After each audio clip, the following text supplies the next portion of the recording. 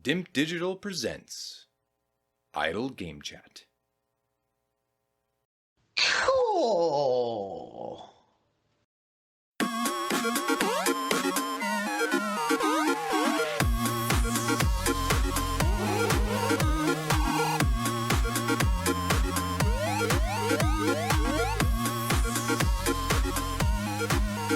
Biff, Lego Batman, Legacy of the Dark Knight. Who's Batman and Robin out of me and you? I don't know. I'm probably Alfred or Catwoman. Alfred's way too clever for you. Commissioner Gordon, click. Just doesn't He's know a bit of Batman he's a bit of a clean shirt, isn't he, Gordon? So yeah, maybe him. He's a bit of a stickler for the rules. Who knows? But you played through Lego Batman. I'm just going to call it Lego Batman because I can't be dealing with Legacy of the Dark Knight. It's too much. Although I think there was another Lego Batman before this. Yeah, there was. Yeah. So it's not the only one that's been done. I suppose a good place to start is, first of all, Batman games. It's Legacy of the Dark Knight, but it's not the Arkham games as such, not made by the same development team. It shares a little bit of DNA of that, though. It looks like it anyway. But I guess from a video game perspective, from thinking back to those other Batman games, the Arkham Trilogy or whatever people want to label them as, big fan, not interested, gone off them. What's the legacy of that franchise? Because that was all big shit back in the day, but it's been a long, long time since we had one of those. Yeah, so I was a big fan of Arkham Asylum. I think that was the first one. Yeah. Then I didn't think City was that good. And then I quite liked Origins. Was it Origins? that. Yeah, Origins was the one I didn't like. That Oh, was the one okay. I didn't like. That's quite common, but yeah. City was pretty good, but then there was one after that, and I It's forgot called what that one Arkham was. Knight, was it? I think that's Arkham what it was. Knight, yeah. That was pretty good with the Batmobile and that. I think the Origins was a bit of a miss, which was weird because the other three were just, they didn't really have to do a lot and they sort of were quite good. So I don't know why Origins missed, but from my memory, Origins was the one that I didn't like as much. But I think Asylum was probably my favourite. That was my favourite game out of all of them. Didn't you replay it not a million years ago? Didn't they? Yeah, yeah. They're like a remastered package, didn't they? Yeah, I bought it on PlayStation for like a £5 and got all three of them. So there's combat and the sort of, it still holds up today. It still feels pretty good. So it's a good game, that. So that was a tick in the box. Obviously, Rocksteady, who did those games, cool, he's getting pissed up. They went on to do Suicide Squad, which was a monumental flop. And I never played that. No, neither did I. And in terms of Batman stuff, there was that Arkham, that sort of spin-off with Robin and the other characters, but not with Batman in it. He was out of the equation, which Gotham Knights, I think it was called. Oh, yeah. I didn't play that either. I think they look like they checked out of Batman for a while anyway, so we've kind of been waiting for this. Also played the VR Batman. Oh, yeah. That's pretty good. That was good. You let me finish it, but didn't let Adkins finish it. That's the only sort of Arkham lore he never got. It's actually quite revealing from what I remember. If that is canon, I was like, interesting. That's they've gone somewhere with that. But yeah, that was such a strange time with PlayStation VR. They were all having a go at it, weren't they? Just trying to wedge whatever they could into it. It was quite a good little VR bit, but it wasn't long. I remember it being less than an hour, I think, but it was quite cool still trying being Batman in VR. But less said about the VR, the better, I think. Yeah, I mean, it doesn't seem like a sustainable platform mainstream. There's still some good things lurking, but not a great deal typically. And obviously, this is a Lego game, so have you played any previous Lego games to any sort of decent standard? I mean, the one that always I think comes to mind is the Star Wars Skywalker saga. I don't know if you dived into that. I can't remember now, but any others lurking, and how have you found the Lego games? Because they are straddling a bit of a line of being accessible versus being really in depth, but it doesn't mean they're bad games necessarily. Yeah, so I've played a few demos of Lego games. I think I played the demo of Lego Hobbit or something like that, and I did play Lego Skywalker Saga. Yeah. but I didn't get that far into it because I got quite bored of it quite easily. It became very, very repetitive. What games did you start with? Did you start with like episode 1? And then Yeah, I work through think it that so. way? Yeah. I know you don't mind the prequels, but for many people, No, it's a sin. Yeah, no, I like the prequels. Yeah, but yeah, they're my only two. Like a couple of demos, and like I say, I bought the Skywalker Saga, but I didn't even do quarter of it. I just got quite bored of it quite easily. Interesting. So we then get to Lego Batman: Legacy of the Dark Knight. Now this was in your fantasy team, was widely I don't say widely criticised. One particular individual, aka Paper, was almost falling out of his fucking chair when he saw this was an Adkins' team. He thought it was going to be an absolute flop. He's sitting there on an 84, which is highly respectable. So from that kind of side of things, you've done well. Was that the only reason you went out and got it, though? Because you was like, look, I have to support this game. It's given me some egg to put on Paper's face, so they deserve, a second-hand game sale through physical discs, which don't exist anymore, or going forward. Yeah. Talk about that later. So basically, I had a little bit of cash laying about. I bought 007. Oh, yeah. That was crapped on. I didn't really enjoy it. And then I'd seen a few videos of the Legacy Dark Knight, and I liked the combat because I could see the combat was the same as Arkham Asylum and that sort of lineage of games. So I thought I'd give it a crack because I'm literally just trading one for one. It didn't really cost me any money. Yeah. And I gave it a go because I thought, it was in my fantasy team and I'll live and die by the sword. So that's pretty much why I done it, and just to wind Paper up. But not that I think it got to him. I think he slept probably soundly, but he's in forgotten my head, what he didn't. said. Yes, he doesn't remember anything, doesn't he? He's not got the brain power to remember things, so that's always a coster for him. So that's how we end up with getting Batman: Legacy of the Dark Knight to lurk and be purchased. I wanted to start the story because one of the things that I'd seen in the build up to it was like you're playing as Batman, and it's called Legacy of the Dark Knight, and it kind of implied that you're going through perhaps not every phase of Batman. I mean, there's 6 million of them if you factor in all the comic books and the animated series and whatnot, but it sounded like it was going to be like almost chapter to certain parts of this story, like maybe catch him when he's younger and it'll work through as he gets older, and you will form by the end of the game hopefully a legacy of a Batman career. Is that accurate, or is it just a single story set over 10 days that is job done and you're off to the races? So it's quite hard to keep up with, but basically it goes through every phase of Batman. Yeah. AKA the films. Right. And it does a little bit of Arkham Asylum as well. Right. Plays homage to that as well in places.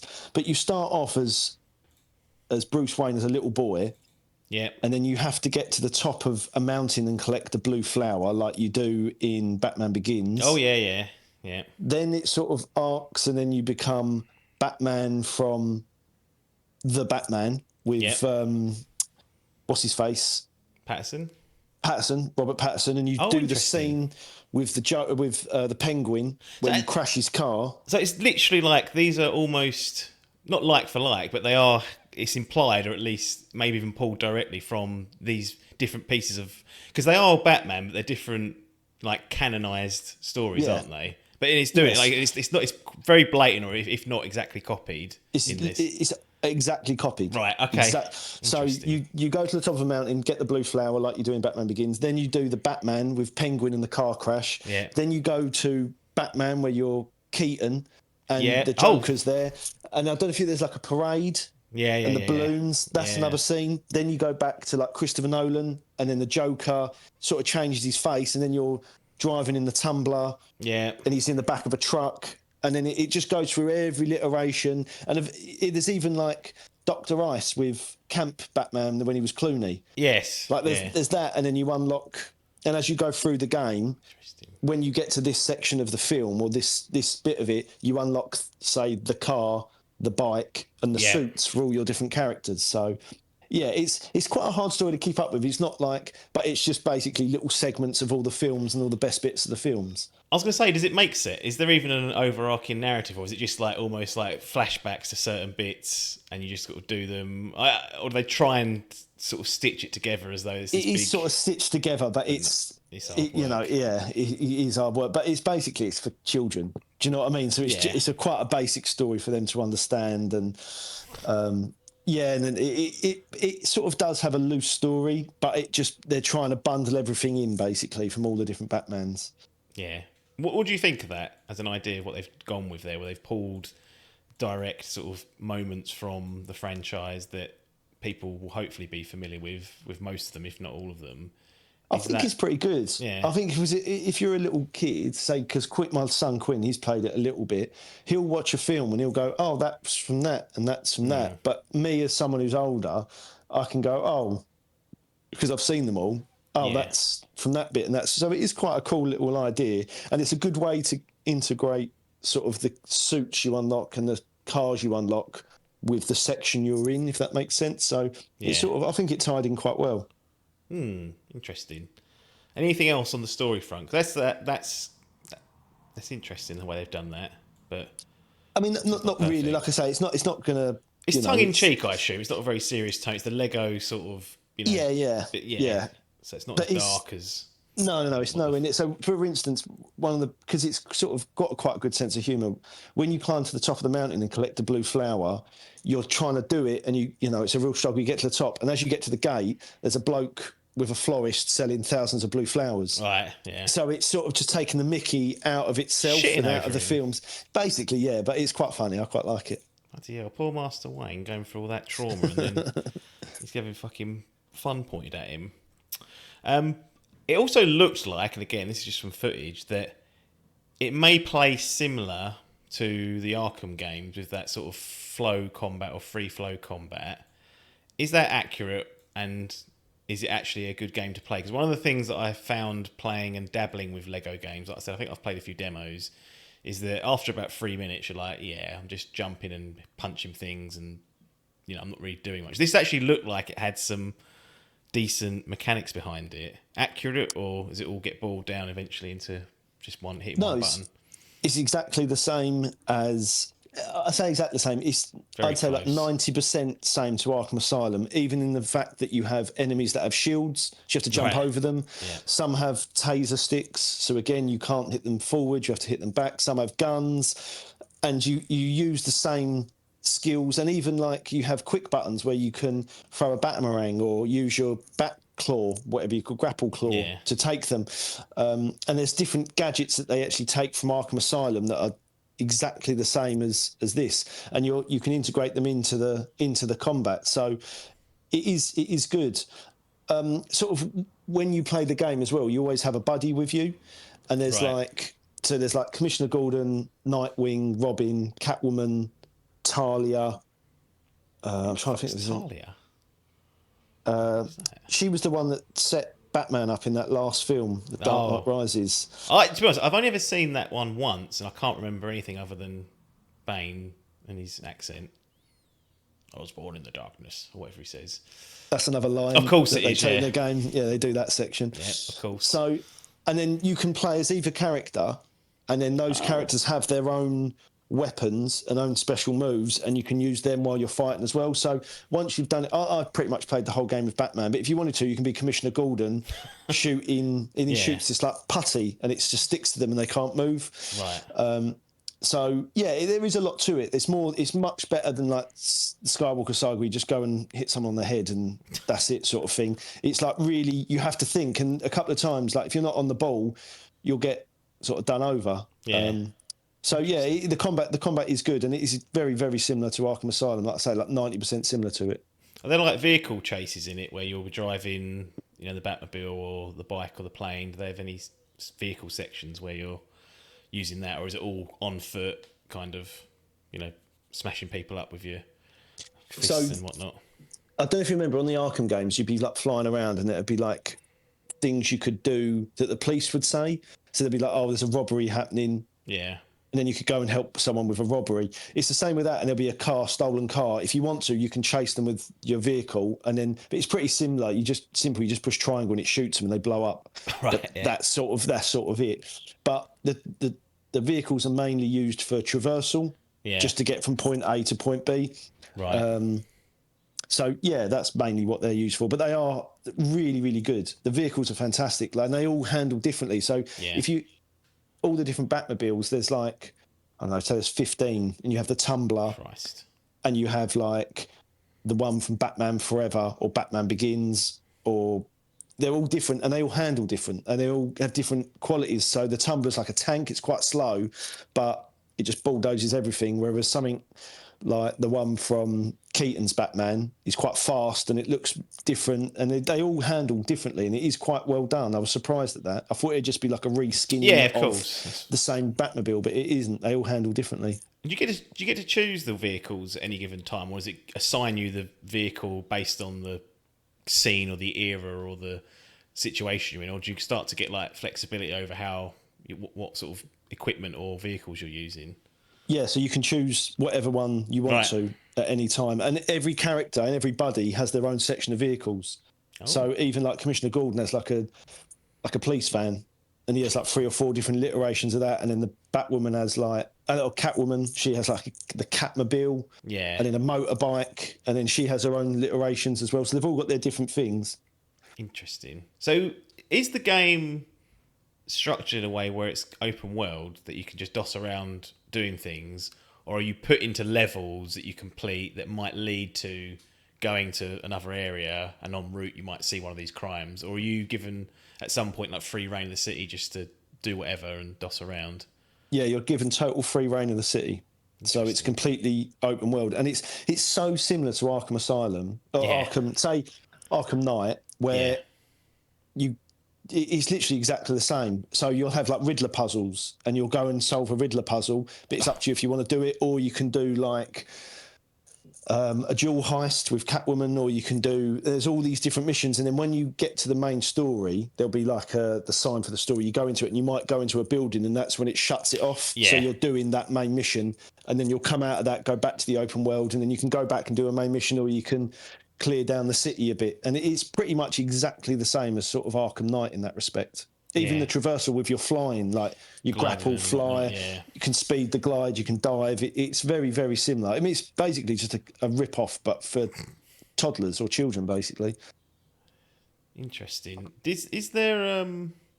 Did you do much of the side stuff, or did you eventually just get bored and move on? Did you try and clear down everything? How was you playing so I did clear it down. Bloody hell. And I've done pretty much 6,000 Riddler puzzles or whatever there was in Arkham Knight. Again, the thing is though, it's Arkham. Like I say, it's very similar to Arkham Knight, but it's for children. So the Riddler puzzles are very simple. Did you get stuck on any of them? Yeah, I still did. Yeah. There is let's say like 10%. I go, fucking hell, what is this? I don't know how to do this one, but with Arkham Knight, it was like 50 of them, 50%. I was like, I haven't got a clue with this one. So, so most of them are pretty similar, and they're pretty easy, but there are a few sort of ones that were quite difficult. But again, you're just doing... So one of them's like, there's a zoo, and all the animals escape. Oh. It's one of the quests. Yeah. And then as you go into the open world, you then have to find all the animals and then just tag them, basically. All right. So that's like another little side mission, and there's just bits like that, basically. It's quite simple sort of things like that. Can you go down... Is there like pedestrians walking around, or is it like the Arkham games where everyone's not out apart from the enemies? You know how no, there's pedestrians. Can you go and like smash the pedestrians up and just like, or run them over? When you try and drive through them, they all jump out the way. You can't actually hit anyone, but you can hit cars and you can hit buildings and then it smashes it, and then you get all these like little coins, and those coins are used to... Or they're not called coins, they're called studs, I think, and they're used to buy suits and upgrade the Batcave and things like that. Yeah. Can you upgrade Batman's like abilities and unlock things and bits like that? Yeah. Nice. Yeah. What sort of things can you get?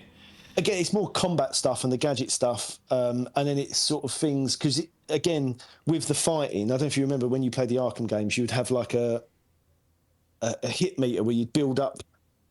I don't know what you did. A combo meter, and you build it up, and it's the same in Arkham, like this Lego game, and then you basically can unlock things that upgrade that. Things like when you're driving, you can hold the button and just ejects him straight out the car, so he's flying straight away rather than him jump out and then having to grapple. His speed and his health and things like that, and then you unlock abilities for all your buddies as well, so to improve their fighting, to improve their gadgets and things they can do. And like I think Batgirl has like a drone and then you can upgrade it so then it becomes like a shooting drone. So when you're having a fight, that's just flying overhead shooting people and just little bits like that, basically improving their gadgets. Yeah. Did you play any of it multiplayer at all, or did you just play it solo? No, I just played the whole thing solo. Yeah, I didn't realise till afterwards that it was multiplayer because Quinn was like, "I'm stuck," and I was like, "Oh, can't really help you." And then But you could have fired up a controller and jumped in if you wanted to. Yeah, basically, and just done it with him. I didn't even realise till afterwards, and that was so stupid of me because I thought, well, of course you can. You've always got a buddy, so that's why. Yeah. But there we go. Well, I know in Sony they'll probably charge for that soon. Local co-op, that'll be an extra £5 a game. You have to get a certain controller, otherwise you can't go into the game itself. Did you suffer any technical issues, any crashes or slowdown or glitches? No, it was one of the only games I've played in ages where I didn't have a single shutdown or bug. And do you know what? It looks really good. Yeah. I was surprised how good it looks because even although they're plastic and everything's plastic, the cape. If you bought a Lego figure, it would have like a fabric cape, and then when you're playing it, you can see his fabric cape and the way it moves. And I was really impressed with how it looked, like really, really impressed with it. It's probably the best looking game I've played. I thought it looked better than 007. Christ. Yeah, and bearing in mind, like I played it like the week before, so it wasn't like it wasn't in my brain. I was playing it thinking this looks much better than 007. So there we go. Okay, well, that'll teach him, won't it? Back to Hitman for IO. I assume there's like bosses and things that you'll encounter or certain bits of that. Do they offer any other? Well, it sounds like it's quite mechanically deep anyway for a Lego game itself. But did the bosses kind of pose any sort of challenge, or they sort of powder puff? Nah, they're powder puff. They just have more health, and you're just basically it just extends a fight longer. So you're still dodging and jumping and things like that. It's pretty basic stuff. It's sort of like playing a boss at Super Mario, or something or Astro Bot, something like that, where you just think, well, this is it's fairly easy. Some of those DLC levels in Astro Bot, fuck me, those challenge levels, they're really hard, really fucking. Yeah, they hard. are. But I mean, like the bosses where you're like. Yeah. It's sort of just a matter of time. I think one of them did give me trouble in Astro Bot, to be honest. Like one of them, I was like nearly died on. I was like, I'm not up for this. I shouldn't be dying to this toot. But you can always get caught out. To the sword. Yeah, exactly. Any other business for this thing? Because it sounds like it's obviously more. It's got more going on than what a typical Lego game has. But were any other sort of things that you either liked or didn't like that popped out and stood out? So, like I say, it's like a bit of a rip of Arkham Knight, basically. So, if you like Arkham Knight, you're probably like this, but it's very, very simplistic. So, it becomes boring quite quickly. So, I think like we just talked about it, but I think about 13 hours I played it. After about 6, 7, I was like, I'm sort of done with this now, and I'm just doing it just to get it done, get the monkey off. Yeah, get it off me back. So, but if you're a kid, it's one of those. It's a hard thing to keep adults and children both entertained. With games like Astro Bot, it makes you appreciate how good that game is because it is a good game, Astro Bot. This doesn't have that sort of replayability, and you want to come back to it. It's like, fucking hell, got to find these animals again still, have I? Got to make sure you tag them, otherwise they won't be going back to the zoo. Yeah, exactly. Hopefully there's a really good payoff for that when you got all the animals and tagged them all. Like an amazing. You unlocked a suit or something like that. Do the suits have like unique gadgets for them or abilities? No, okay. No, they're just cosmetics. Okay, that's fair enough. The only one that did there's a suit. I don't know if you've ever seen Batman vs Superman, and again that's in there as well. Yeah, there's a bit where he has like an armored suit on. Yes. To fight Superman. Sorry, you can unlock that suit, and as you run, it sounds like metal. Okay. That was the only one that I thought was doing something different than the rest of them, basically. But another thing I wanted to mention is the Batcave's really cool. So you go back to the Batcave, and you can anytime you can just fly there or go there, and you can go there. Okay, right. Yeah, you just have like a fast travel go there, and then you can unlock and build certain parts of it. And extend it. So there's like a bit where it's all about the cars. All the cars are there. There's a bit where there's all the suits. There's like a world where you can buy stuff, and then you can put that stuff in your Batcave and create different sections of the Batcave. And it's quite cool. You're basically a Lego builder, and you can build a whole section of it. There's like a VR room, and there's like a room where you can unlock like previous missions you've played, and then if you've missed the collectible, you can go back and Right, of redo it. course. Yeah. So it's quite good, and it's like, as I say, you build it and then you can make your own Batcave sort of thing and change different bits about it and change the layout. And I was really impressed with it, to be honest. And like the bits where all the suits are held, because you must have Yeah. like 30 or 40 suits for Batman, and then every character buddy has like another 10 or 15 suits, so they're all like lined up on the wall. So it was quite a cool little thing. That Yeah. Was there any like suits or items or even like scenes or missions that weren't there? You was like, oh, I'm surprised they haven't found a way to wedge that in, like from an old piece of media or. I don't remember there being too much with the Val Kilmer one. Right. I couldn't remember what was, because who were the baddies in that? It was that's what I was. Yeah, and I don't know if they were in there, if I just got confused and lost. I think Poison Ivy was in it, from what I remember, which is in the game. Two-Face was in it, but probably not the newer one. So I imagine if Two-Face is in this one, it'll be the Nolan ones. Oh no, it might have been Two-Face. I thought Two-Face was in the Clooney one, so maybe I'm getting confused with my. Who else was in it? Batman's. Was Jim Carrey Joker in that? I think. No, he's the Riddler in it. Riddler, sorry, yeah, Riddler. Yeah. So yeah, he was in it. So yeah, I actually think I'm getting a bit confused between my Batmans. So there is a bit of that where there's so many, and like I say, they're going backwards and forwards. They were doing like the Justice League. They'd done all four of the films, plus all of Nolan's, plus they were doing the Batman. And you could even unlock stuff that I didn't even know about. That, like you say about the comics, there was like the Batman from 1960s, the camp one. Yeah. With Adam West, there was stuff you could unlock with that in it. So there was quite a, if you're a Batman fan, there's a lot of Easter eggs in it, I would say, and lots of suits that you might know about that I didn't know about. Right. Surely Arnie's Mr. Freeze is in it. Yeah, he was in it. Okay, yeah. right. Not actually Arnie, obviously, but no, but he even had like an accent, of like course. Arnie. Yeah. Good. Well done. Excellent. Lovely. Well, any other business then for Lego Batman Legacy of the Dark Knight? I don't want to completely pick it to pieces. Leave people with something to go and find out, but. Sounds like it's a pretty positive experience for the most part. Yeah, it's a good game. Again, we have this thing where, which you might get onto, with the cost of the game.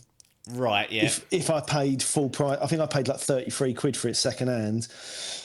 Yeah. I don't know what it was brand new, it's probably 55, 60 quid.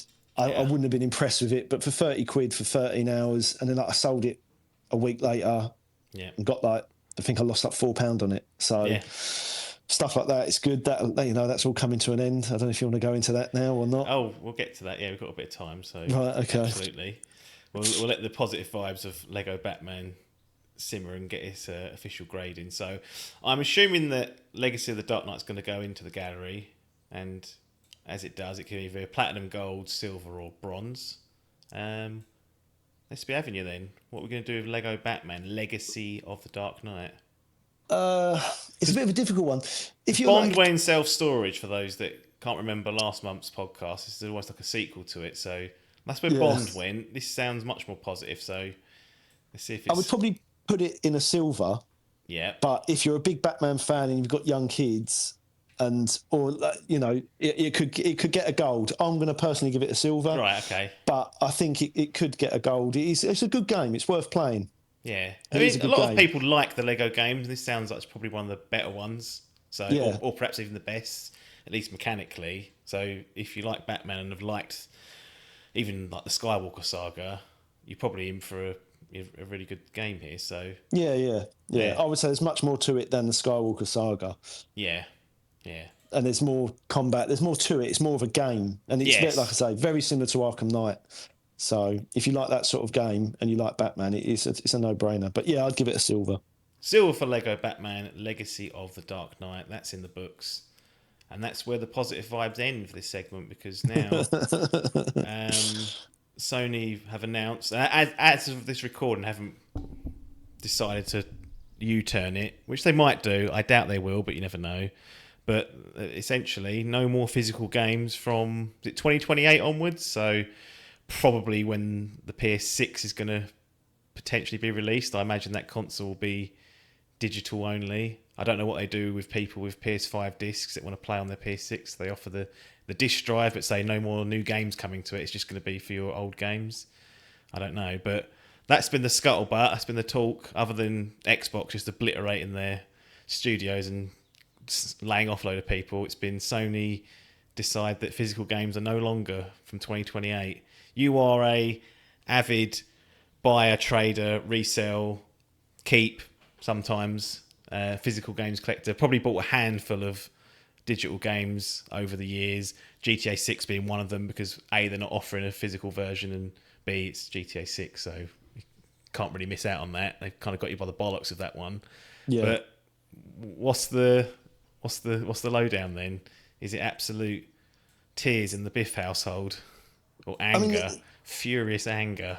It is furious anger. That's exactly it.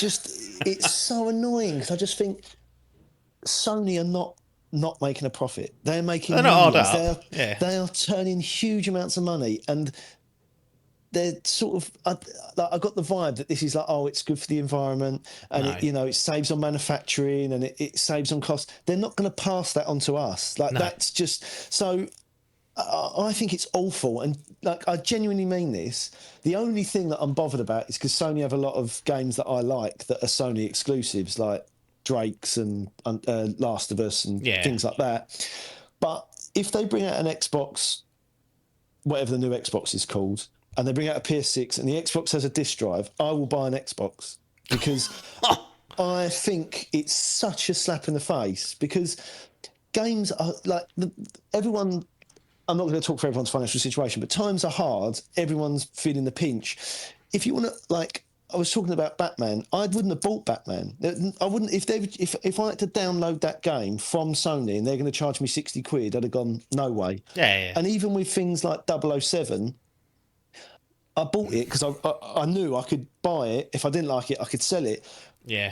I would not do that if I knew I couldn't sell it. And I just think they're going to shoot themselves in the foot because I don't think a lot of people have got the money to go out and spend 70 quid on a game at a whim that could be a lot of crap. And if you look at PS5 as a whole, if you look at PS4, PS5, and even if we get to PS6, the arc in graphics isn't blown away. It wasn't like going from PS2 to PS3 where it was like, oh my God, this is such an upgrade. Yeah. And it's the games that are sort of the thing that you really want. And since you've had a PS5, what games that have been exclusively for PS5 that weren't on PS4, what would you say are the standouts that you've got to own? Well, there's not many of them at all. Exactly. Right. So not that Sony have made anyway. Yeah. So, they've rehashed The Last of Us. I've had that on 3 different consoles. Do you know what I mean? Yeah. So that they've not got stuff. God of War Ragnarok, was that? That was on PS4 as well. Yeah, exactly. So then I think maybe Spider-Man Miles Morales, that might have been one. I think Miles Morales was on PS4. 2 wasn't, but I'd argue that 2 was weaker than 1 and Miles Morales by I would as well. Ghost of Yotei was okay, but more of the same. Yeah. Again, if you had to pay 70 quid for Ghost of Yotei, knowing you couldn't, so that's what I do. Didn't I? Well, yeah, because you are tucked up. You are like a DLC only, but because obviously I've got a young family and that, and it's hard for me to go out and spend £70 on a game. Yeah, and you don't really know. You don't really know if you're going to get on with it. You can look at all the preview or reviews and look at all the game. You go, well, that looks like that'll be okay, but sometimes you play stuff and you're like, what is this trash? What's going on? So, yeah. What do you think then? What are your thoughts on it? I don't use it as like much. But this last month, I've been playing Assassin's Creed Mirage and review to come, Star Wars Jedi Survivor, both borrowed off Adkins on a disc. Yeah. Would I have ever bought them? Maybe. But I wasn't going to go out and pay big bucks for them, whereas that was a really handy thing to have. And in fact, I went out and bought a disc drive for my PS5 Pro for that reason, not knowing that I'd probably borrow the odd game, or even if I liked a collector's edition, like a physical one, I could get that and play it through that. So even though I'm like 95% on the digital side of things, I'm still think this is shit. Like, it just reduces options, they now have a stranglehold on the price of the games. Like the digital games do go on sale digitally, but not to the extent or for the longevity of a physical game. Like you can see like on Amazon, like a game that's been out for about a couple of months will be £20-30 cheaper. Now it might be £20 cheaper on the PlayStation Store, but it'll only be for a week, and it might only be 6 months down the line. Like there's a whole market there of like supply and demand that you can tap into and pick games up for a little bit cheaper. The Lego Batman game probably hasn't even been on sale, so it's still £60 on the PlayStation Store, and you got it for what did you say, 35, 40? I can't remember what you paid for it. £35. £35. Yeah. That's almost half. So to remove that for people just seems, well, it's just greedy. Like they'll make an extra sort of 30 to 40% per game sale, but I think they have already fucked off a lot of people with this. And if in some new world it means that you can buy the digital games from, I don't know, like online, from like Shop2, and they're cheaper price, there's a little bit of I'll be like, okay, mate, but that's probably not going to happen. No. It sounds like what they're going to do is they're going to sell the boxes with the code in it to the retailers, and they're just going to be the full price. It's just it's mind-boggling in some ways, and it's just like it's a penny pinching move.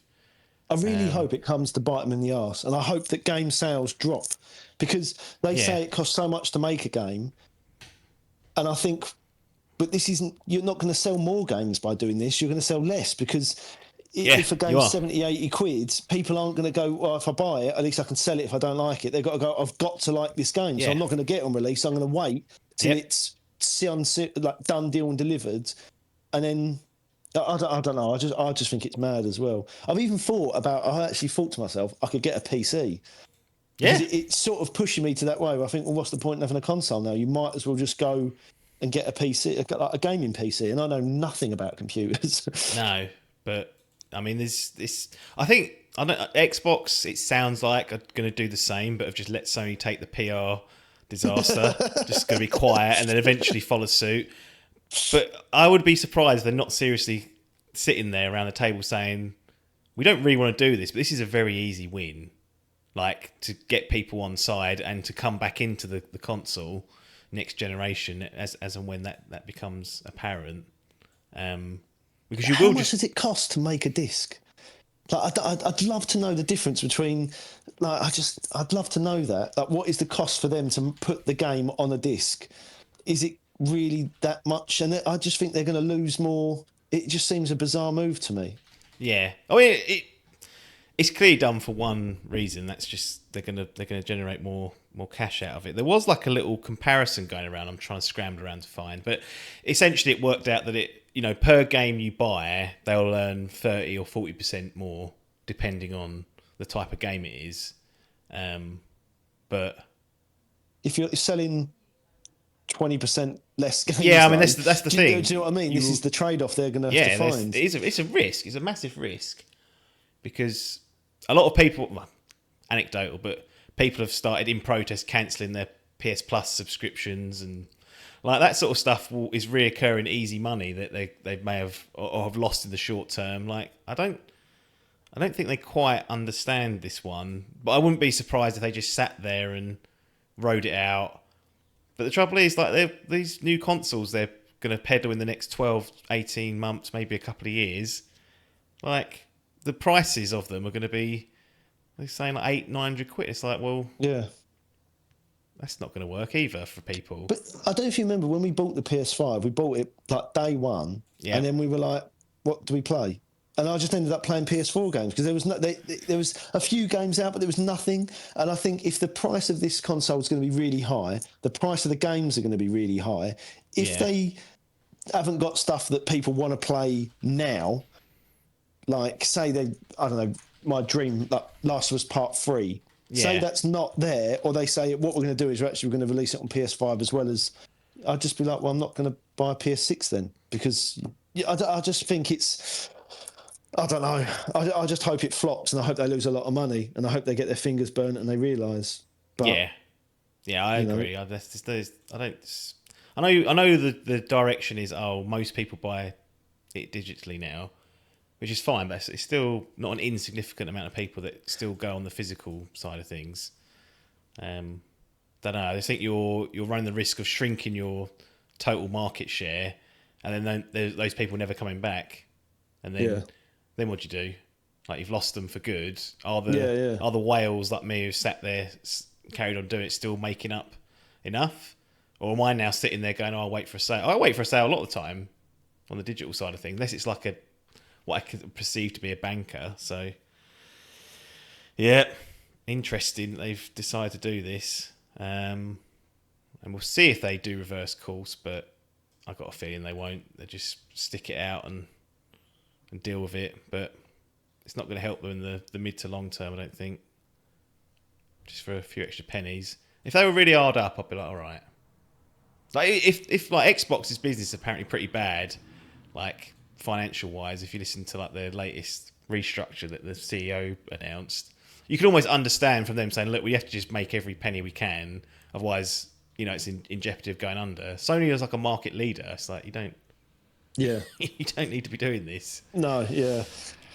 It's just sort of greed, and it's the consumer that hits, we get hit in the pocket. Again, it's always us. But I don't know. I just hope I stick by it, because I can see what's going to happen in 2028. They'll release the PS6 and I'll go, God, I've bought it day one. Yeah, but if it was 800 quid, would you? Right. I don't know.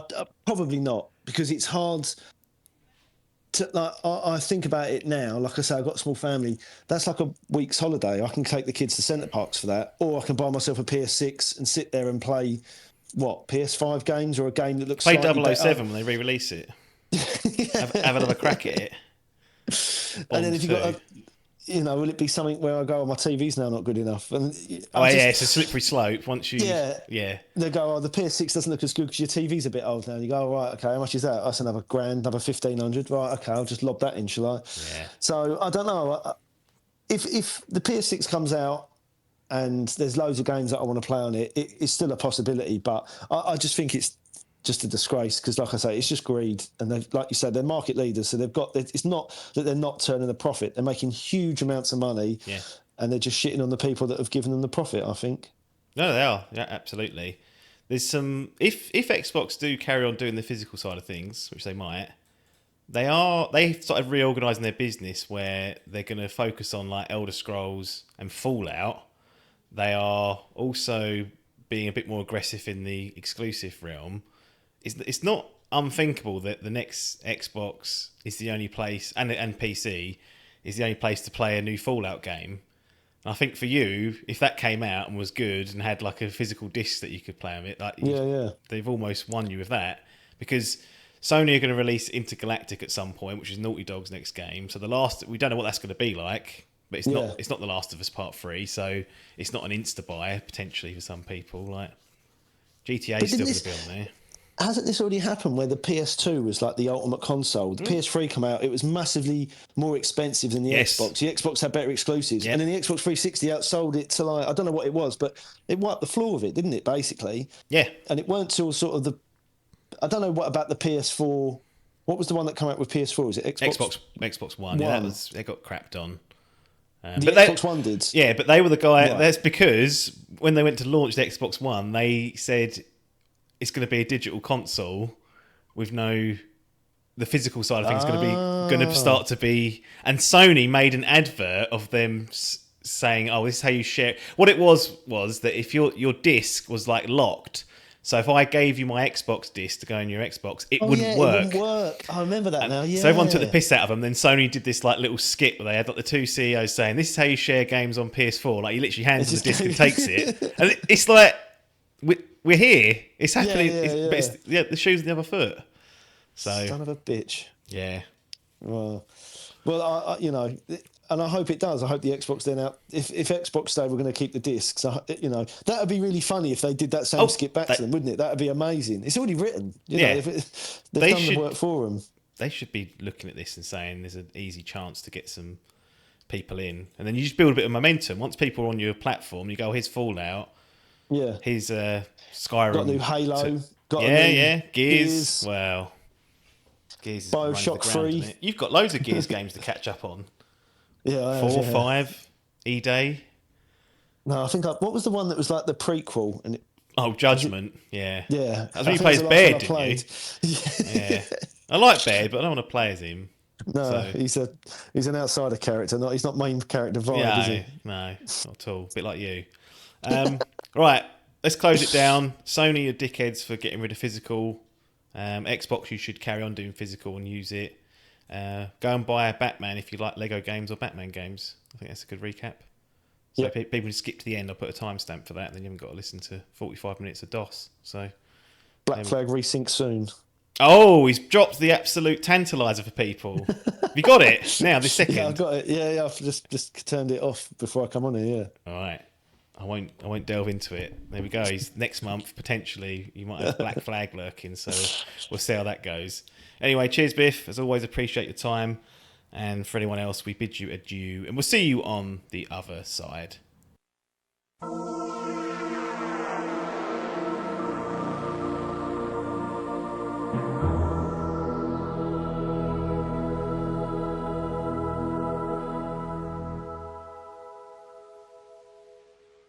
Hello, it's Logan and Apps here. We're back again. Probably not back again on your... I never know whether these are coming first, second, third, whatever they are. So I don't know either until I sit down and do it. Order. Yeah. But we're back again with more games being played. I don't know whether this feels like a particularly good month for us in terms of the amount of games we get played, but people don't know. This could be 3 months old. Could be next year. Could be. They just don't know. Don't like to date it, even though you can probably tell by the clothes we're wearing. Although I'd say today is even more confusing because you're wearing a t-shirt and I've got a fleece on. So could be any time of the year, really. But we're back again to discuss a game that you have played, which is one that I would say surprised me a little bit. I wouldn't have this down as a typical apps game. Not that there is such a thing these days, because you're quite a diverse gamer, probably more diverse than ever, really. Potentially. In a lot of ways. Those role-playing, or those turn-based games have added a new wrinkle to it, because now they get played maybe 1 or 2 a year. But that wasn't happening before, so that's definitely added stuff in. But stuff like so Inscryption... I haven't introduced it yet. Well, I've said it now. They've seen it in the comments. It should be the time, whatever it's called, stamps. It should say it. But I don't know if you remember. The reason I was going to say this at the top, we reviewed Pony Island and the Hex.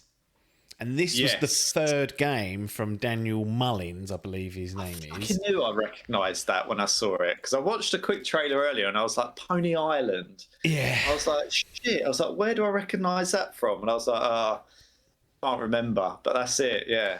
And I started this straight after playing the Hex, and I got about 5 hours in and I was like, I ain't dealing with this. Like it was almost too many of those games in a go. And I was like, this clearly requires more time. And I haven't got the patience to deal with it. So I walked away from it. But then obviously when I did that, it was clearly keeping me up a few nights a week.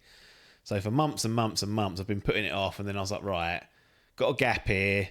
Let's really just hammer this out. We'll try and be patient with it. And we'll see what Mullins has cooked up this time. So that's the reason why this was on the menu. And to be honest, it was gifted to me. I think Paper gifted it to me. Yeah. 'Cause I know you've sent me a couple of things. That Beat Cop, I think you did. Yeah. Which still hasn't been looked at. So I've been trying to get through the gift games as well, not just to not seem disingenuous, seem like what's the fucking word I'm looking for there? Just putting it on your list, taking it and going, not going to play that. Ungrateful, yeah. Yeah. So I thought, well, I'll work through those. They're on a separate list somewhere that get chipped off as and when. But then Paper got me Wrestle Quest. It's 50 hours long, and I'm like, well... Maybe I shouldn't have put it on my wish list. That's on me. That's the right. Well, the thing is, though, maybe at some point, if it crops up on a good deal, you'll like what I normally do with the wish list games is go if they get to a point, where they're like 90% off, which has happened before. You go, for like a couple of quid, I'll have it. So they're a tricky one, but it's it makes a lot more sense now because I must admit, when I watched the trailer, I was like, what the fuck are we doing here? Like, you look at something, you go, I'm not quite sure. I mean, I kind of get it. It reminded me a bit of like D&D, right? Where you kind of there's kind of like a board element, Yeah. to then there like is. a wider game that's afoot. And I was like, okay, well that seems interesting. Yes. And I don't want to put any poison in your head, but Well, you don't need to poison me anymore about this game. Don't you worry. well, I'm pretty sure when I googled it, because I think first of all I just put in I'll see what it brings me to. Yeah. Yeah, so the ratings of this game are what I would say through the roof. Yeah. Like Steam 10 out of 10. Yep. Like literally can't get any better. Metacritic 85%. So yeah, I mean it seemed very high, and I was a bit sort of like, and I actually thought, I wonder if that's why you've played it, is because you've seen the reviews roll in and thought, okay, well that's something that's worth having a little look at. But I didn't know there was a genesis to it with that whole Pony Island and Hex stuff and old fucking Daniel Mullins Games. Yeah. So what happened was, I knew about Pony Island years ago. I think that game came out maybe even a decade ago now. So, and that was like a purchase on Steam, like it was at 90% off or something, and it sat there for years and years and years, and I forgot about it. It was one of those dimmed to the backlog of death.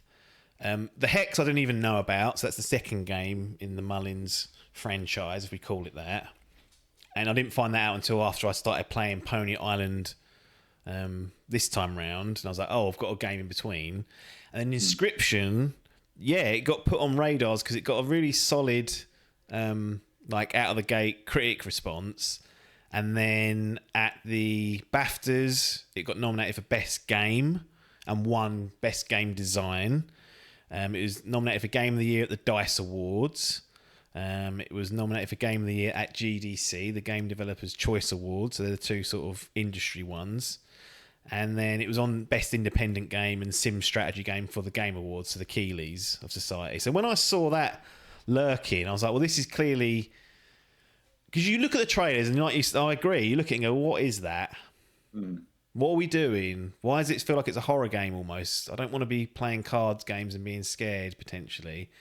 Yeah. But at that time, I had no context for what Daniel Mullins games were.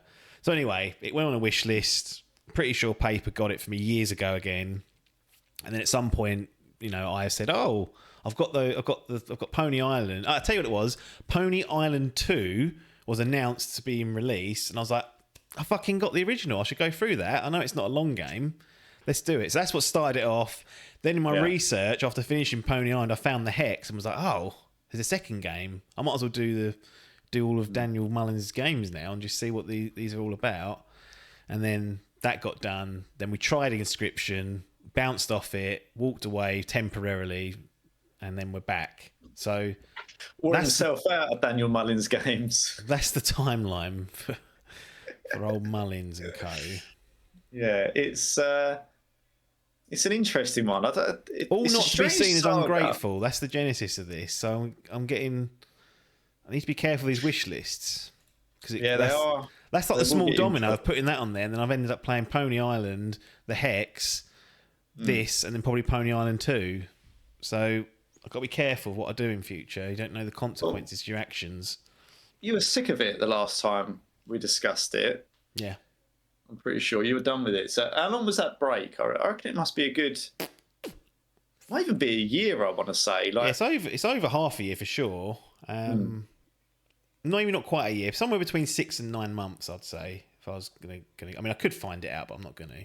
No, it's not worth it. I was just thinking it is a fair old break. So yeah, you've probably come back to what, I don't know if it's probably the weirdest. That's going to be a tough title to take, that. But yeah, it's a bit of an odd one. So you kind of knew what you were coming into with this second time round anyway. I assume we're doing kind of your second playthrough, if that's what you want to call it. I assume you didn't then save it and come back to it 6 months. No, I started from scratch, yeah. I was like, right, full reset. Let's just get back into this.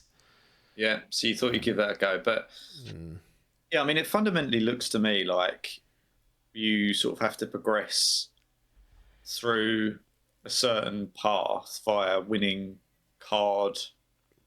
I don't know if battles is the right word. Yeah, but battles. It seems to be like you get certain animals. I don't know if that's the theme throughout, but the bit that I watched, it was like certain. It's almost like, I don't want to say Pokemon because that's a completely disingenuous representation of it. Yeah. But that kind of dynamic where it feels like you've got a you're not actually fight. It's like a real life Pokemon battle where you got a card. It's the card game. Yeah, it's a deck building. It's a deck building card game. So yeah, the animals in this instance, which a lot of people see, have different abilities and powers, and you go up against a computer who has a deck, and you know, strategy, luck, RNG play into it as well, and you give that a go to try and get through it. So yeah, it is like playing, you know, a card building tutor basically, which I'm not really trying to think if I've even played a deck builder properly in earnest. Probably not. And this one's I deliberately avoid them. Yeah, I can see why, and then and we'll get to it, having obviously punished myself through this game, some of the rolls, some of the unlucky toot you get is enough to almost make you want to do something you'll regret, either by smashing up technology nearby or shouting so loud that everyone in the street can hear you. So let's get into this, right? Yeah. So do you feel, is that because there's obviously got to be a balance, and I'm trying to think how this would broadly work in any deck builder. I mean, obviously you're relying on, I don't know whether what you turn in your deck, whether it's sort of like, what you dealt, pick anything or what you dealt, like, yeah. Do you feel like, because obviously in real life you've got what I would call true RNG, right, which is chance, right? Chance. Like real life chance is not the same as what I think RNG on a computer is, because real life chance is not based on zeros and ones, right? Like it's not binary code. No, this is coded in some way. This is coded, right? Which is what always pisses me off. Of like, to simulate it. But like an online casino, I'm like, stick up your ass. Like, not that I'm saying real life casino is any better, but like literally your odds of winning anything on that online one are written into a code. Like that is hard coded, and that is all you're getting. And that's what I kind of feel like with some of these, with RNG. What about the roulette wheels that used to be there, where you'd play on the machine in the casino, but there's like an automated one that would spit the ball out. I don't know if you remember. That's bullshit. Yeah, I do. You don't like either. I don't like any sort of. It's not my bag because it's all rigged. Like it's one way or another, it's all rigged, right? Like so, but at least there's at least there's the illusion that if someone's fucking whopping a roulette table round, like that isn't predetermined, right? Like that.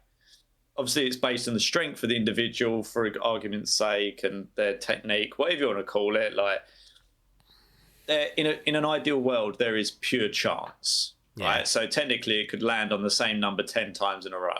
Like in a computer, that ain't going to happen because the coding is determining a sequence of numbers. I think like it doesn't. There's no chance in it, as I would see it. There's perceived chance, because you're going. Chance. It's simulated chance, which is different. It can never factor in the fucking physics of a ball. Well, maybe it can. I don't. Yeah, it's interesting. Do you see what I mean? That's why I don't. That's why I'm always a bit. I draw a distinction between real life chance and simulated chance, because I don't think they're the same things. What's that card game you lot used to play? Hearthstone. Yeah. Is that not? I'm going to turn the tables here. What's that about? That's a deck building type of job, isn't it? Really? Yeah. And I mean. Hello. Yeah, so that is, but I actually stopped playing the deck building one specifically. There's like different modes. I remember, but I mean, there's always exceptions to the rule anyway, right? Like I quite like card games, like so I like playing cards. Like I like, one of the things that I sometimes still sit here and do is play solitaire. Like to this day, I think I'll have a couple of games of solitaire. Yeah.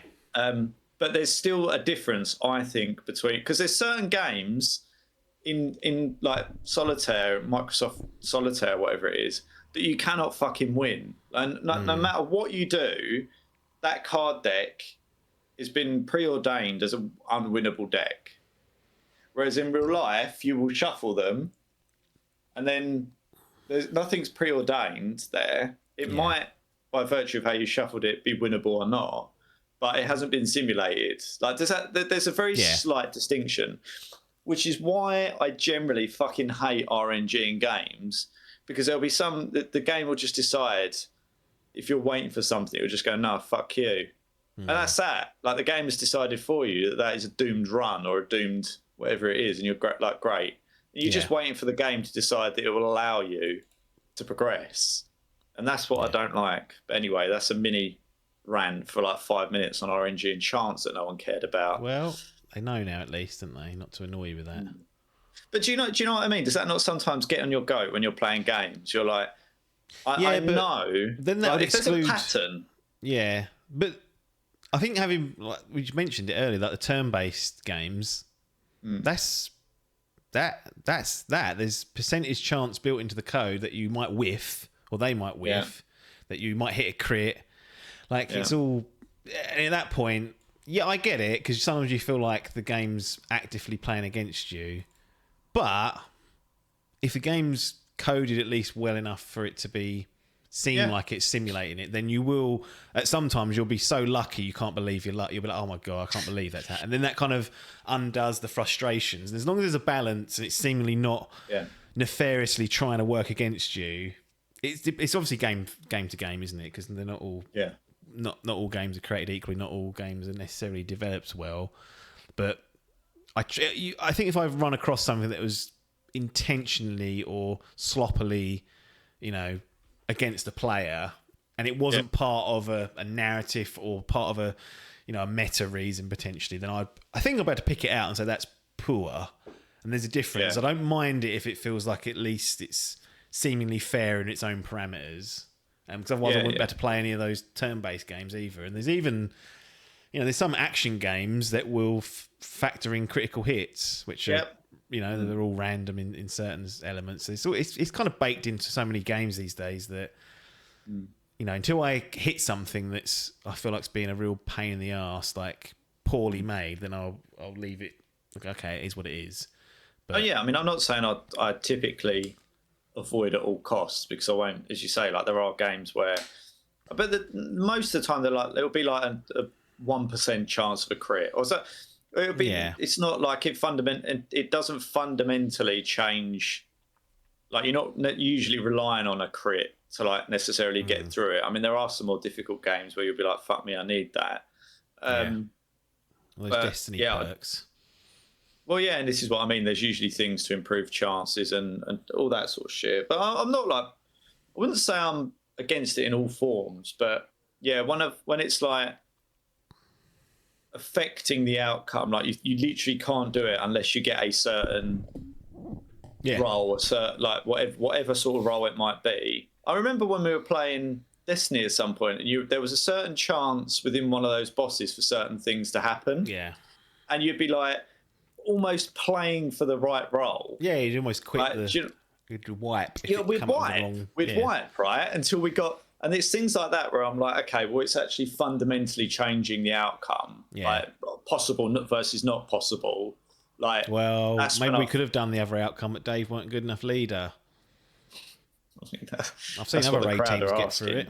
I've seen it written in the press, but I don't respond to those. Wow. It's just... yeah, so anyway, this game, Inscryption. So talk to me about that. I don't know where to start, so I'm kind of leaving that up to you, and I'll direct it once you start going. But we usually start with things that you quite liked / enjoyed. Now, the early vibe is that there may have been some continued struggles with this game in some forms, which I'd like to delve into. But let's start off more on were there things that Daniel Mullins Games put into this where you're like, that's quite cool? That is a good question.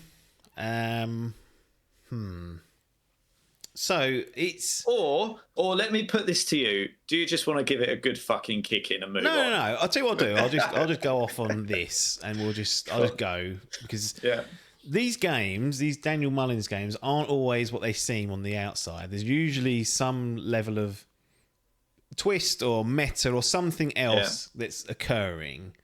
And that's something that I've just borne out through the experience of playing his previous 2 games. So, coming into quote, too fucking clever for his own good. Potentially. That's what it says down here. Well, I didn't say that, I don't think. Maybe I did. I don't know.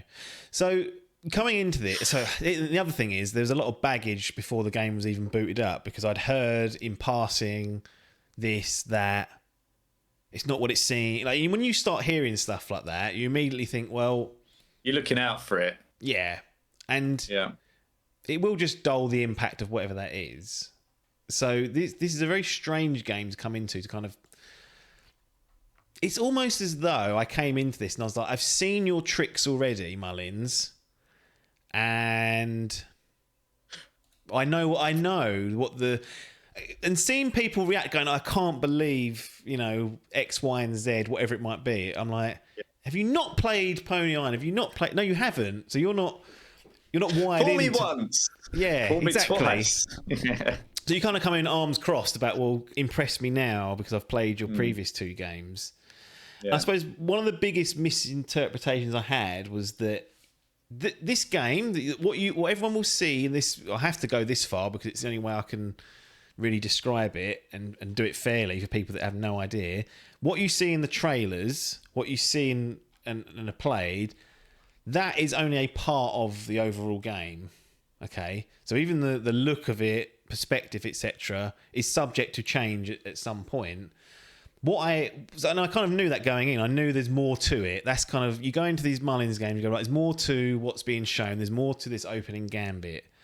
Where I completely and utterly got my wires crossed, and I will go this far, is that I was under the impression that there's a deck building, there's a card building element to this, there's a little bit of D&D, as you said, there's a board to go through, blah, blah, blah, blah, blah.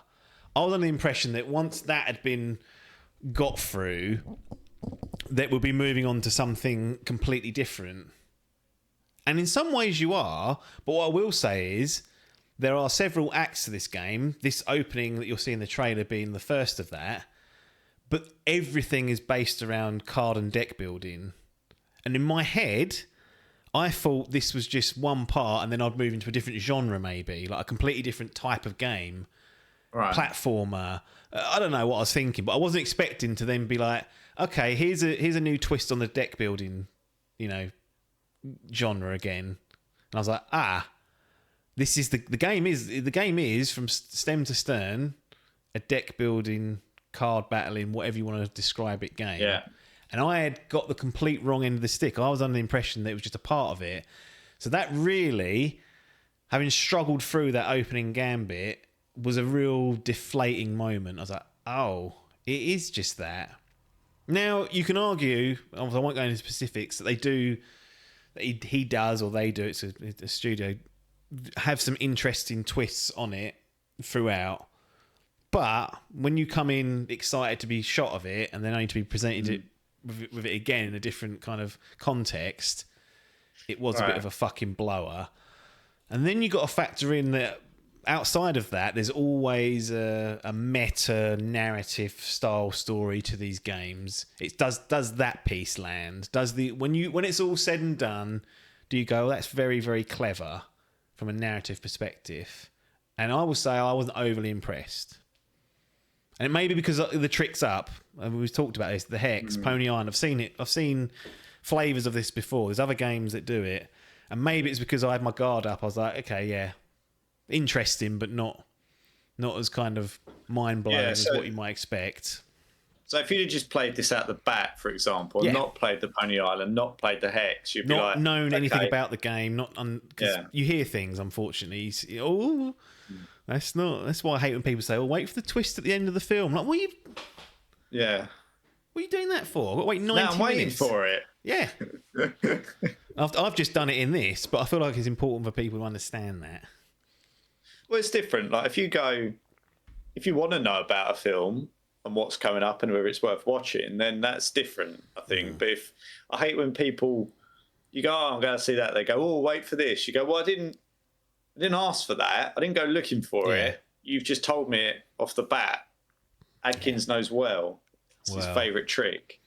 I'll tell you what, that Adkins and Adcock, Pac-Man, they occasionally getting a little bit too loose in that movie group talking about certain things. I was like, I don't want to raise it just yet, but there's a couple of films. I was like, hang on a minute, I don't want to know about this. What, talking about the films that they've seen before? Yeah. Oh, remember that bit? And I was like, no. Yeah. Take it out Loose of here. lips. Yeah. So I just want to monitor that. If I see it happening more, I might have to intervene and start causing problems again, which I haven't had to do for years, but sometimes people need reminding that there's certain rules we follow. So just a side there, a warning. Yeah, it's very true. Flare. Yeah, interesting. So yeah, basically, okay, so you haven't completely crapped on it there. Yeah, well, it's a tricky one to review because it's like, the main thing with these Mullins games isn't, the graphics are what they are. Like it boils down to this whole narrative twist and how they tell and they go through that kind of story, if you want to call it that, or I would less story, more progression. I would call it. I don't know if that's fair, but so basically, you knew that was coming, and it didn't really quite hit the highest. And you're sort of looking at it going, well, which is that? Is that because it's not a very good twist, or is it because I was looking over my shoulder waiting for the twist anyway? Yeah. And because I was looking for it, it wasn't surprised it was there, sort of thing. Yeah. It's hard. I don't know what there's no real answer to that. It's just kind of when you have your guard but if you up. do the same thing over and over again, really, like it is like one of those things where you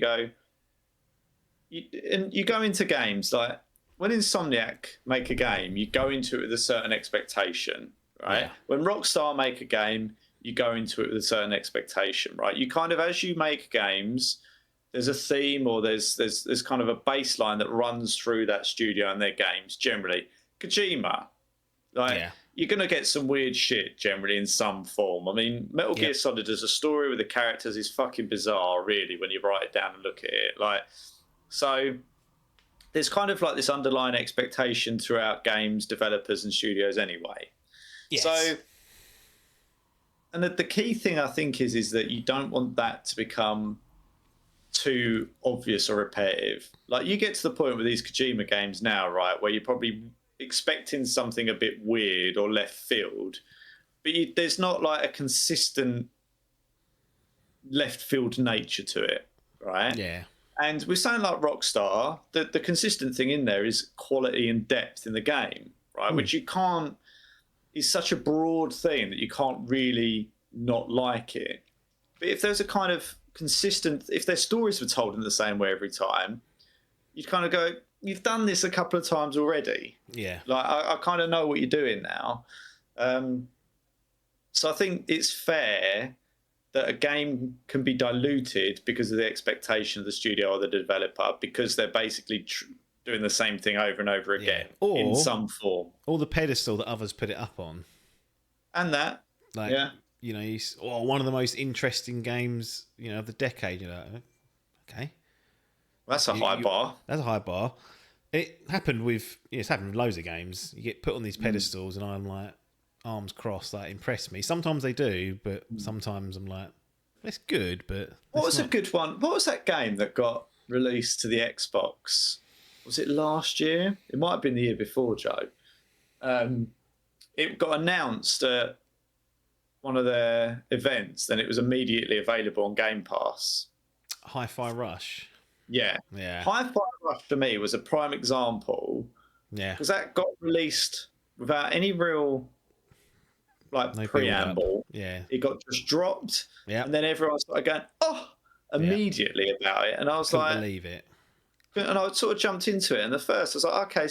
And then I sort of went, so I thought it was going to be better than this. Yeah. And by its own right, it's probably fine. It's probably fine. But because it was set to this immediate, it's just been announced and released sort of thing. And everyone everyone was sort of all on top of it. It never kind of met that standard for me. And I was left a bit disappointed by it at the end. And I was like, well, actually, if that hadn't have been there, and I'd have just judged it without that hype, Yeah. I'd have probably thought differently of it. Because I'd be like, oh, that was a nice, unexpected surprise. Whereas actually, I was thinking, oh, it wasn't as good as everyone said it was. So you feel disappointed. Yeah. You're right. In fact, yeah, it's outside factors that can't really be objectively defined. It's just how things are. So, yeah. Difficult to get away from that nowadays. Well, like, it's hard it's hard to, isn't it? But it kind of is what it is. Can't sit there and lie to yourself and say it didn't bother you. It's what annoys me about these fucking reviewers steamrolling through games in a weekend and going, oh God, and the criticisms about, oh, it's too bloated. It's like, well, you did it in 2 days, mate. Like, you're not. Yeah. Your perspective is so fucking out of whack of how. No one's going to do that in real life. Well, I have done it. Don't get me wrong, but that's not normal behaviour. So don't be the arbiter of it. But they're only doing their jobs. I don't know. There's no solution to that unless they give them the games super early and say, right, you've got 6 weeks to play it. But even then, half of them will go and bolt through it in a day, and then go, oh, that's crap. So it's fucked in it, but it's not. Luckily, it's not. No perfect system for this imperfect. No, it's not the economy, so it doesn't really matter, does it? It's just a critique on a product. So it's not like we're blowing the country up or anything. So there's always one of these flaws. There is no perfect system. I still maintain the perfect system is one where you get multiple viewpoints, and then it's averaged out. Because one human shouldn't be allowed to dictate an entire publication score. Yeah. There's that Japanese place that we've mentioned sometimes that do it, and I can't remember their fucking name off the top of my head. But they normally do 4 of them. I think that's quite a good way of getting an accurate score, removing biases and preferences and stuff. Famitsu. Right. 4 of them do it. Like, yeah. At least you're trying.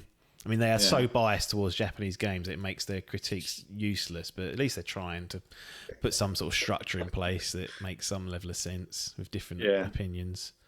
Fair. So, but the whole thing's a joke anay. Anyway, why am I pulling down the whole ethos of this podcast? Dunno. You really wanted to. I've gone meta and I've gone Mullins. Started to peel at the fucking sides of it.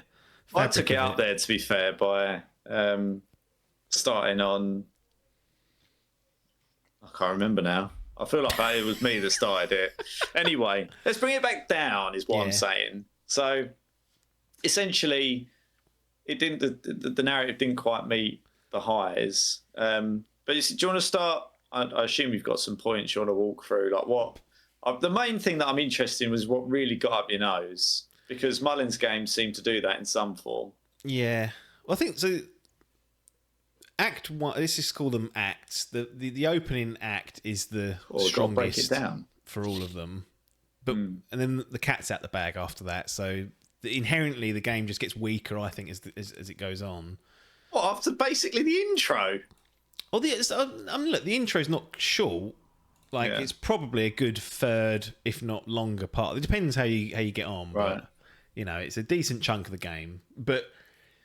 The cat's out the bag, so there's a level of just weakness. The game just gets limps a little bit, and then you're kind of relying on the new makeup that they've put on for the next stuff to pull it out, and whether it does or doesn't, don't know. I don't generally think it does, right? But really, I mean, I think inherently the things that got up my nose is just that the same as any deck builder is just the chance of blowing it or getting costed or getting unlucky outweighing the potential upsides. Now you could argue my strategies weren't always good, and they weren't very good. And there's definitely certain tricks that I missed, but I had my own idea how to get through the opening part of it, and eventually it paid off. Essentially, just to go into a little bit how Act 1 works, is that you go for this board. There's different at the end of each board location. There's a boss. You beat the boss, then you go into a new board location, etc. And you work through, and there's obviously a point where you've done done all of it. Each time you die, it kind of resets your progress. So any cards that you've built strength up throughout the run, any other bits and pieces, that gets reset. And there's a little bit of a kicker though when you reset. they get given a chance to create what they call a death card. So you can fuse together 3 elements of other cards to make a different card. That doesn't go automatically into your deck. That goes into the game pack, and you might stumble across it randomly if you choose to pick up new cards during your adventure.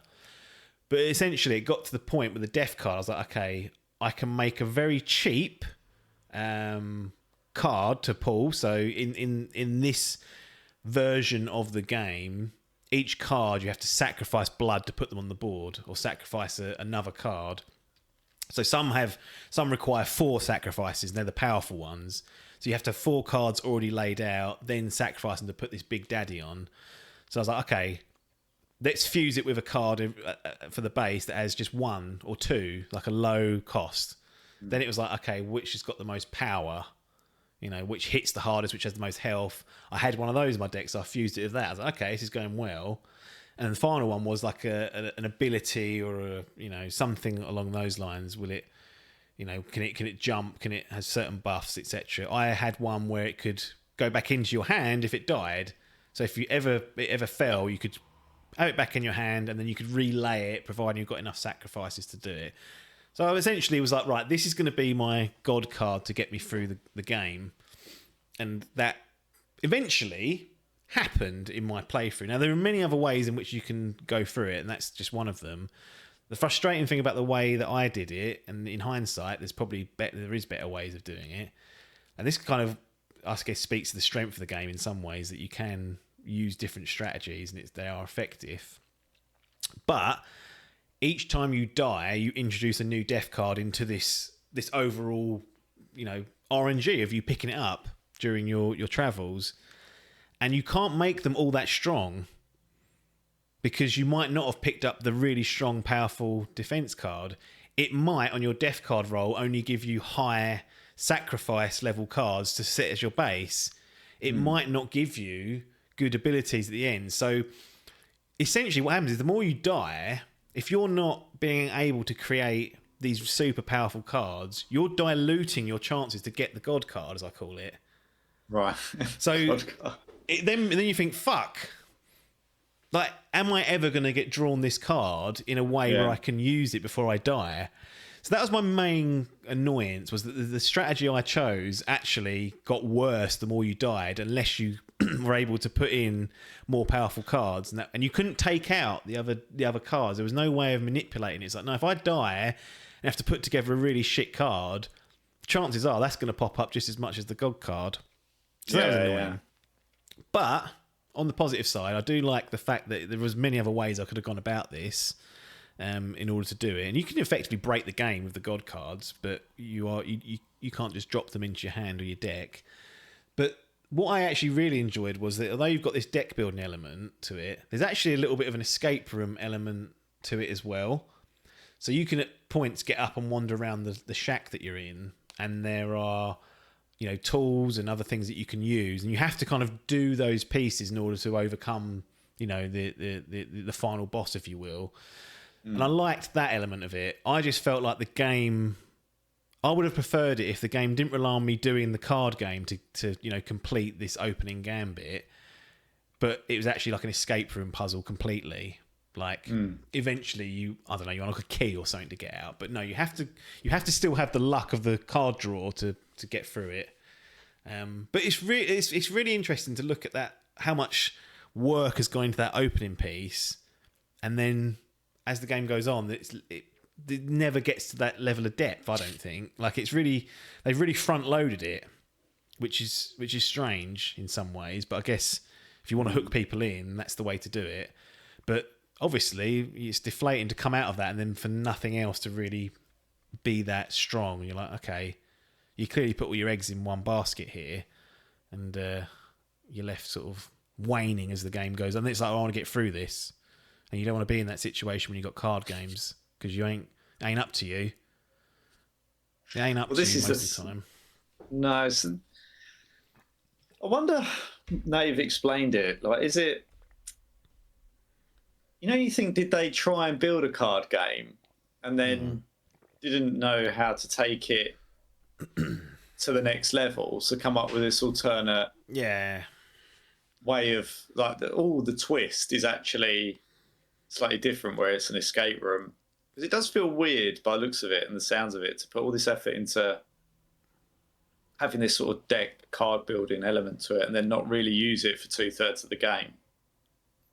Well, you do, but you're still in those following sort of gambits are playing a card game.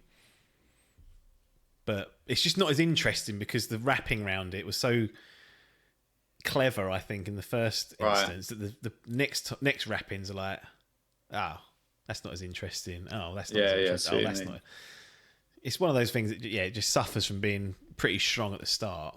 And it's even just in like visuals and the atmosphere is like there's something that opening you saw the trailers, you're like, it looks like it's got some bollocks about it and teeth. But the rest of the game, unfortunately, I don't think does. So you kind of like left for the rest of it going, all right, we'll get through it just to understand what's happened here.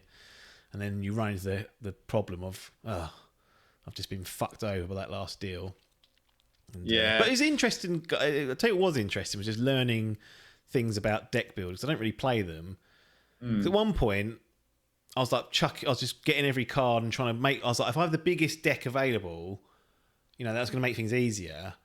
And actually, you don't want it. You want the leanest deck that is the strongest, so that your chance of drawing. Diluting your chance. But I had to learn that through trial and error, and I was like, it was quite interesting to go through the processes of learning how the different kind of deck games worked and what I had to do. That I will say that was interesting because my assumption of how things should work were completely wrong a lot of the times.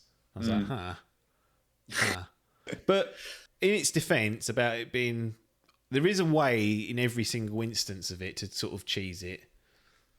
Now there is simply, well, not cheese it, like it's there for a reason.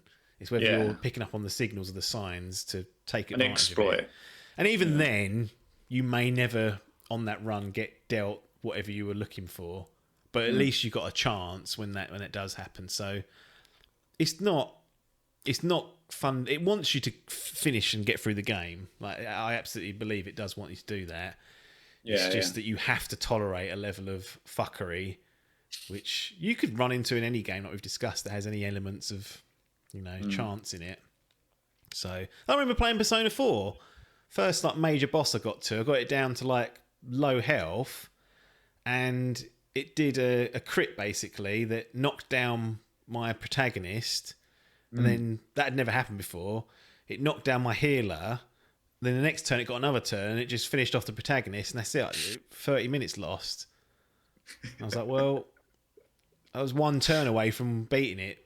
And now I've got to go back and redo it all. So it can happen in any game where you're letting these chances come into it. But Inscryption in itself is a strange... Well, I knew it was going to be a strange game, but it is an odd one. And I think people just need to be aware that you are going to be deck building throughout.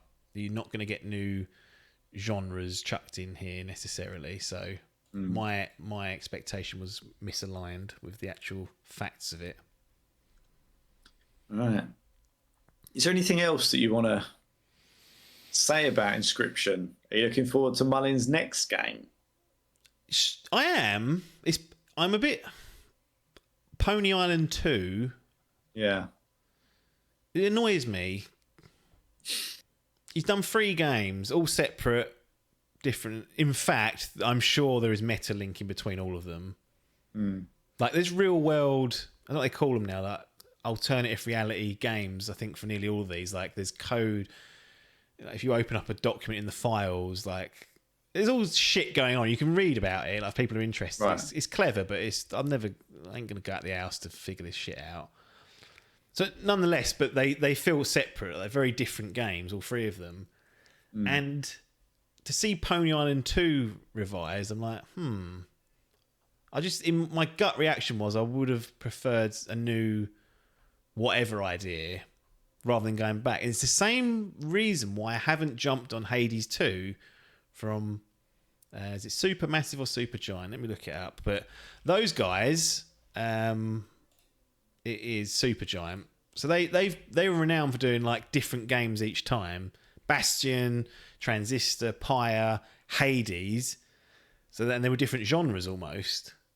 And then they go back to Hades 2 immediately after the success of Hades, which business-wise makes sense. But I was a bit like, I liked it when you guys were just doing something new each time. That was kind of like your little tradition. So I feel the same way about Pony Island 2, in that, yeah, it might be bigger and better than Pony Island, but what does that mean? I would have preferred a new venture. And maybe at the end you go, oh, it's Pony Island 2. Is that some sort of reveal even? Like you could do a PT being Silent Hills. But that's my only concern, is that they kind of made... The reason why I go to these games from Mullins is they're different each time. Very different. Yeah. And I'm just concerned that Pony Island 2 might feel like Pony Island, or just not feel as fresh.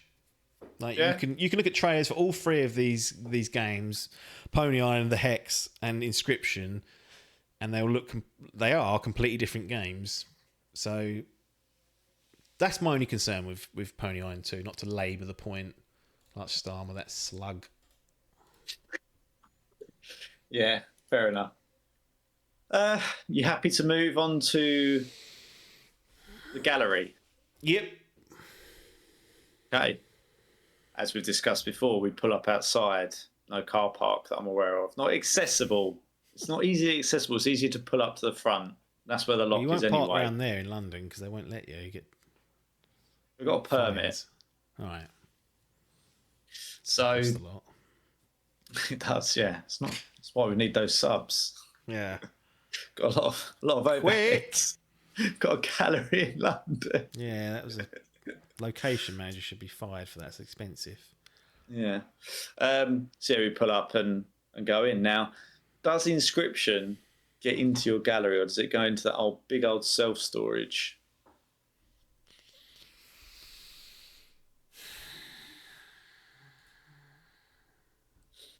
The question is, does that first third make up for the other 2/3? I think you were right about Pony Island and the Hex, that they were over a year ago. Well, the only yardstick I've got for this is the fact that I've been married a year, which is ridiculous. So I've been trying to base everything off of that. I've completely lost time. Yeah. Yeah, you're right. Interesting. So it has been over a year, not 9. 6 months, I was saying. Good Lord. Yeah, I mean, this is... off almost. Well, it's hard to keep track of everything, right?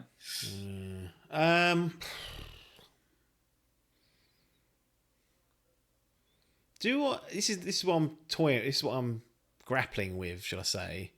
When I played the game, I fucking hated it for a good portion of it. Like I was really frustrated.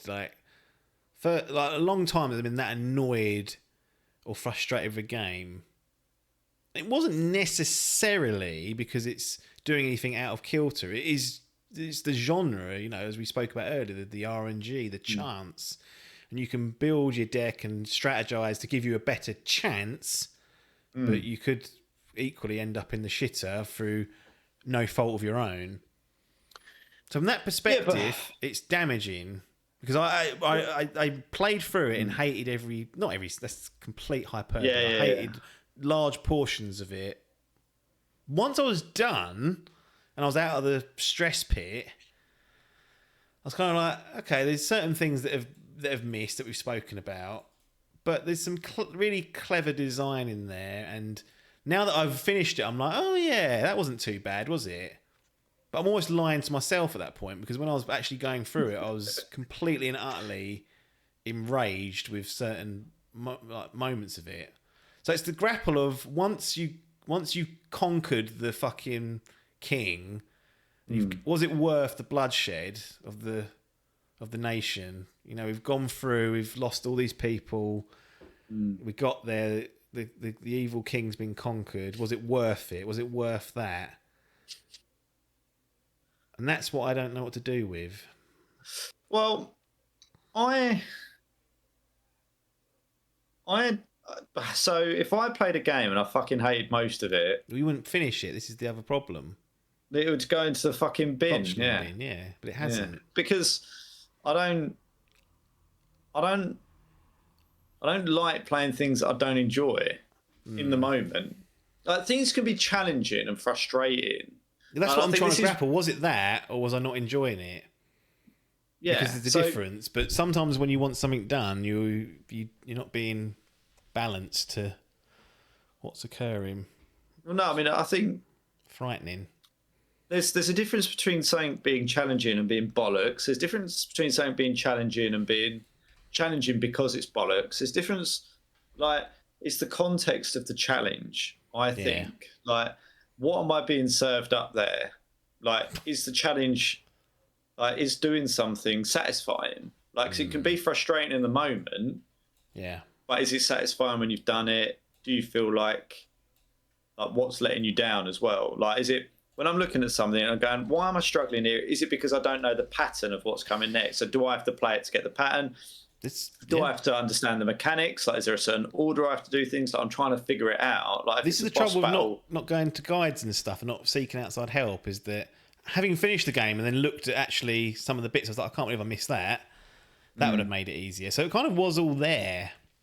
However, to stop meandering on this, I'm going to just stay true to the in the moment rage, because I think there's a with difficult. This is not a difficult game. I should say that as well. I got through it. If I can get through any difficult game, it's the way I always yardstick it. I think you do yourself a disservice for that, by the Maybe. way. But this is not like gamer skill. This is different strategy, and you can work your way through it. Where was I going with all that shit? What was Sorry, I saying distracted before you. that? What was I waffling about? You were going on a tangent, or you were explaining the logic. There isn't any Have you- logic. Because you're saying that it's there to be done, essentially. You're like, this isn't a hard game. It gives you the way to win it and beat it. Yeah, it does. However, this is what I was going to say.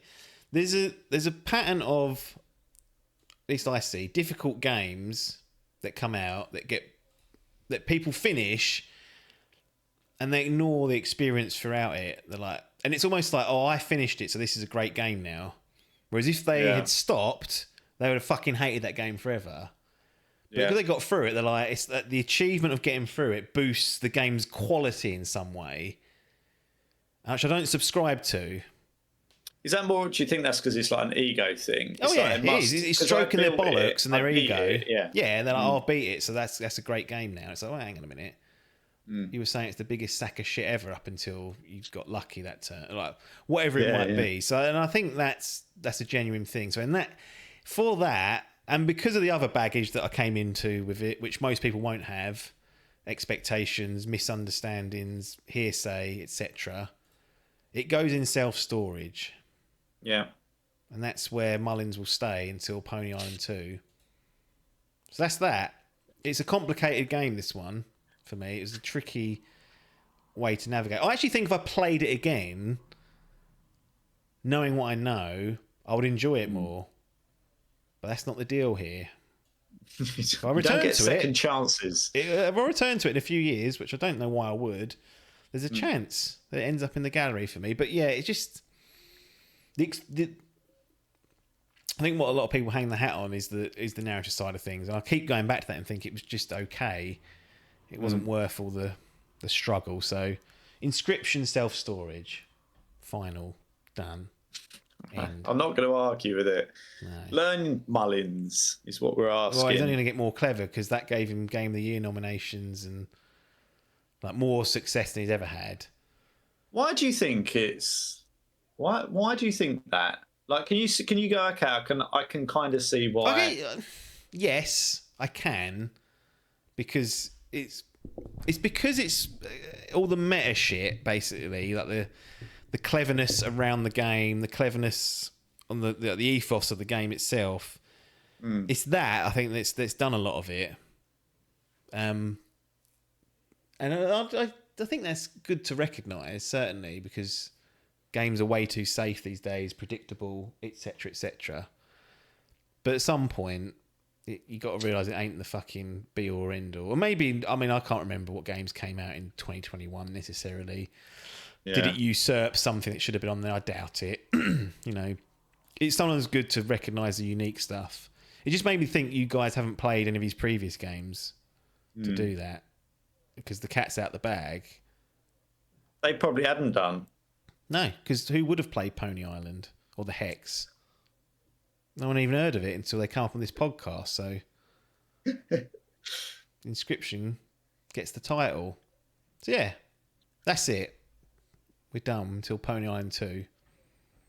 Walk Probably away from it.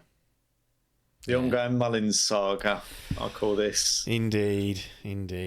Right, close it down. Get the segment out of here.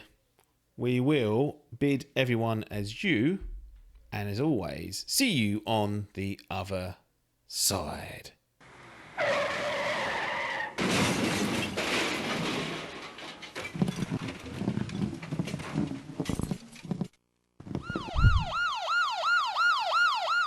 Adkins, not Adcock. Adcock. Final Fantasy VII Cool. Rebirth. All these years later, he returns. 2. It was the anniversary yesterday. 2-year anniversary. That's crazy. Unbelievable. So it's 2024, was it? It came out. 2024 it came out, Blimey. and I think I blew the first one as well. I think, 'cause did you played it on PS5, didn't you? Either that or PS4 Pro. I can't remember which way round it was. you? So I but remember- they had a 60 FPS. That was it. Boost. Yeah, update. And I think I remember I completed it the week before that came come out, yeah. For fuck's sake. And it went free on like Unbelievable. PlayStation Plus as well, or something as well, like Yeah. shortly after. But you've got the title on this one, really, for Rebirth, thinking about it, because I played this before PS5 Pro. Yeah, And that is one true. of the absolute bona fide criticisms of that Rebirth when I played it on base PS5, the performance mode, Muddy fucking as rust fuck. bucket. Was the performance good in terms of like FPS? Yes. Was it consistent? Well, it just was very muddy waters. Yeah, just the If I image remember. was fucking soft. It ran pretty well. I actually brought up my old notes to see did what I you? wrote Nice. down 2 years ago. Yeah, it's interesting, but yeah, didn't really have any issues other than the image was just muddy, Just very- swamp. Yeah, I remember the downgrade. It was sort of, especially when you did go back to the 30 just to have a look, and you're like, oh, that is Yeah. sharp. Yeah, But it's just that dodgy old frame rate. So then, yeah, the PS5 Pro. When did that come out then? Was that late 23, was it? what, the Pro? No, it was 2024.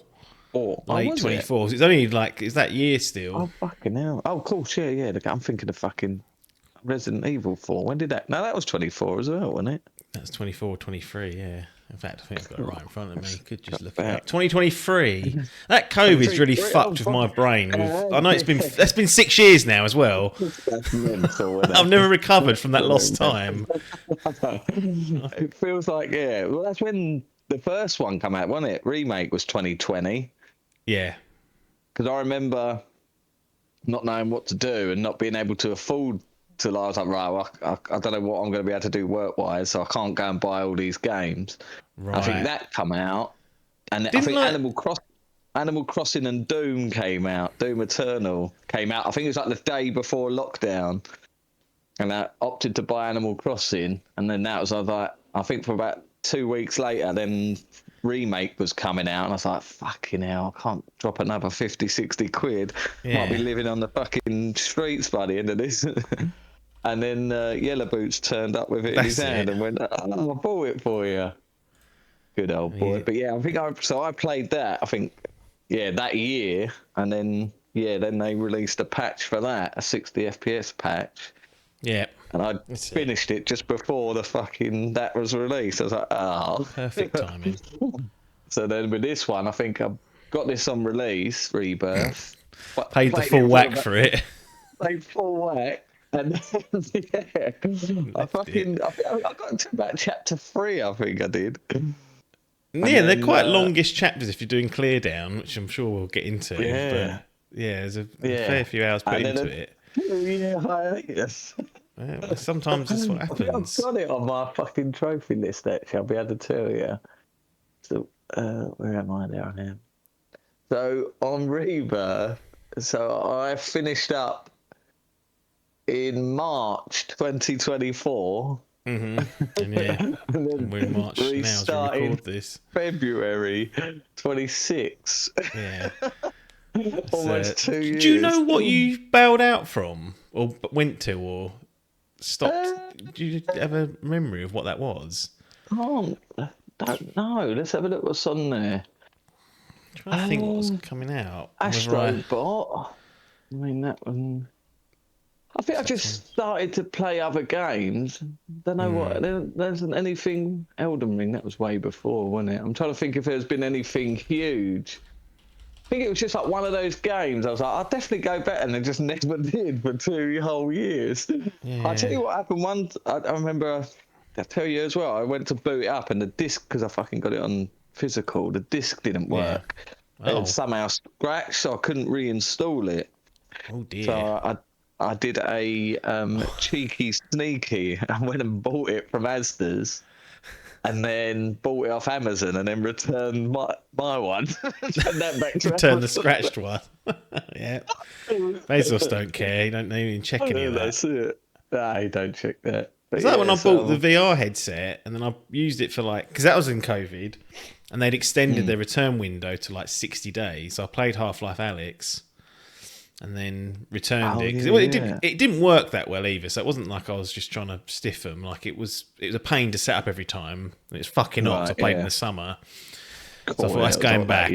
I'll get my money back. But I remember I scanned in, went to one of those shops where you can drop it off. I scanned in the return label, got in the car, I had a message saying refund already processed. I was like, that could have been an empty box. They haven't even got that in transit yet, and they're already giving me my money back. So that is insane, isn't it?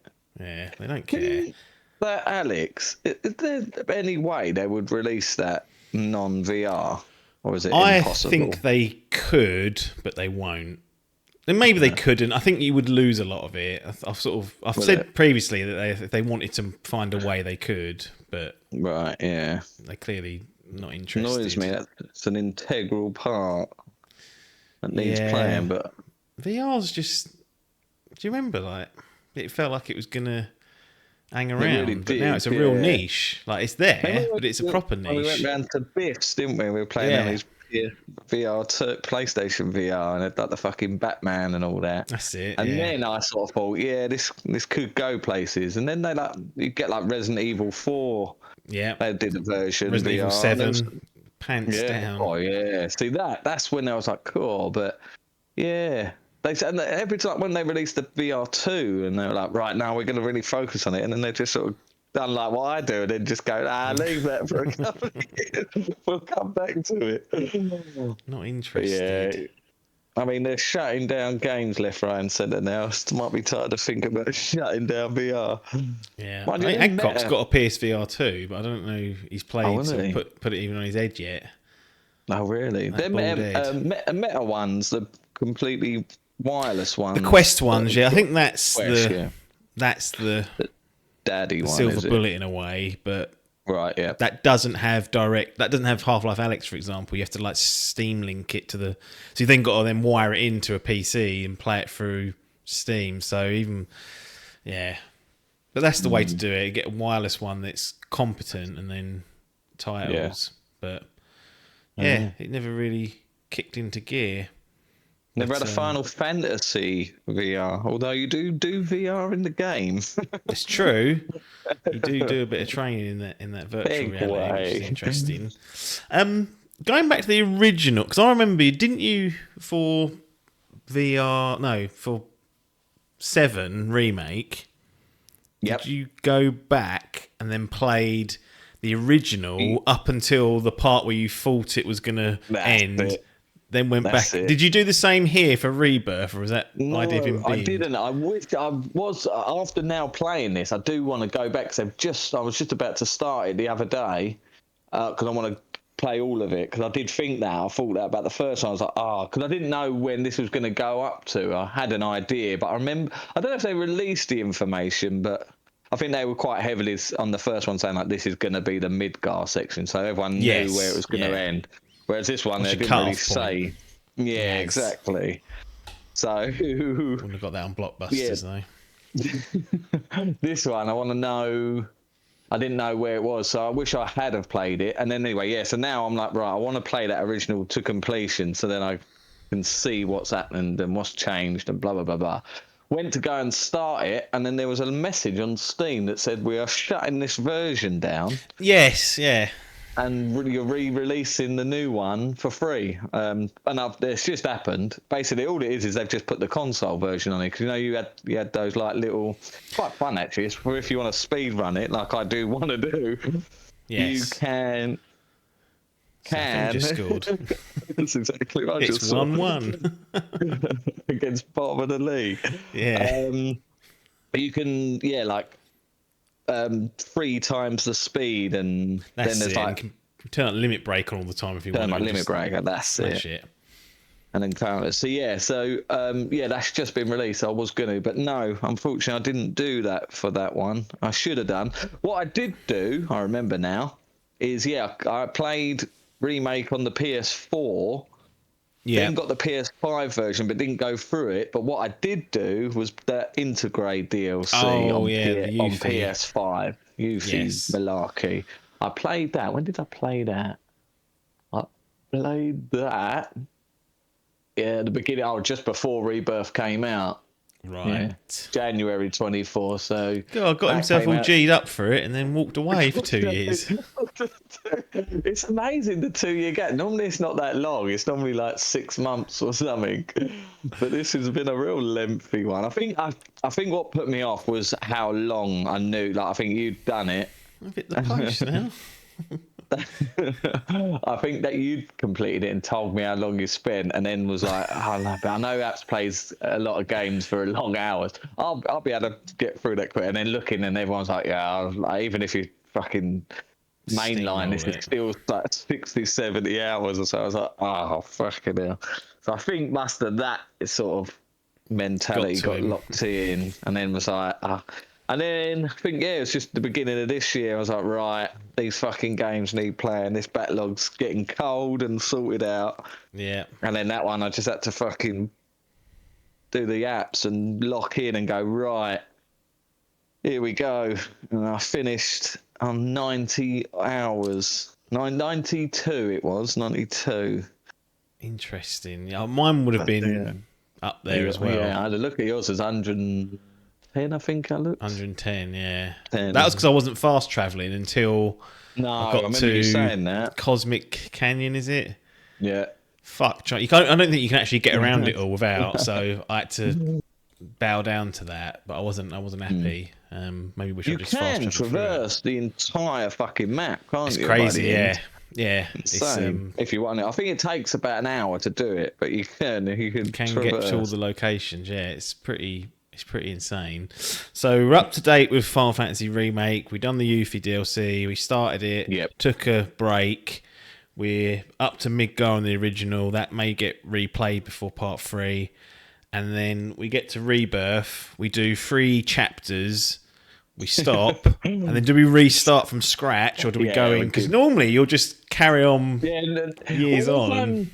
That's it. If it's like beyond the point where I think I'm not playing all that again, it's like fucking hell. Even though I think it was about 15 hours, I think it was. Yeah. So, so I was like, nah, fuck this. I've forgotten everything. It's like, well, I did go into my old save because it was on there, but I just didn't have a clue what to. I was like, I can't get used to this. I don't know what I'm doing. I don't even know what the buttons are. Yeah, exactly. So I had to start again.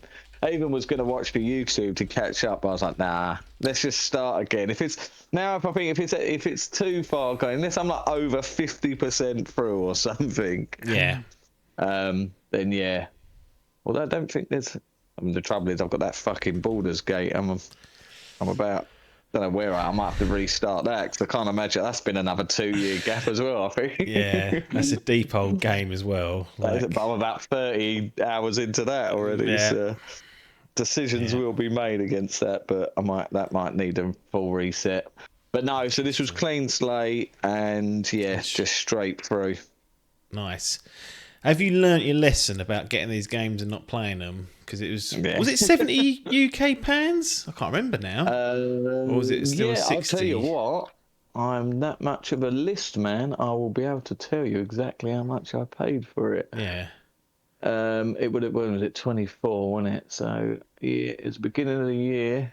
There we go. £47.24 I paid for it. Oh, for physical, yes. For physical Rebirth, yeah. 40 says that would have been a 70 UK pounder. But yeah, that would have been Rebirth. That would have been like a Shop 2 or what was that other website we used to use? Simply Games? Simply Games, the Game Collection. Yeah. Game Collection. Yeah, it would have been one of those. Game Collection's got it on for $27.95. So not a tragic. What's that? £20 premium? So not.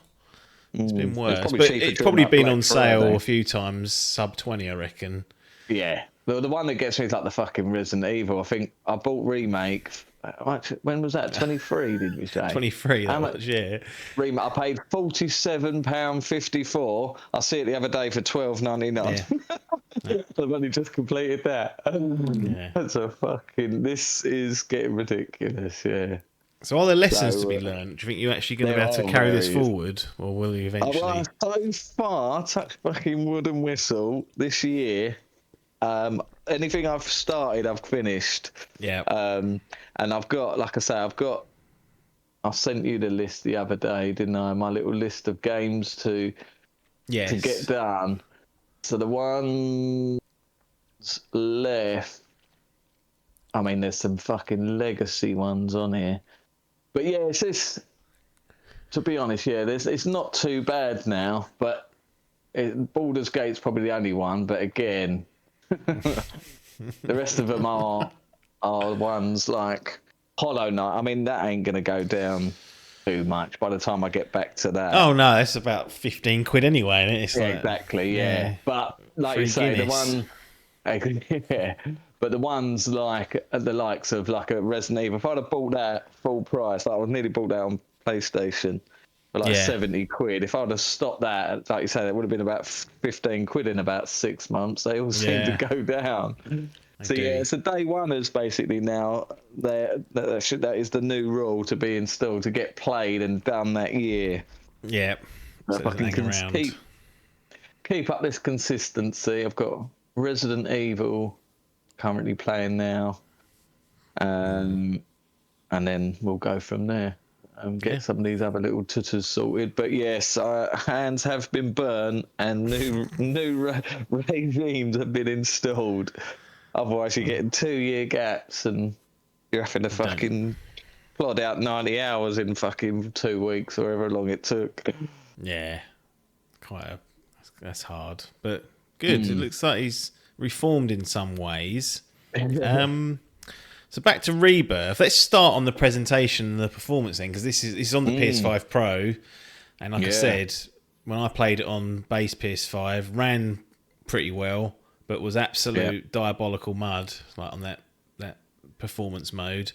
And this was actually one of the games they kind of showcased when the PS5 Pro come out. It's like, look, basically you can run it in quality mode and get the frames per second. So how does that translate? Because you've seen what it looked like originally, and you've probably looked at it afterwards and gone, cool, is that really what poor old we had to sit through? And the answer is yes.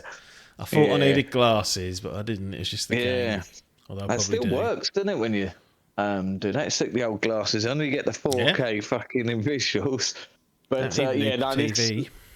No, this really is the showcase of the PS5 Pro, because that's exactly what it did on the tin. Yeah. I was like, cool, that is muddy. And then this has is it a third option, I think they call it? I know there's like a 120 FPS version you can do as well on this. I imagine that's the original 60 FPS on the base. It, yeah. But they boost that up. To be honest, I didn't really muck about with that.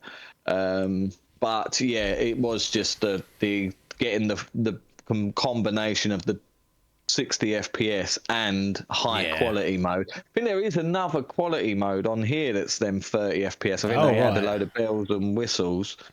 I was half tempted to play it on PC as young Salmon has got it on there, but after after the debacle of buying another version and sending it all back, I thought the poor old PS5 deserved the run out, to be honest. Plus that thing don't get played at the best of the times. No. I think it didn't get much of a run out last year, so it's time. I thought it's time to start using it. And I got to say, it was absolutely flawless in terms of performance.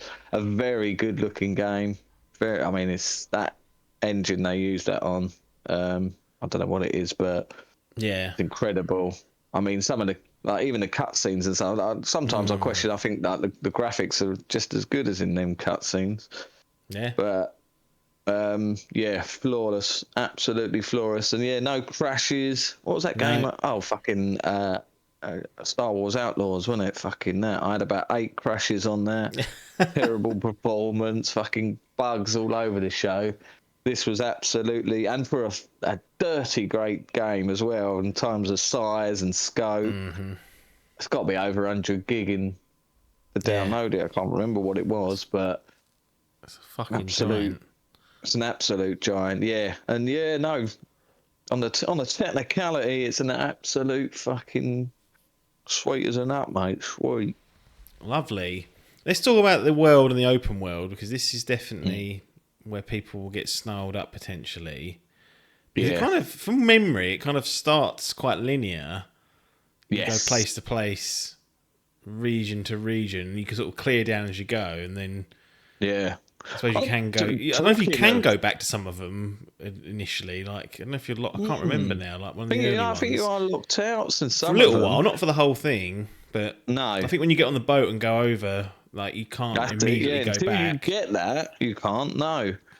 And talking of a little game called Outlaws, Star Wars Outlaws, I did very much play this game like a fucking Ubisoft game, because that is basically what the open world premises, and I know people talk at that as a sort of detriment.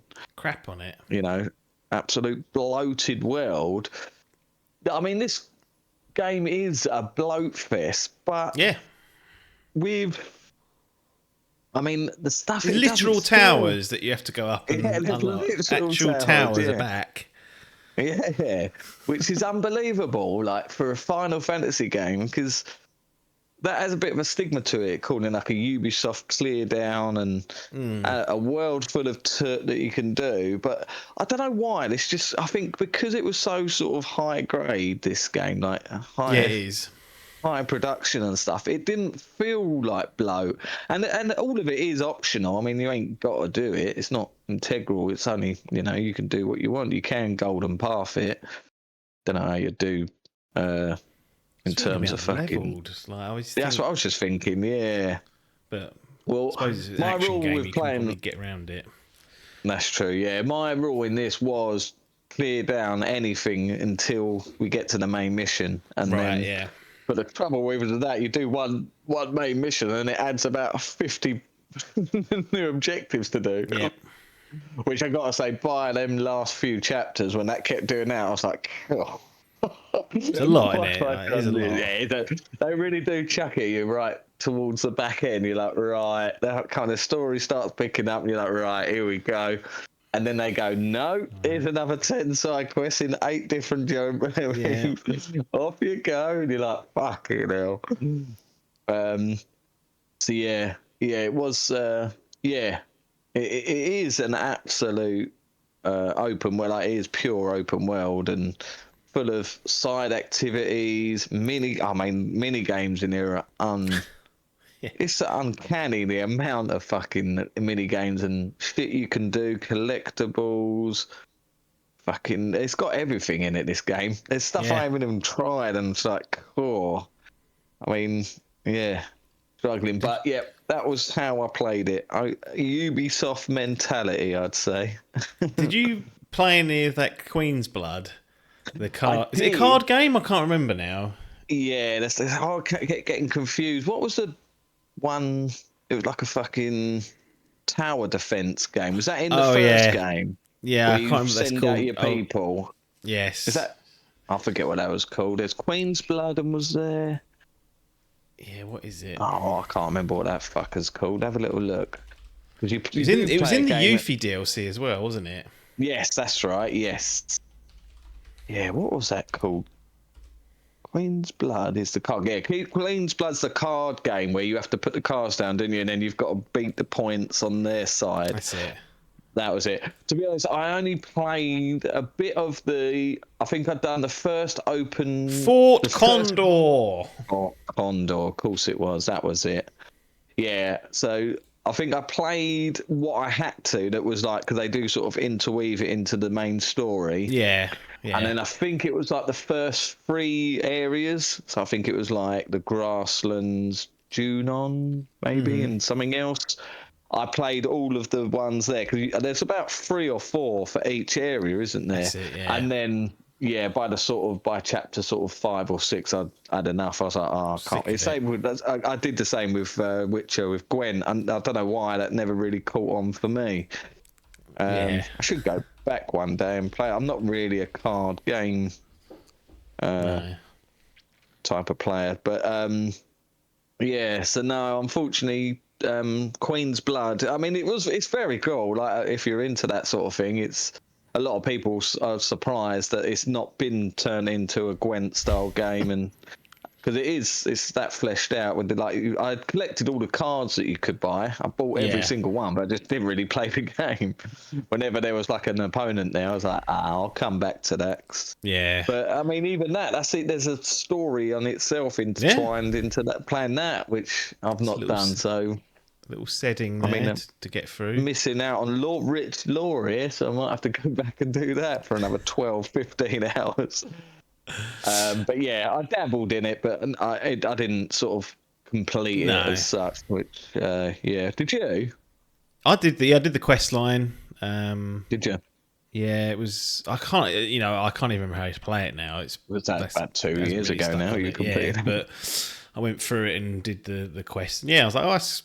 There's actually some sort of story there because you get like little visions, don't you? There's like when you flash. Well, no, they're flashbacks, but there's like visions of someone or something that's like trying to lure you to play the game. So and then like the characters that Challenger, they sort of have a little bit of story to them as well, didn't they? To each one. There was that chapter I think. It was on the boat, wasn't it? Where like there's a tournament. The main tournament. That's it. That's how they interweave it into the story, isn't it? So yeah, but yeah, it's just a fully fleshed card game on here. Then I mean, then mini game you got fucking Rocket League on here. Yeah, Fall Guys with frogs. Yeah, trying to stay on that fucking Fucking hell, and then you get to there's fucking the Golden Saucer, which is like a fucking theme park. I mean, this game is just abundant with like shit you can do that I can. Chocobo racing. Yeah, Chocobo, mate. It's a Mario. Like, it's better than the new Mario Kart. Some of it. Yeah. I was like, cool. I won that gold cup, and I was like, Jesus, absolute fully fledged Mario Kart. But Madness. So yeah, I've definitely played most like everything that I could have. It's just some of those mini games and this Got the exercise mini games. I don't think I did those. I didn't do those. Do the squats and stuff. Gym. I was like, that's so hard. Yeah, that is ridiculous. That was in the first game as well. That was hard then. Yeah, like you'd get to. I mean, I got to the one before like you finish it, and it takes away like the on-screen HUD for it, so you have to just know the timing. And I was like, I'm done with this. What was that 3D brawler as well? That was fucking hard by the end as well, where you have to dodge and fucking parry. Isn't there like one where you have to like shoot I don't know, it's like a pistol, but like a water pistol or something. That's it, like the old fucking down the old Venture Island used to have that, or down the Carswell. I forget what they call that, the scooting range thing. And you got the bike game from the first one as well. The G bike, was it called? G Zone, I forget it's called. Mate, there's unbelievable amounts of stuff you can do in this game. But yeah. Brilliant. Gave it a good go. Is there any of it you thought? Because the side quests and things like that, the sort of more meaty stuff's pretty good, but Yes, yeah. I did all. Yeah. Oh well, tell a lie. There's one side quest that I've not finished, which is the last one, and it's annoyingly, it's just to play mini games on like the hardest difficulty. And some of them are fucking. Because there's always you got the what they call it, muscle something. It's basically like an arena type where you just fight against really hard enemies. yeah, There's a monster version of that in another fucking area. It's like, how much stuff is here? yeah. So I mean, a lot of it's fine, but yeah, towards the back end, after playing a 90-hour fucking, or call it like 80-hour campaign, and you're sort of tasked with all this other toot. Yeah. Yeah, it did start. Then you got Chocobo fucking gliding as well. And by the end of it, I got to say, I was like, I'm sick of these fucking mini games now. Yeah, I'm sort of in two minds as to what I preferred. Like, I'm surprised you did so much of it. Yeah, I'm surprised, to be honest, because I think I do prefer the linearity, if that's even a word. The linear aspect of Remake. I felt that Remake was, it was sort of straight through, get from point A to point B. They sort of sprinkled a few mini games in here and there. But like this one, pretty much every area you go to, there's like a new mini game to play, and you got all this to. Yeah. So yeah, I'm surprised I did. I think I just wanted to get as much as I could out of it because I was in a real Final Fantasy hype then. And yeah, managed to stick with it and get it done. But yeah, I've got to say, by the end, I sort of was at my wit's end by the sort of side quests and stuff. Like, there's so much you can do in this game. And there's like trophies you can get. What's that fucking hotel you've got to be in? It's like a load of trophies around the world. I mean, like to actually 100% this game, it's got to be about 200-300 hours. Yeah. And then don't you have to beat it on hard as well to get the platinum? Yeah, that's to get the platinum. Yeah. Sick, no. And I've got to say, that is one thing we'll segue this into combat. I found the combat quite tricky in this, to be fair. Like, in terms of like being good, I think you can get through it, but I think you get to a certain. There is definitely difficulty spikes in certainly some of the bosses. Yeah, where I'll be coasting, and all of a sudden I go, oh fucking hell, and it really, you have to sort of stop and reassess. And then have a little look at your material. And you've got to keep making sure that your party loadout might be better off having other people in gear and accessories. No, you can't really ignore that and just fucking try and power through because, they fucking start doing some dirty old damage, them bastards. But yeah, I really enjoyed the combat. You've got that, what do they call it? It's like a sort of skill tree. I think they had it in the first one, didn't they?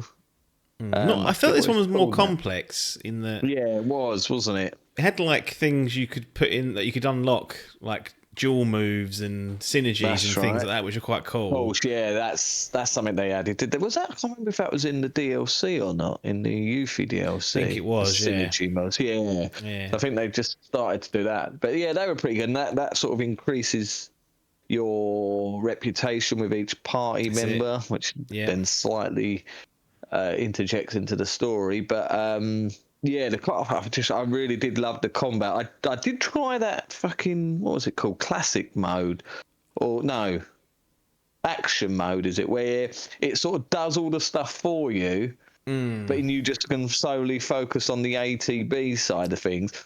But I just found myself, it didn't block that much. I was getting walloped. Yeah, you get killed. Yeah, I mean, what are you supposed to be blocking for me? It was like that in the first game. I was like, I'll do a second playthrough one day, and then I'll put it on that. So before I packed up for like the first playthrough, I had a little go of it, like at the very beginning, like when you get off the train. And I was like, I'm on like quarter health here. I don't know what am I like the automated system in this is toilet.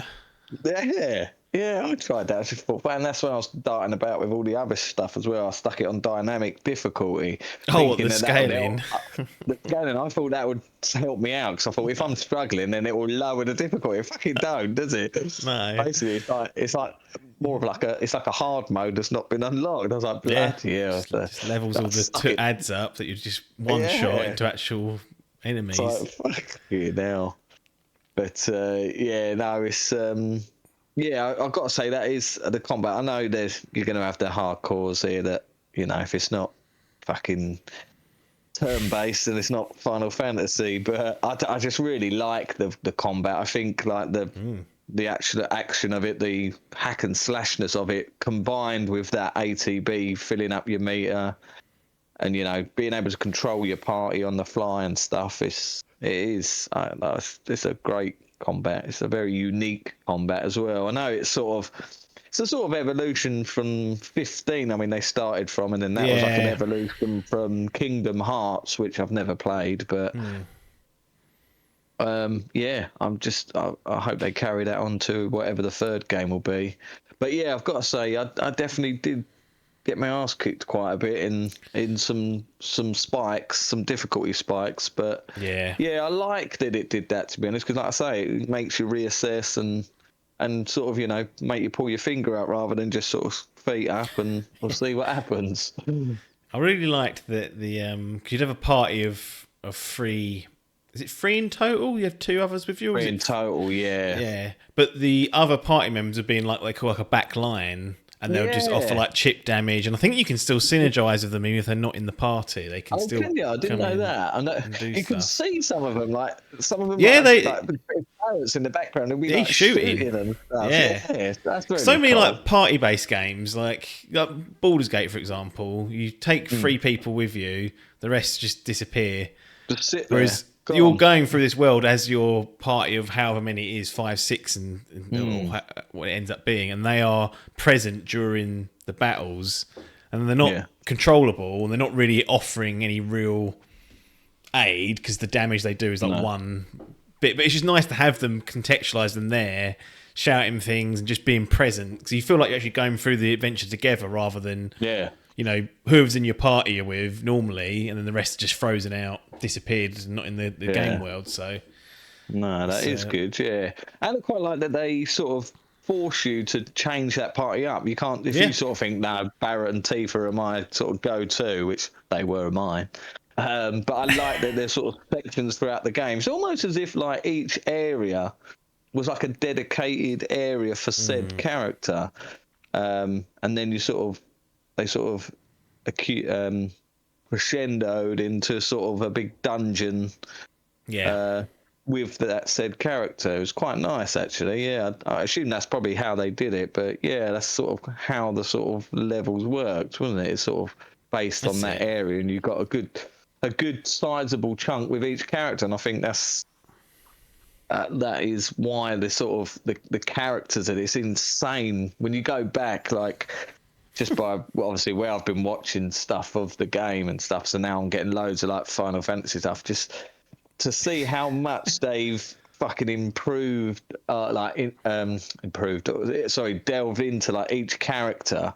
When you think they didn't even have voice work in that original game, they were just there's a picture of Barrett, and then he's got like it's just text that's a lot of it is probably lost in translation as well from the Japanese fucking localization. And now like they've managed to get the old band back together and remake these games, and they're sort of digging out them and fully fleshing out each of these characters. It's just incredible, the sort of the depth that they go to, and you get so long with each character that's it, like it really does become a story of these characters. And that's definitely one of the triumphs of it, is the character work for each of the party members and other characters in the world, but particularly those that you journey with. Like you said, the amount of detail and texture you get, it's amazing, really.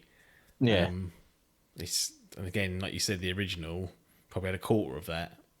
And you're getting a full yield here of 90 odd hours of. Well, I of wish I entertainment. had played that, like what I did with one, where get up to that point if I knew, because I think that was about 5 hours worth, and then that Yeah. game was like 30 odd hours on it, 30, 40 hours, Yeah. maybe. Whereas this, I wonder how long the section of that is. I'm sure it's not 90 hours No. or whatever ridiculousness It'd be it about is. 10, But maybe 15 tops, I think. And that's it, yeah. It's just That's incredible how much they've fleshed that out. how did you find the actual story itself? Because this is the middle part of what's going to be a trilogy now, and I think it's tough because it's a middle, because it's the middle. It's not like Empire Strikes Back, where it's like a self-contained journey almost. No, this is you can tell this is very much a setup for what the third one's going to be. And I remember finishing the second one going, I enjoyed that, but I looked back and was like, what actually occurred? Yeah, All the character work's really good that we just spoke about, but on our main quest, what did we achieve then? I was like, not a great deal, in all honesty. No, that's true. A lot of people say this as well. Oh, this is the perfect jumping on point. And I think, well, is it? I mean, you get that, what happened previously video at the beginning. Yeah. No. But yeah, I do struggle. Yeah.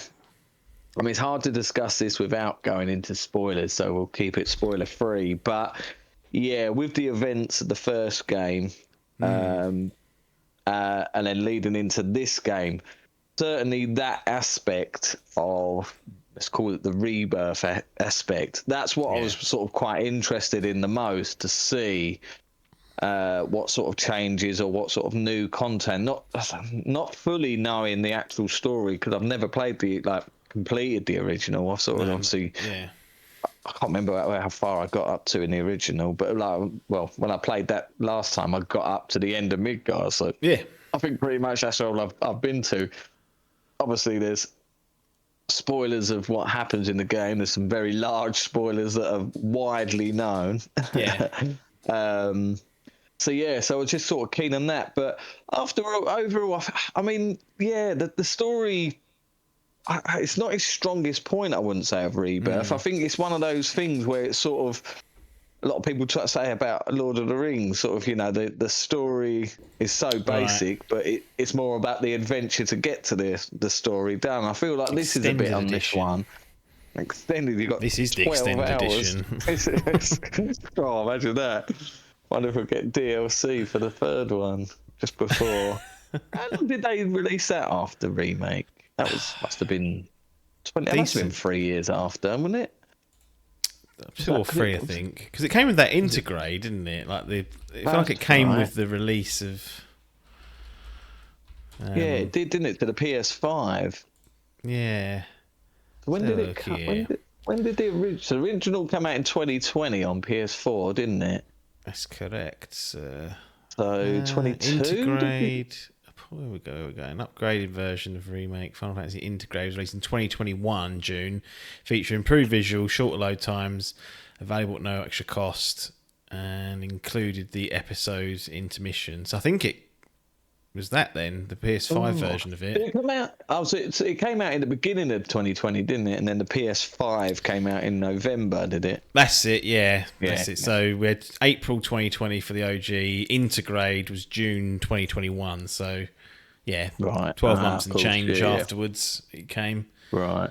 So they probably would have done a DLC by now if they were going to do one. Yeah. They probably went, just giving you 90 hours there. What do you want? That More is Queen's blood. Exactly, yeah. To be fair, that's one thing this game does not need is more content. But yeah, overall, I think the story perfectly serviceable. Like you say, it's more of a sort of bridge to get us to the next section. So we know. I mean, it was serviceable. It's exciting. It's fun. I think I was just more sort of blown away with the sort of production level of it, of how good it looked. And I think it really does sort of cement each of these characters. Certainly the characters that have continued from there. And then you get a whole cast of new characters. I mean, you've got a fucking cat on your squad now. Kate Sith. Oh, yes. I mean, and then again, So you got the Red 13. Got him at the end of the first game, didn't you? But Yeah, he couldn't wasn't play as playable. him. That's right. So I assume I won't say the character's name as it could be a spoiler, but the same thing happens with this one. A non-playable, well, I suppose 2 non-playable characters join your party, didn't they? Yeah. So it'd be interesting to see if they become playable for the next game. But story's perfectly serviceable. I'm very intrigued and confused as to what they're doing with the story now. So that's again, not going into spoilers, but I definitely felt there was some things that the execution. I think that a good idea is a good idea forever. I think they had good ideas, but the execution of it wasn't great. And are you saying it's too ambiguous or too ambiguous? Yeah, and too up its own arse, too clever, trying to be cute. Trying to be cute, but I just think they sort of botched it a little bit. I think that they went for what people were thinking, and they sort of done a bit of a red herring. But in the execution, they made it confusing and sort of too convoluted. So then you're sort of a bit like, right, so hang on, what is going on? What is going on? What are we doing here? Yeah, exactly, yeah. So they planted a lot of seeds in Remake, and then it doesn't really germinate here. I was like, oh, interesting. No, we haven't really come back to that and circled back round to why that's important. So I don't know if they've... No. Part 3, this is the thing. Part 3 is obviously going to appear at some point, we hope, unless there's some disaster. Another studio shut down, Square Enix, gone for good. But I'm hoping that then is like, okay, all the seeds of both games, here we go, is the big bang. But they've got a tough thing to land now, I think. It's in a bit of a weird spot. There was some reports I've been reading about how the sort of writing team did have to change a few things. There was a character, I think he's one of the Turks. Right. The only geezer with the red hair, I forget what his name was. Well, he had a much bigger role in Rebirth, but they had to cut it because the Japanese voice actor died. Oh, shit. So they had to cut sections out. So I think if they did that, what else did they do with that story? So, it's like you say, it's sort of be interesting to see if it all gets wrapped neatly into a nice little bow by the end of the 3rd chapter. Yeah. But, these people that are saying you can sort of come in at 2 and, this is the game to start with, I don't know if I agree with that. No, I mean, if you really have to, but there's no excuse to be doing it. Because actually, the first remake's not, compared to this, is a short game. I mean, it's still pretty meaty, like 30 probably plus hours, but it ain't tipping into the hundreds and getting close to 3 figures. Like you said, it's linear as well. No. There's side quests, but you could bin all those because they're actually pretty poor in the remake. They definitely fleshed these out. I mean, you had actual ones that sort of continued, have branching paths and stuff. And main characters and stuff. So they definitely upgraded that because you're right. It was just go kill 6 dogs or something in the first one, wasn't it? Collect all this. Those mongrels. Did you do much of the VR sort of what's that they call it, Chadley stuff? I did a fair bit of it. I don't know if I did all of it. A fucking bloat of that. Absolute bloat feel there. I mean, how many VR things are there? Unbelievable amount. 50, I don't know. I don't even know. It was, and some of them are fucking well hard. Yeah, they are, and I think they increase again when you get hard mode. There's one on there you can go and fucking do them. It's like, come on, mate. There's a lot here. Who's that? There's a geezer on YouTube, isn't there? The completionist, is it? He does actually try and complete everything 100%. Good luck with that one, mate. Dirty bastard. That's absolute filth. Music, soundtrack. Music. Oh, it's a good one. It one is of the a good grids. None of the grids. And the voice acting as well. If you chuck all that in the audio section, that's all top drawer as well. Yeah. Well, and like I said earlier, just how they have converted it's going to be really hard to play that OG with no voice acting. I mean, you'll read them in their voices now, especially with someone with like Barrett's voice or something. Yeah.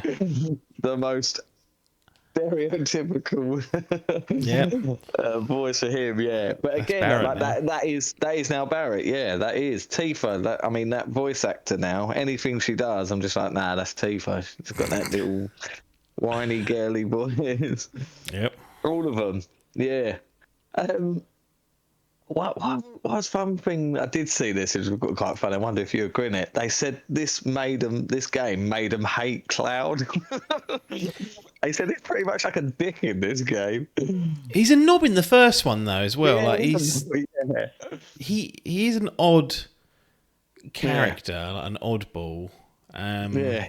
Which you kind of get a glimpse into as maybe why in this one with some of the flashbacks and whatnot. But he is a strange protagonist to play as, like just personality wise. He's a bit of a fucking wino. Yeah, he's a wino. And I think because they have this full cast of great characters that are excellently voice casted. The lines are incredible. The way that some of the scenes are quite, they've got some weight behind them. There's some emotional sections in some of the game towards the back end, and with that, like, go back to the soundtrack. It is just phenomenal throughout. You got that battle song that kicks it, like the music when it kicks in when you get into a battle, and then you got the little. It's so cool. It's so cool. Even old Kate Sif, they've got a Scot in. Yeah, I can't stand the Scottish. Put his subtitles on for that. Just need a Scouse one now. That'll really get a Scouse character. But I think that's what this game does. It feels like a polished turd. It feels like a fully polished, like perfected game. You can tell so much care and work went into it. The production of like the music, down to the cutscenes, the graphics, like the what they call it, the motion capture for the game, like for the characters and stuff. It is flawless. Like, it's incredible. In terms of that, and the soundtrack. I mean, it's, like you say, it's just one of those ones that, and the fact that it's sort of redone versions of old songs. I mean, it's based on the original stuff for the most part. So the absolute G back in the day. Was it something about the same chap as well? The original fella that did. I don't know if that's true or not. I might be pulling that out of my ass, but I'm sure I read somewhere, because I know that a lot of the like writers and producers and stuff are from the original game as well. Right. So I've got a feeling the music might have been in adjacent with it, but I mean, it sort of hits on most notes, really. That's crafts. Any other business for Rebirth for Final Fantasy VII variety? No, I think we've covered most aspects of it. The gameplay, the bloatness, the open world of it. Like I say, I just struggle to what I prefer. I think I do prefer the linearity of the first game and just being able to, I don't like massive long games. I know, like, you get these Japanese RPGs that you can spend over 100 hours in. But it was really, by the end of this game, it was killing me because I just wanted to get through the story. But I'd sort of promised myself, I was so close to just chucking it all in. But I think because I'd done about 70 or 80 hours by that point, I was like, right, I can't just bid it now. And I was so scared as well I was going to get to a point of no return. And then, like, because I don't know where the story's going, I'm like, am I going to be able to go back? And it's not well signalled, like the... No. Because they chuck just mountains of side toot there, like on your doorstep as you're about to kind of go off and conclude the game, which contextually makes no sense, because by that time things are getting urgent.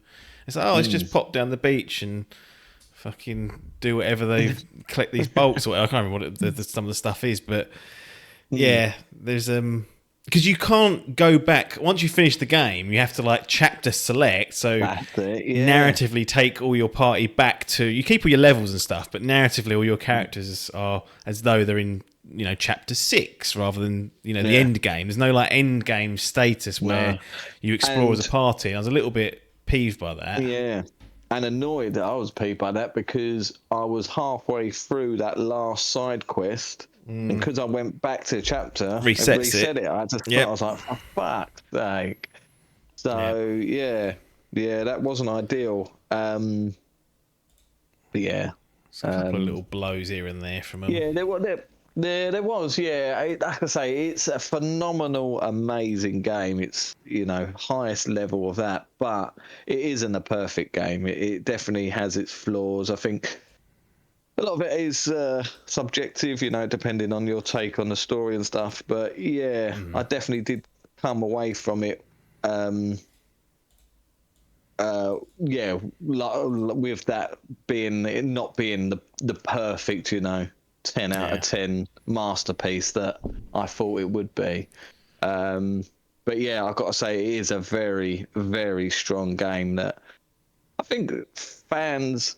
This one would be difficult to recommend to the likes of like Biff or someone who's never played Final Fantasy. No way, yeah.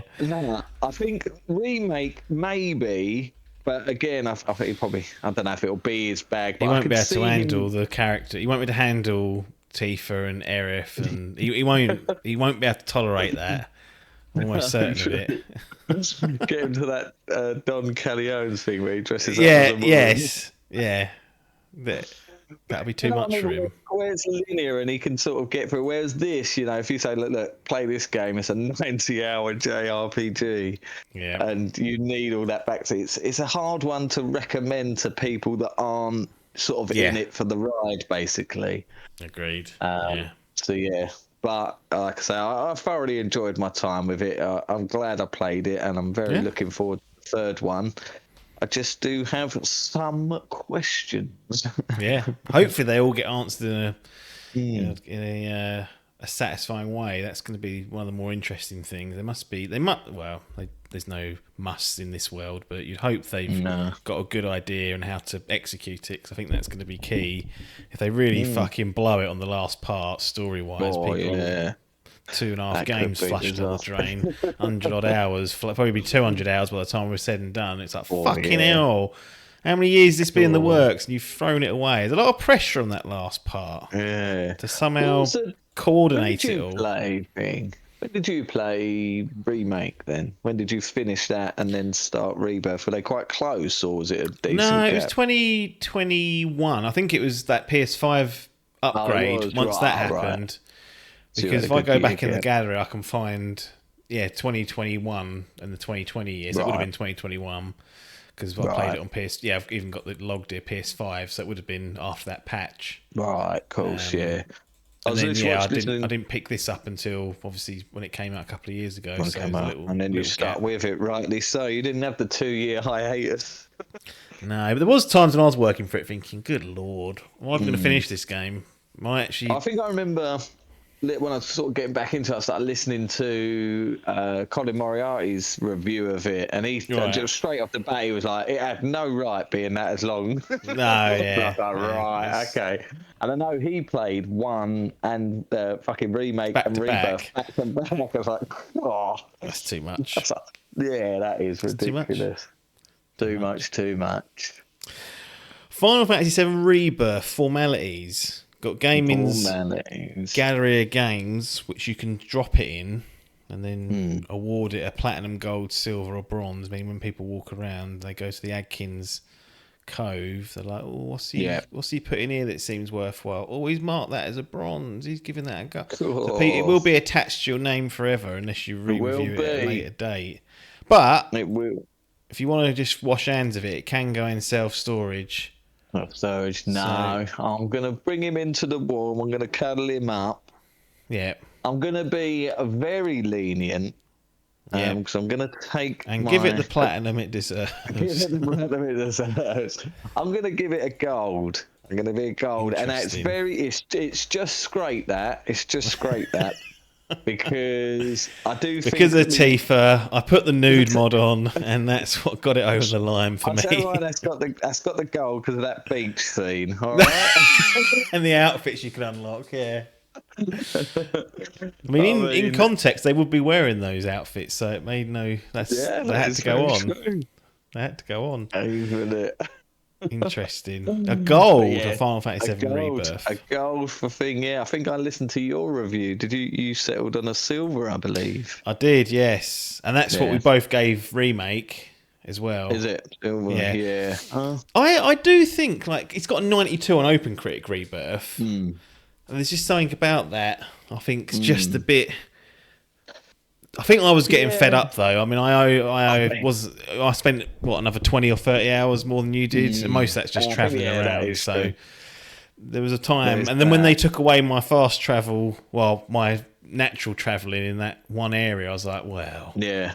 Well, and you had mud, and you had to look at mud as well. Yeah, I did have mud. That's true as well. And there's one zone I hated traversing. I think it begins with a G, like a jungle. Yeah. Jungle one with the fucking that was maybe that was a horror show. Should be a silver, but yeah, that was a disaster. To be fair, I don't know what there was a lot of because especially when you're in that clear down mentality when you just want to get to the next thing, and things are on platforms that you think, how do I even get up there? Yeah, you had them mushrooms you had to jump around on, didn't you? That's pain in the arses. Absolute fucking nightmare they were. But swimsuits on the beach will give it the advantage it deserves. So a lovely, jubbly. A lot of them were saying, I think it might have been Moriarty that said that the first game was really horny, and that they toned this one down. He's too shy, so maybe they were going to go full tits out now for the third game with a bit of luck. That might be what they need to do. I'll tell you what, who's that character in the red dress, that Scarlet? I'll tell you what. I mean, that's what half of that 90 hours was me stopping to have to bash one out. She is unbelievable. God, ain't even a background character, but bloody hell. And you think like this day and age of like, how the world is, you wouldn't think that the old Japanese would get away with characters like that, but just Google her, Scarlet FF7, and you'll see. Yeah, outrageous what she decides to wear or not wear at times. Well, excellent. Final Fantasy VII Rebirth on PS5 Pro with upgraded visuals and bells and whistles earns itself a gold to go into Adkins' little cove in the gaming's gallery of games. Looking forward to the third one. Hopefully, we'll see something. Maybe this year, and then a release next year would probably be a bit too soon, but can't be too far away. I don't think we've had a couple of years working on it, so maybe another 2 or 3, and then it'll be the conclusion. They said we're going to hear something this year, or most likely something this year. So you're going to hear that it's coming in 2030 for the PlayStation 8. Yeah. Oh, jeez, I can't see it being this year. No. Can you? Nah. Be shocked, but it'd be a good shock. Yeah. But stay away from GTA is my advice. I was going to say, it's the same day. Imagine that. That'd be tricky because you would just get the story spoiled on Final Fantasy more likely than GTA. Although, to be honest, if it's just going to be a retelling mostly of the main game, then you wouldn't really need to. But they're going to. I think they're. There's a rabbit hole there that I'm not willing to go down with what they're playing at. But exactly, that's it. The good thing is I have no idea. I knew how this one was going to end. It had ideas. Whereas this third one, I have no idea what the third section of this game is at all. I don't know nothing about it. Yeah, I'm trying to. I've seen a playthrough of it before I played Remake, I think, or maybe after. Of course you did, Remake. didn't you? Yes. But I can't remember a lot of the detail. I remember some of the beats, like for this one and the first one, but the actual conclusion I'm struggling with. But it'll be pretty fresh. Oh God, wolves. I'd be interested to see what they do. Do they stick with the open world bloat nation of it, or do they keep it, or do they go back to sort of a remake? I feel like it's thing? got to be I don't open know. world again, based on Well, what I yeah, remember. based on critic and sales and stuff, I suppose like this is huge. It's just still releasing it now. It's just got another release date for Xbox and Switch It's in getting July. Is multi-plat it? treatment. Yeah. Multi-plat treatment. So yeah, we've had the PC version out now, and now we're getting things. So I mean, it's still selling. It's still ticking away, and it's got those high reviews. So yeah, it looks like they might go down that route. Who knows? Getting us But, part 3, you bastards. yeah. I'd That's the way love to be to doing see it. I just want to see what it's called. I really hope they just call it something a bit different than the letter R, because I think everyone's convinced it's going to be, retribution or Yeah. whatever. But it'd be brilliant if it Rogering. return. Women. It's broken down. It's all broken down thanks to Scarlet. Unbelievable. Right. Final Fantasy VII Rebirth. A lovely, lovely gold. As usual, we'll bid everyone adieu. And how do I normally close these ones out? Oh, I'll see you on the other side.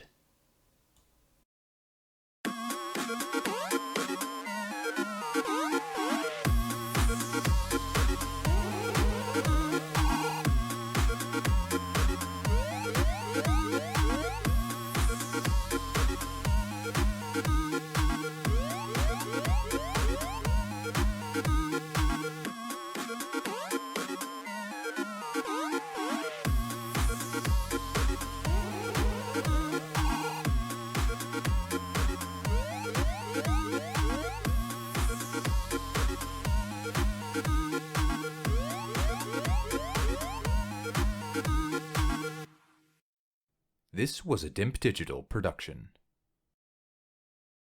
Resident Evil Requiem. Unchained. With Adcock. What does Unchained mean? Just means we can spoil it if we want. That's what goes post-credits at the end of an episode. Adkins and I did the sort of in-flight review. Well, not in-flight, as a finished review without the old spoilers. Adkins was very tempted to spoil it, though, to sort of mind what he was doing. But we couldn't not have Requiem finished its coverage for the year without getting Adcock back. Mr. Resident Evil played all the mainline ones, going back to even back in the day when they originally came out. Not one of these Johnny come latelys that's trying to catch up. He was there living that toot, basically. If you look at it now, loves remake, loved 4, 2 remake, but he's back for Requiem. How's it going? Yeah, good, mate. You all right? Yeah, can't complain. You're all refreshed after jetting off around the US of A. So that was nice, and seeing Jerry Lawler's home city or state or whatever it's classified as. So that was good for you. Yeah. No, not Memphis. Yeah, just Memphis, right? Just state. I didn't go to his hometown, I don't think. Or was it? Memphis, Tennessee. Is that where he's at? That's his city then? Well, I don't know what's what. I don't know what's the... Yeah. I don't know if Memphis the city, is it? He seemed to have his own restaurant, but I feel like there's potentially another one in Nashville. So I'm like, what can you trust? Yeah, still in Tennessee, isn't it? Yeah, I don't know. It's too big. Dolly Parton's got a theme park. What's that about? Has she? Did you know that? Dolly Parton, she's got her own theme park. Dollywood. Wow. Cool she has. And some people say she's a big pair of tits. Requiem. So we have got the Unchained label on this, so we probably will say things that we wouldn't normally do during a particular chat. I think we're going to go blow by blow and do like a full fucking story recap, because it is mental, as they always a bit are. But we'll probably talk about things that we wouldn't normally do, go into specific scenarios, details, locations, stuff that happens later on in the game, etc., etc. So we'll keep an eye on that. But before we do all that good stuff, you powered through Requiem, played it on the PS5, gave that a run out finally. I know we was talking before it came out around potentially you getting a Switch version installed, because it seemed like it was actually a half decent port, but you stuck with the PS5. what's the sort of high level thoughts, opinions, good, bad, and we will do some formalities. What to do at the top rather than waiting to the end, and then we'll sort of revert back and go and dive a bit deeper. But have at it. Yeah, I really enjoyed it. Is the headline. Standard Resident Evil fare by this point, really. Well, not standard, a bit of a mix, wasn't it, I guess, of what they've been doing, which kind of makes sense, as in first person, dual characters, and then third person, much more action heavy, lifted straight from Resi 4, essentially. I think I've actually warmed on it as well more since. I'm not saying that I was not cold on it, but I just think of the 3 newest entries, I had it as my third. I'd probably lift that up now just below 7 Biohazard and put it above Village. But we'll do to that be honest, list, actually, because me and Adkins did one. So, and I'm gonna and for you, I'm gonna splice in Dead Space remake. Oh my goodness! All right. You did Callisto Protocol, didn't you? Yep. And Alan Wake 2. Okay. Remake of Silent Hill 2. So you got a big old list to roll through. Right. Okay. Yeah. Up for that. So I'll just make a quick note. I'll probably forget and won't do that, but that's the intention at some point. But yeah, that's good. That's interesting to know, because I think I fall in that same ranking.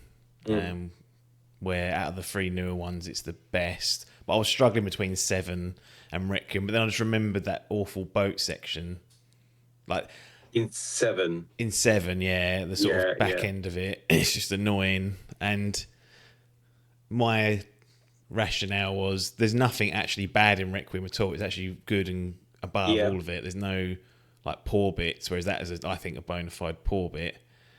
See, I've got Requiem in second and 7 in first, but sorry, I've misinterpreted that. I had Requiem third of the newest trilogy, what you call it. Village got the bump.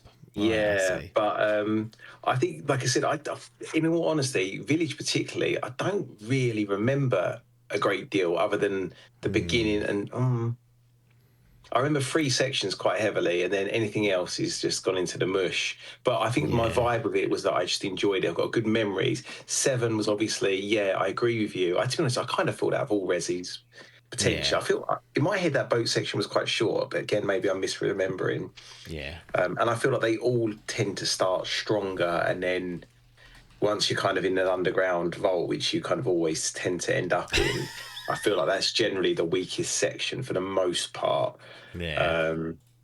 That's fair. Maybe 2 being the difference. I remember thinking that end bit gets good.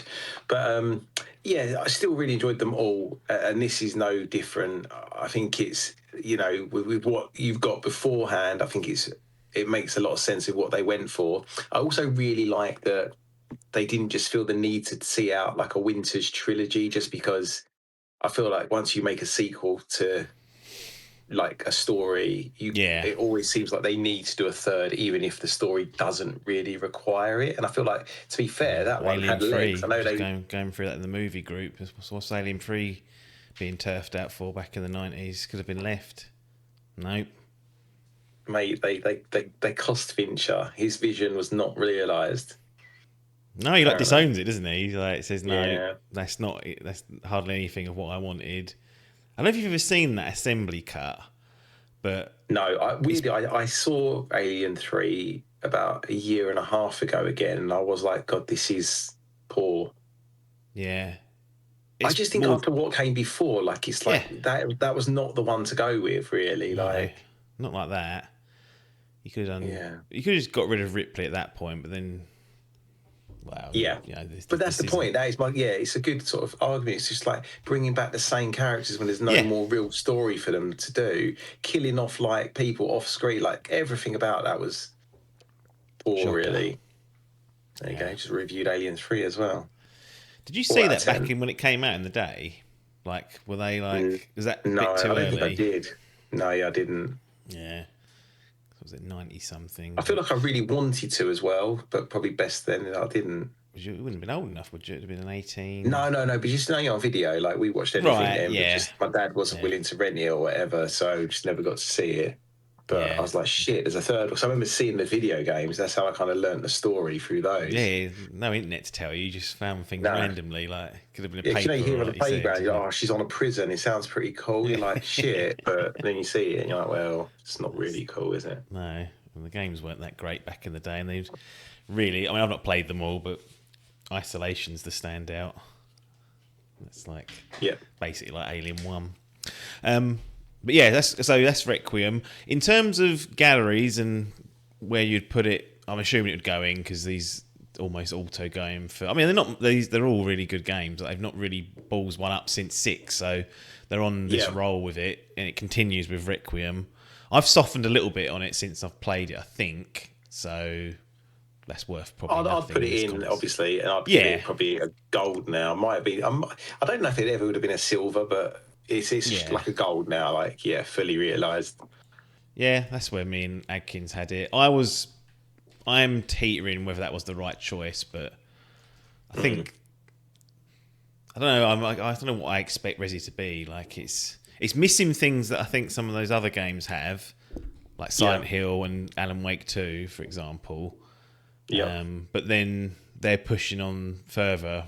They're pushing, like Alan Wake 2 in particular, pushing on Platinum. Yeah. And so this tier system sometimes doesn't always represent the exact opinions, but that's how I like it, a bit of ambiguity. So it's a gold for yourself, which is excellent stuff. We'll get back to the ranking of horror games shortly. But what did you make of... Let's start with the easy stuff.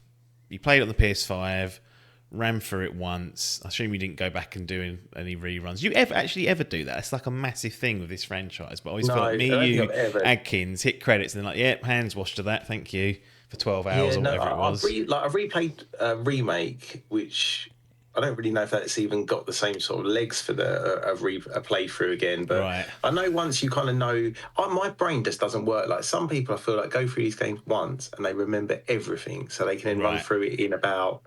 5.5 hours, and I'm like, that would never be me. So I'll still like plod along and struggle the second time. So it just doesn't have that like that I haven't got that urge or that pull to do it. But no, so no is the answer.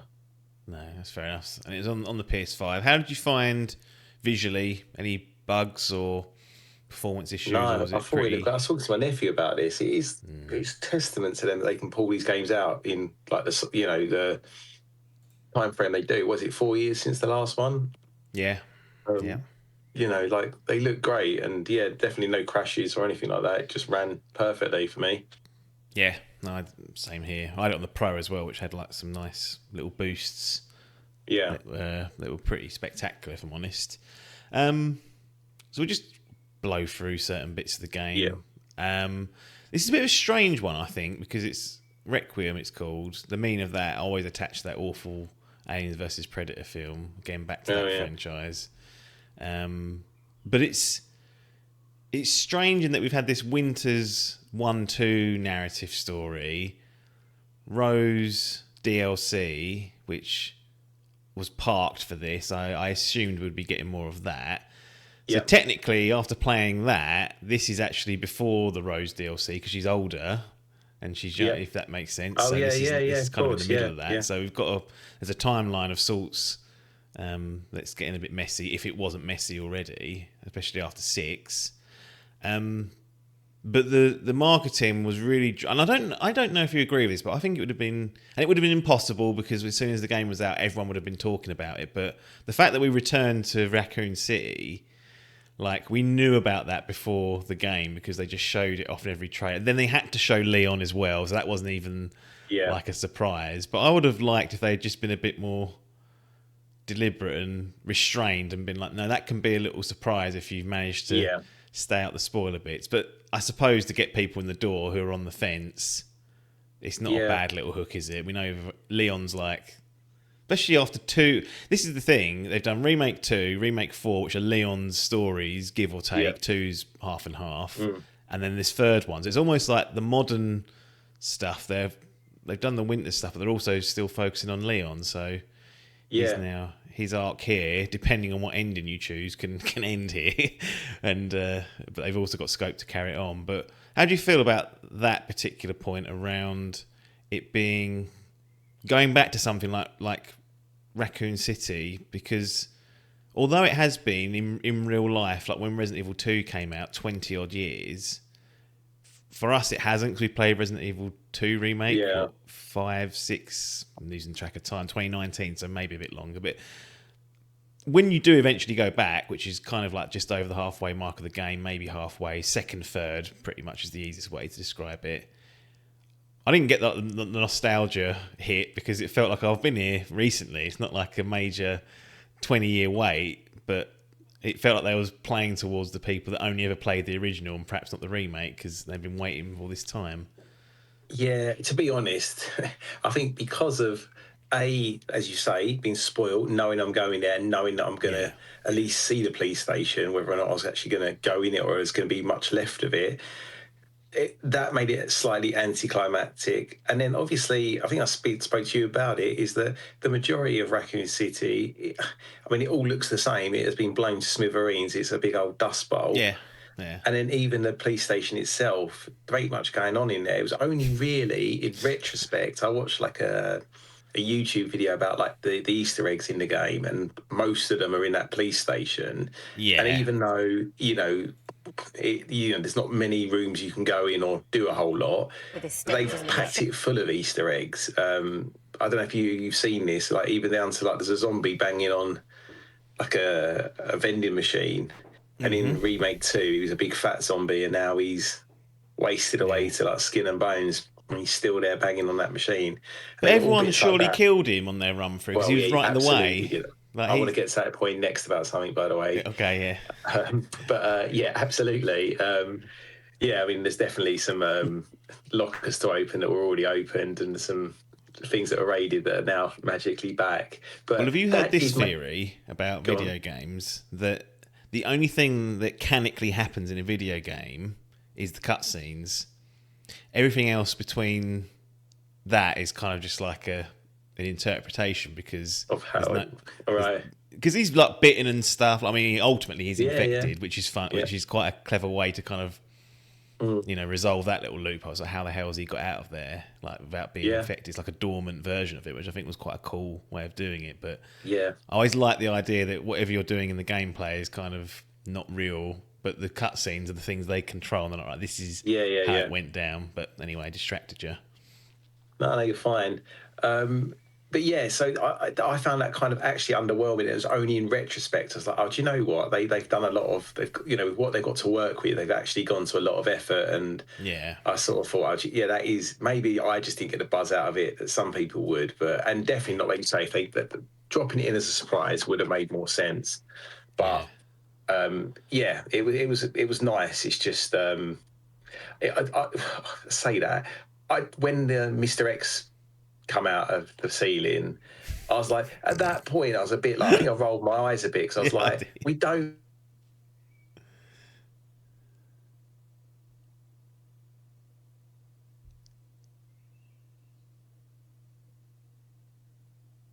I think we might have lost him here.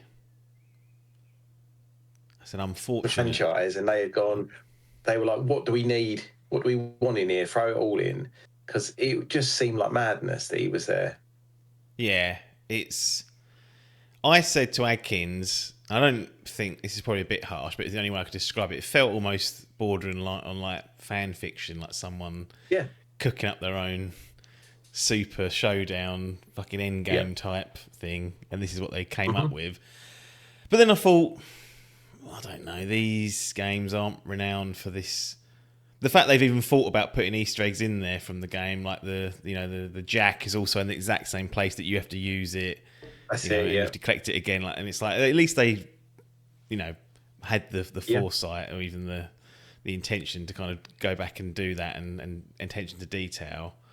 But ultimately, it's never been high bar, is it, for story? It just felt like this one, they were sort of trying to make it that, and I was like, you don't need to, you don't need it, but I suppose it gets a pop out of those that are really into the universe and whatnot. It's just not something I've dived deeply into, because it's just carnage from the first film. So And that's the thing. I think it was, you've got most of the games end mentally or have mental bits in. I mean, because there was another bit in this one where you were the bit where you were flying around Raccoon City on that motorbike with Victor chasing you. There's fucking like two stuntmen. I was like, hang on a minute. When did that Victor bother learning like to ride a bike? He's driving up a building at one point that's falling down. I was like, what is this? But as you say, they're not exactly games built on realism, but. This one was probably the most mental of all of the well, I say that half the game was. Anything with Leon in was fucking nuts. Yeah. Anything with Grace in was a little bit more grounded and a bit more like, I don't know, what you've expected more recently. Yeah, I agree.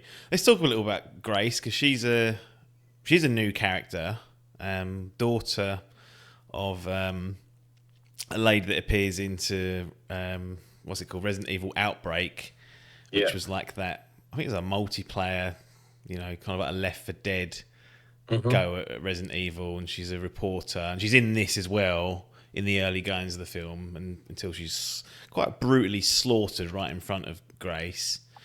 But Grace is an FBI intelligence analyst, and she acts like that. She acts like someone who's not out in the field, not really designed to be out here doing this sort of stuff, which makes me completely question whoever's running the department of the FBI. They're sending her out to this, like on her own, to this hotel where her mum was killed. So she goes back to the hotel where her mum is killed, sort of in like the opening sort of prologue area, and then has to like deal with this body supposedly that's there. I'm like, that's just poor management, like at all levels. Like sending her out on her own.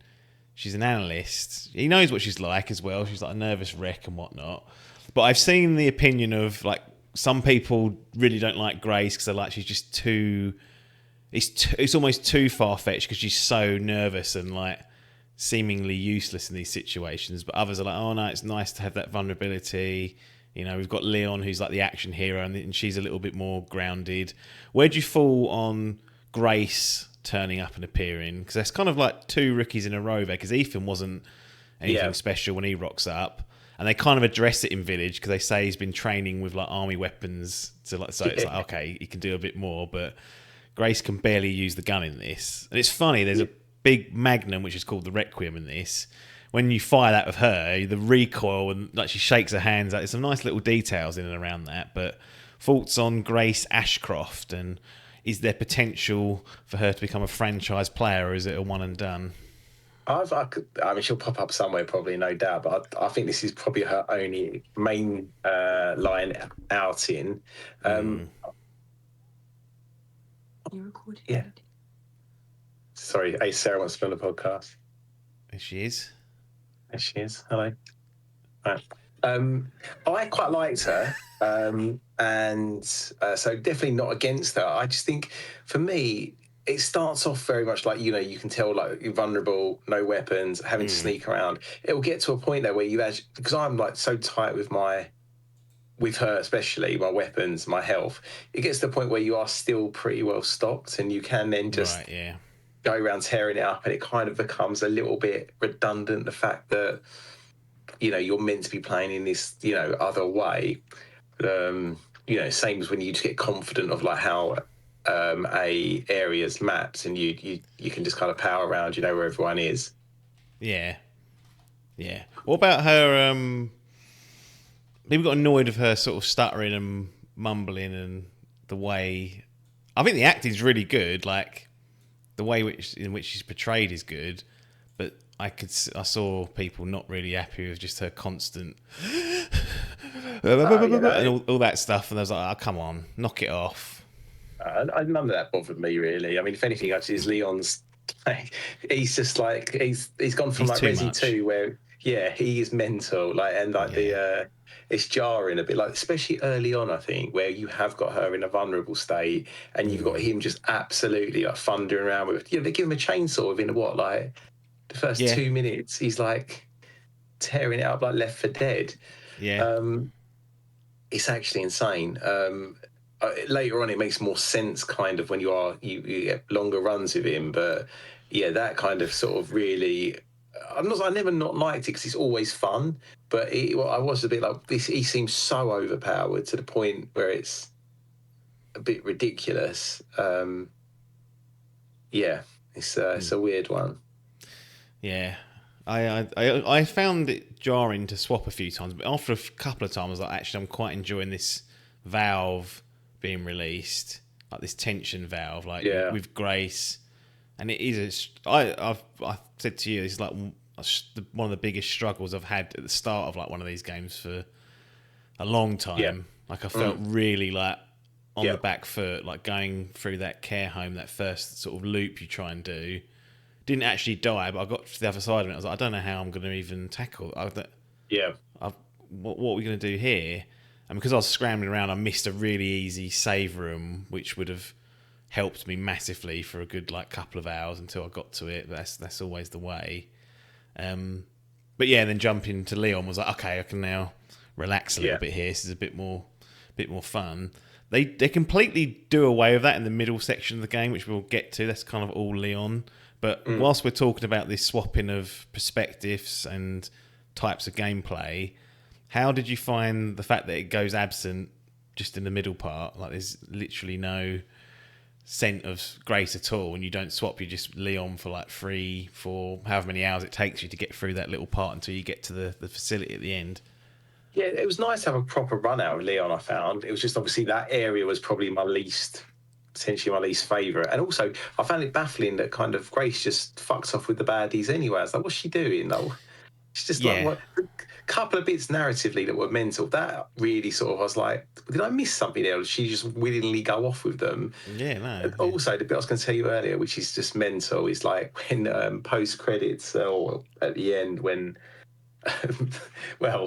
when that little Emily turns into a monster, I literally pumped about 8 rounds into her. Yeah. Definitely hit vital organs. Mm-hmm. And then Leon this kind of maybe what you were saying earlier holds true here. He was like, no, I didn't hit anything vital. She could be okay. Not only is she okay, she's back to being a little girl again with a bit of serum and living a nice little life. I was like, fuck off. I shot her in the face like 4 times.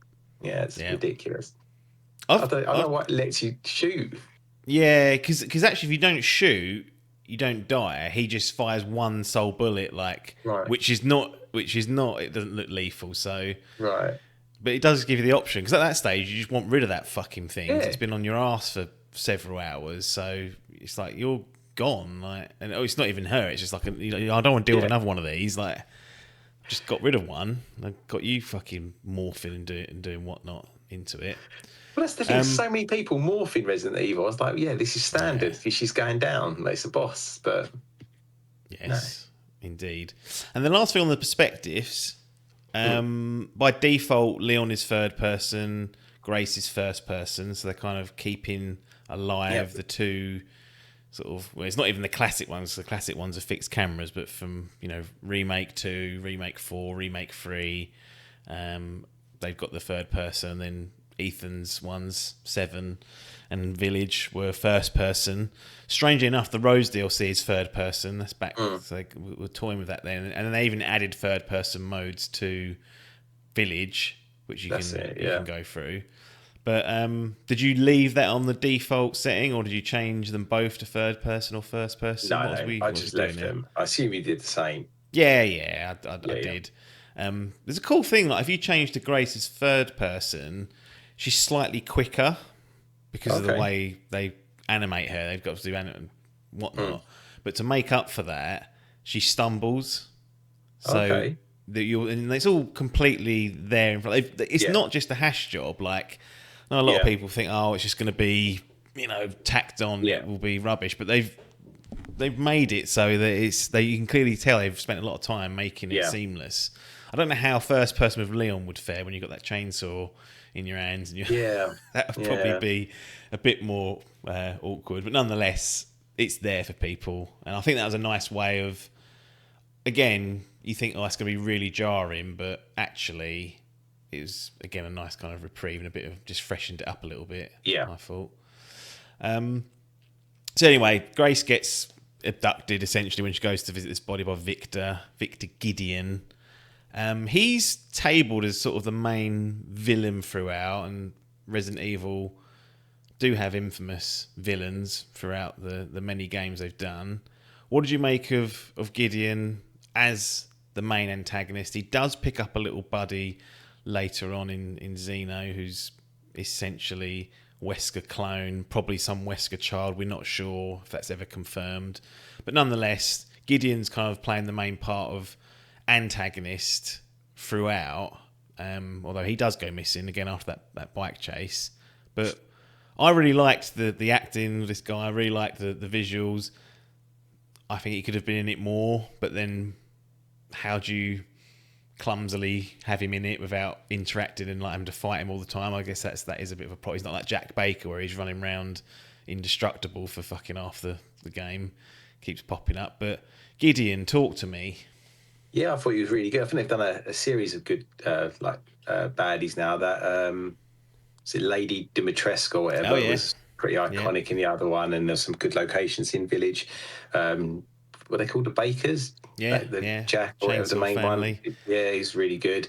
Yeah, and I think Gideon's very different, but very Victor Gideon, isn't it? Yeah, very. He's up there. He's decent, as you say. I think he has a lot of he has more to do in the beginning, which I guess makes sense. Like you said, they can't keep having him roaring around, otherwise loses any sort of well, it doesn't though, does he? Mr. X was there all the time, but he's not that sort of baddie anyway. But no, he was good, well acted.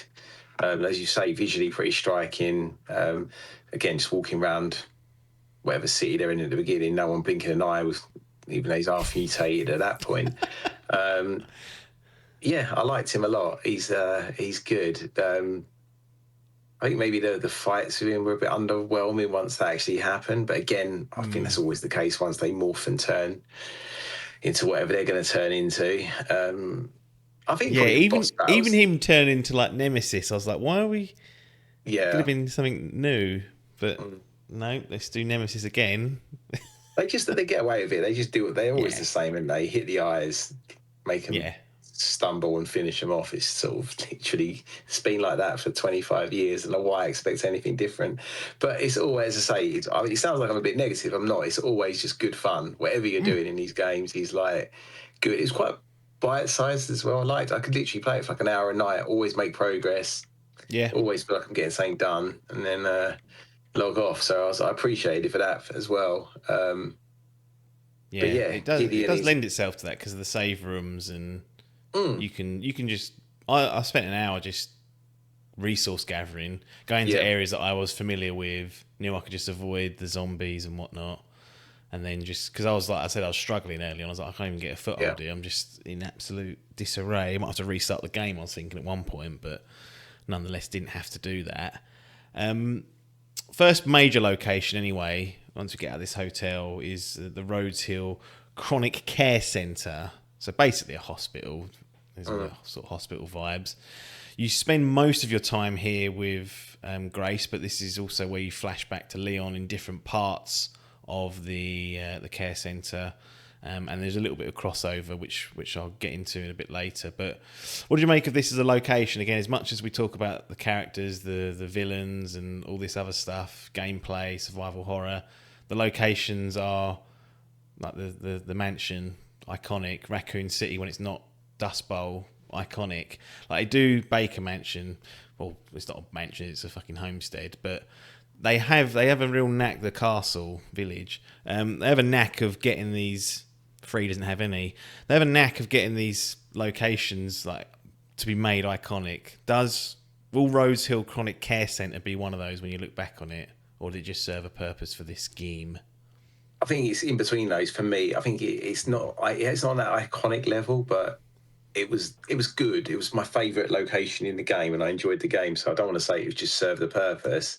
But I think maybe you just don't spend even though you probably spend the most amount of time there in this game, perhaps,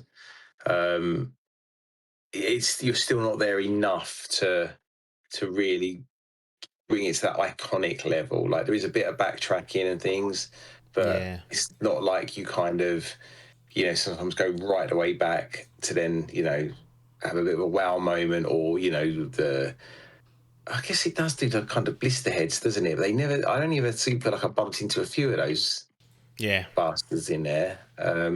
So no, I really enjoyed it. But it did again. This is kind of like when we got to Mr. X roaring around. I was a bit like, well, hang on a minute. That care centre seemed just like a bit of a take on the mansion, on the police station, but not to the same. Just didn't have that same level of being iconic. But yeah, if I'm being critical, it does just seem that like someone's trying to copy what they've done before. But they done it's a good job of a location for a Resi game. Yeah, I agree. I think it's it probably won't be one that's I remember and put off the top of my head, but the design of it I think is really good. How it's the shortcuts that you unlock, the way you trip over yourself when you come back through, it loops round. How it's designed, I think, is done really well. One of the main, I think the zombies in this are great. Like the stock sort of zombies. Then you've got the blister heads, which are, I mean, they're a take on the Crimson heads, absolutely no doubt about it. But they are unique, and they're a bit more grisly, I think, the way they fucking move and have some one-shot kills that will absolutely put you down. So they are to be trifled with. But it sounds like you didn't bump into many of those. But how do you feel about the zombies and them for blisters? Yeah, I agree with you though. This is because that was the thing with 7. That mold thing was fucking tedious, really, wasn't it? Like I think they had about 2 character models from what I remember. So yeah, going back to this, and I never really got on with villages, like how to the level they went with more, because they had like werewolves and stuff. Werewolves. Yeah, that's what I mean. I'm saying I'm slagging off Victor for riding a motorbike. I fucking was fighting werewolves 4 years ago. So no, I actually think these are probably up there. I really like the bit actually in Raccoon City where you had the I forget what you call them now, the like the army unit basically that was still able to like fire the guns and stuff. Although I think we said that I don't feel like your character's actually cut out to fight more humanoid characters, but I thought they were really good. The fact they could still sort of shoot, and that brought in a whole nother sort of type of gameplay. Then it's really good. Yeah, I agree. Yeah, they also have the sort of in a Mr. X style, but not quite. This thing just called the Girl, which is seemingly in the same cell block as Emily, and actually once you kind of go down there and you figure it out, she's the girl that's mutated into that, because there's a big rip in the roof where she's got out, and then beneath where the guard was, there's a rip there where she's come out. So they introduced the girl actually quite early when you first get there, and the main mechanic behind the girl is sort of unbeatable until the game's got to the point where it wants you to kill her, as part of a boss type thing, but is afraid and damaged by not all lights, because seemingly doesn't care about that flashlight, but you switch the lights on in a room and she won't go in there. And not as present as Mr. X either. Seems more scripted in that she's just not roaring around left, right and centre. It's for specific moments in the game. How did you find the girl as a annoyance, an obstacle, something to work around, and then the fact that she actually isn't present all the time? Like, it's very like, okay, she's going to be here for this escape, for this area, but we're not going to have her up your arse all throughout the care centre. Yeah, I enjoyed her actually. I thought she's pretty decent. Like, not Mr. X levels of antagonist, but really good. Freaked me out the first time I saw her. I was like, "What is this?" She reminded me a bit like that baby thing out of 8, and I was like, "Oh, come on, why are they throwing this in straight away?" And then I sort of realised, she's going to be a bit of a consistent, and probably loses a bit of a scare value, because, like you say, you kind of, they telegraph her coming, and you've got like a section with her or whatever, and as it's relatively easy to avoid her for the most part. There's a couple of sections where you have to kind of wait and make a run for it. Those like sort of plant works bits, I remember it being quite good. But no, I thought she was decent, mate. Fucking hideous. Yeah. I wasted, you only get one Requiem bullet. I fucking stuck that in her the first time I saw her, and I was like, well, that was wasted. Yeah. Yeah, I think I used it once, and we'll get to it, like when you're trying to open the roof. I think you almost have to, because you've got to switch on these three generators, and she's like there, and I was like, I'm going to have to use this here. But by then I'd actually crafted 4 or 5 of them, so it wasn't a big deal. They also, there's this random, I think they're called it's called Chunk, but there's this big blob that appears just throughout the game, and like when you're getting one of the classic thing is you're locked inside the care centre, you need to get 3 objects to open the door to get out, and on one of them this big blob just comes crashing down and like takes up, you can't fit through the doors very well and whatnot. But I didn't really have to interact with that sack of shit, other than like there's one bit where you've got to take Emily, who's blind, that's kind of like her thing, to go and figure out the puzzle, because it's in braille or something, isn't it, or what they call it? No, it's braille, it's probably the wrong word, but braille, that's it, that's the game braille. It's in braille, and only she'll be able to read it, and then you can unlock the puzzle. But he appears back then, you kind of just sneak around him. You can kill him, like you can pump 2 or 3 of those injectors into him and that'll kill him, or the Requiem, I think if you shoot him enough times it'll put him down. But he didn't seem necessary to me. I was a bit like, you don't need to be here, like you and he wasn't there all the time either. Like I said, he disappeared and then just came back. But Chunk, not a fan of personally. Been him. What do you make of all the tools you get with Grace? Obviously, you've got the handgun. Don't get many bullets really at all. You can collect blood at some point and start to use that for crafting. I wasn't a great fan of that. I was like, why are we adding another... It makes no sense. Why are we adding another material to have to worry about resource? I was happy with just finding gunpowder and scrap. That's fine. That's whatever. Yeah. And then you can craft like these injectors that stealth kill them instantly, and they also kill the blister heads, stops them from coming back. So there's a little bit of like, they're like, oh, do you want to use them or not? Molotovs. Later on, you get acid, etc. Acid, that's good. So Grace is like a toolkit as you slowly build up throughout the game. Talk to me. Yeah, I didn't mind it. I just thought it was a bit. I just couldn't. My head just couldn't work out what was actually doing it, collecting blood and turning it into bullets. It was just baffling. But I really like you said, the Molotov, the acid particularly. I like, especially on those what are those fucks called at the end? Liquors. Yeah. What are they doing back? Yeah, they're back. Yeah, and the injectors that to be honest, I used it by mistake once on one that was already down that injector, because it just had the R2 sort of like thing come up, and I was like, oh, but you might have come back as a blister head, so you may have saved yourself. But it annoyed me, so I restarted that load because I ain't wasting that. So I didn't use them until later, but I found them really handy again in that sort of dark area down where the cells were and stuff. Yeah. So no, I liked what you could do with it. I just thought it was a bit of a weird game mechanic, but it was fine. Like, because there was bits where sometimes you wanted to quickly collect some blood, and there was like zombies off doing their thing, and you just felt a bit, you crouch down. He's like, come on. So it kind of made for a fun mechanic. It's just a bit like, what we doing? But yeah. The care centre is kind of split into 2 sections mainly, if not 3. As you're escaping, there is like a third part to it before you leave the location, which we'll get to. But there's a part where you jump down into the basement. Yeah. I think it's to rescue Emily, isn't it? She's been snatched. That's it. By the girl, and you're in this underground basement. And there's power plugs you got to get to unlock doors, and then unlock her cell eventually. I think you collect 3 of them. And need to power everything on. But the girl, that's one of the areas where the girl's pretty present. Still not 100%, but more present, and there's more zombies, and there's other bits in there. I really liked that area because it was... I mean, there's a bit where you think you're going to get the final sort of power cell, and it's just across this like little river of blood, and then you realise, oh no, I can't actually get to it from here. I'm going to have to go all the way back round to an area I've already been, use the key to move the forklift... Then go through that area, and then you get to this whole set piece where there's a grinder and all sorts to deal with.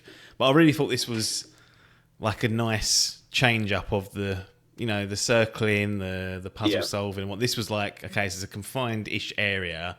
I know the task here, and you've just really shocked me by letting me see my objective, but I have to go back through an area which I had just scrambled out of 10 minutes ago, and now I've got to go back through and deal with more to it. I really like the bit as well with the zombies, all hanging in the bags or whatever they were. Like they grab you as well, didn't they? Yeah, you get too close to them. Shit me up. Yeah, there's some really good. I think because the thing is, when you spend time in a location, you become really familiar. Then you forget, like you say, like they move you around a lot, even with Grace. Like just going from that area to the little house next to the with the helicopter guy looking for the key, and you're in there for a minute, and they really do kind of shuttle you around after that for the care home a lot, and they're all actually quite good locations. Yeah, I agree. Then you move into like the final bit of the care centre bit, which is, I don't know where it is. I couldn't really work out what they were, like a water treatment or some underground-ish area nearby the grounds, because you try and escape in the helicopter. Absolutely thought that pilot was going to betray us, but didn't actually. Just got wiped out as we were trying to leave, as you'd expect. And that's when you finally get a chance to kill the girl, is to open the skylight, essentially the roof on this facility. The light will come in and kill her, but to do that you've got to go underground again and turn on three of those little bits. That's when Emily turns as well, so you realise that she's been infected with it all. But that's sort of like the crescendo of it. Any thoughts on finally getting rid of the girl? Yeah, it was good. I didn't really enjoy, because that was like, you kind of knew immediately there that was going to be a bit of a stealthy bit. It kind of shows the girl almost all stealth, and I was like, and I was like, okay, I know what this is going to be. I really like that area. I think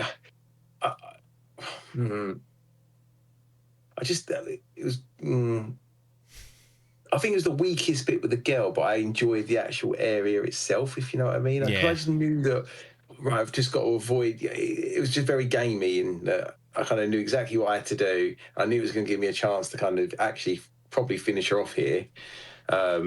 And it kind of went the way I thought. But it is a good area, though. Like I said, they're all very good. And that as well was a good one. It just led to the most. I literally laughed out loud when she turned. I shot her. Shot her in the head. And then when she was coming back, Emily, this is at the end. I was like, I couldn't believe what I was hearing from Leon. Yeah, he's pulled it. He's that skilled. He can non-lethally just put a mutant down. So throughout this, you're playing as Leon during like much shorter sections than you are with Grace. Some of them are as like short as like 10 minutes. Like kind of swaps back and forth between them. And this is where I was a little bit like, you did it and then never did it again. I didn't understand why, but there's a point where you come back as Leon and you go through, for once, the same areas what Grace was going through. All the items, zombies, the status of that area is how you left it as Grace. Yeah. And I was like, oh, this is really cool. I can open things that she couldn't. There was like, you've got a crowbar or something, or I think it's the axe he uses, isn't he? Which is actually quite cool. You can open like doorways and cupboards and bits and pieces and get more resources. But I was like, okay, if I've got to come back here as Grace at some point, what I'm going to do is I'm going to open up everything. Things like bullets I don't need. So I purposely left items to do that, and then I could pick them up and whatnot. And I was like, great. This is like, we complained about Resident Evil Remake 2. The one thing we always get hung up on is how the two campaigns just aren't compatible. It's just it doesn't make sense. Like there's characters dying and you're fighting the same bosses sometimes. It's like, well, this is not a fluid thing. This is clearly just a chuck away version of it. And I was like, oh, here they've done it. This is it. The blueprint's here. We're going to be going back and forth between these areas. I'm going to be able to strategically think, oh, I'm going to leave that there. If I come through as Leon, maybe I'll kill more things like the blister heads, take them out of him, so it's easier with Grace. I was like, this is great. And that's the only time it happens throughout the whole game that you're in the same location. And I got to the end and I was like, you had it. I know it's hard to design a whole game around that, but I really was a bit crestfallen as I went on to the game. I was like, we're not going to do this again, are we? You've finally done... This is the thing that Resident Evil 2 original people always praise for, that you can open lockers and then choose to take or leave items, and there's there's that crossover. I was like, finally they've done it properly, and it's for one bit, and it's towards the back end of the care centre where it's actually less important with Grace than ever before because you're quite capable at that point. But any thoughts on that? Only that's I can see why that would irk you so much with that brain of yours. Ironically, I know exactly what you mean, and but me being me, I just literally wandered around, went up some stairs, and then went to a cutscene where I was in Gideon's like room, and I was like, I get the feeling because I did, even with that little bit, there was a couple of lockers, whatever. I jimmied open with my axe, and I was like, oh, I get this now. I can actually go back and go. So I knew there was obviously several of them elsewhere that I could now go and do. But I got a cutscene. I was like, am I going to reset and just do it? And I thought, oh, do you know what? I'm with Leon anyway. He's got fucking so many bullets and whatnot. What do I need? I never actually clocked that was. I mean, it wasn't that way anyway, but I just didn't even think of it like that I'd be going back through with Grace and then I could actually leave things. So I just roared on at that point and was like, well, I probably am missing out a bit on here, but let's just keep going. So, blew it anyway. That's fair. Yeah, because I think with Leon, I went and killed that chef.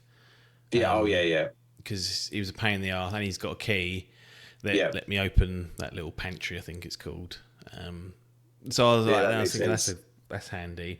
I should have taken it a step further, just wiped every living thing out there. But that bit again, it happens at a part where actually, when you come back for his Grace, you're pretty much done. You're just gonna get out of there essentially at that point. But nonetheless, the idea is there, and I think if they ever do another dual protagonist thing, explore that more, like that back and forth. You can really do some clever things then.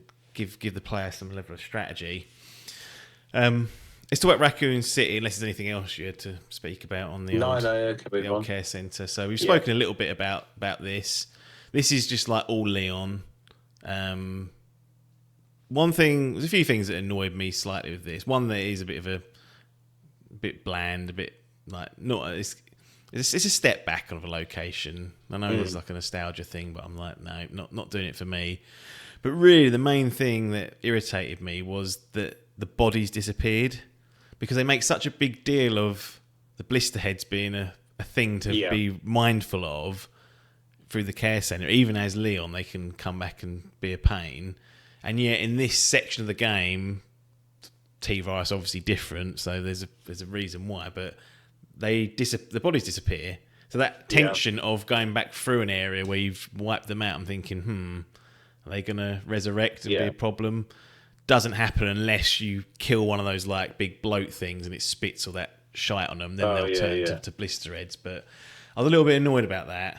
And I felt like it dragged a little bit. There's a definite sagging in the middle of the game. But what say you about Leon in Raccoon City shooting out glass beneath zombies? That was a highlight for me. Oh, that was good. I thought he started strong that area with the spider boss. I enjoyed that fight. Yeah. That was like old school, like Resi. I was like, this feels like proper throwback to like when you're fighting plants and shit. Like exactly. The glass bit was brilliant. I forgot all about that. So I mean, you kind of are sections where you just done. It's like that was really fun, and you never see it again. That was really good. I mean, I feel like they obviously decisions like that we were talking about, very intentional. They're telling you like how to feel and how to play and what to do in these bits. Like the fact that you kind of you get that little device that then tracks your kills and you've changed. Suddenly goes for points for weaponry. It's like it's just such a different vibe instantly. You're like, okay, I kind of get what I'm meant to be feeling, doing, how I'm meant to be playing, gung ho. Like kill everything. You realise there's loads of enemies here, so I might as well just wipe them all out because it's clearly how I'm gonna, be rewarded. So frustrating with like they say like the zombies not appearing, so there's not that tension. But they don't want you to have that tension. They want you to run and gun and move on. But I agree with the actual whole area. It reminded me quite a bit of like my least favourite bits of Last of Us 2, like the semi-open world bits, just doesn't work. I'd much prefer like a tailored approach in these games, like structured and, telling me where I'm meant to be going, not having me have that kind of semi-autonomy. I just don't want it in this. Yeah, going to collect like 3 parts of a bomb in whatever order you want. It's kind of you kind of soft locked in some areas, but generally there's a little bit more freedom there.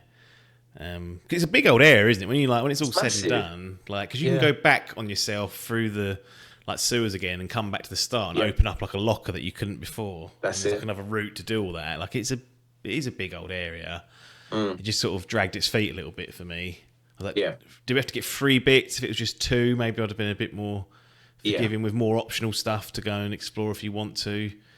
But yeah, it was interesting. And you end up at Raccoon City.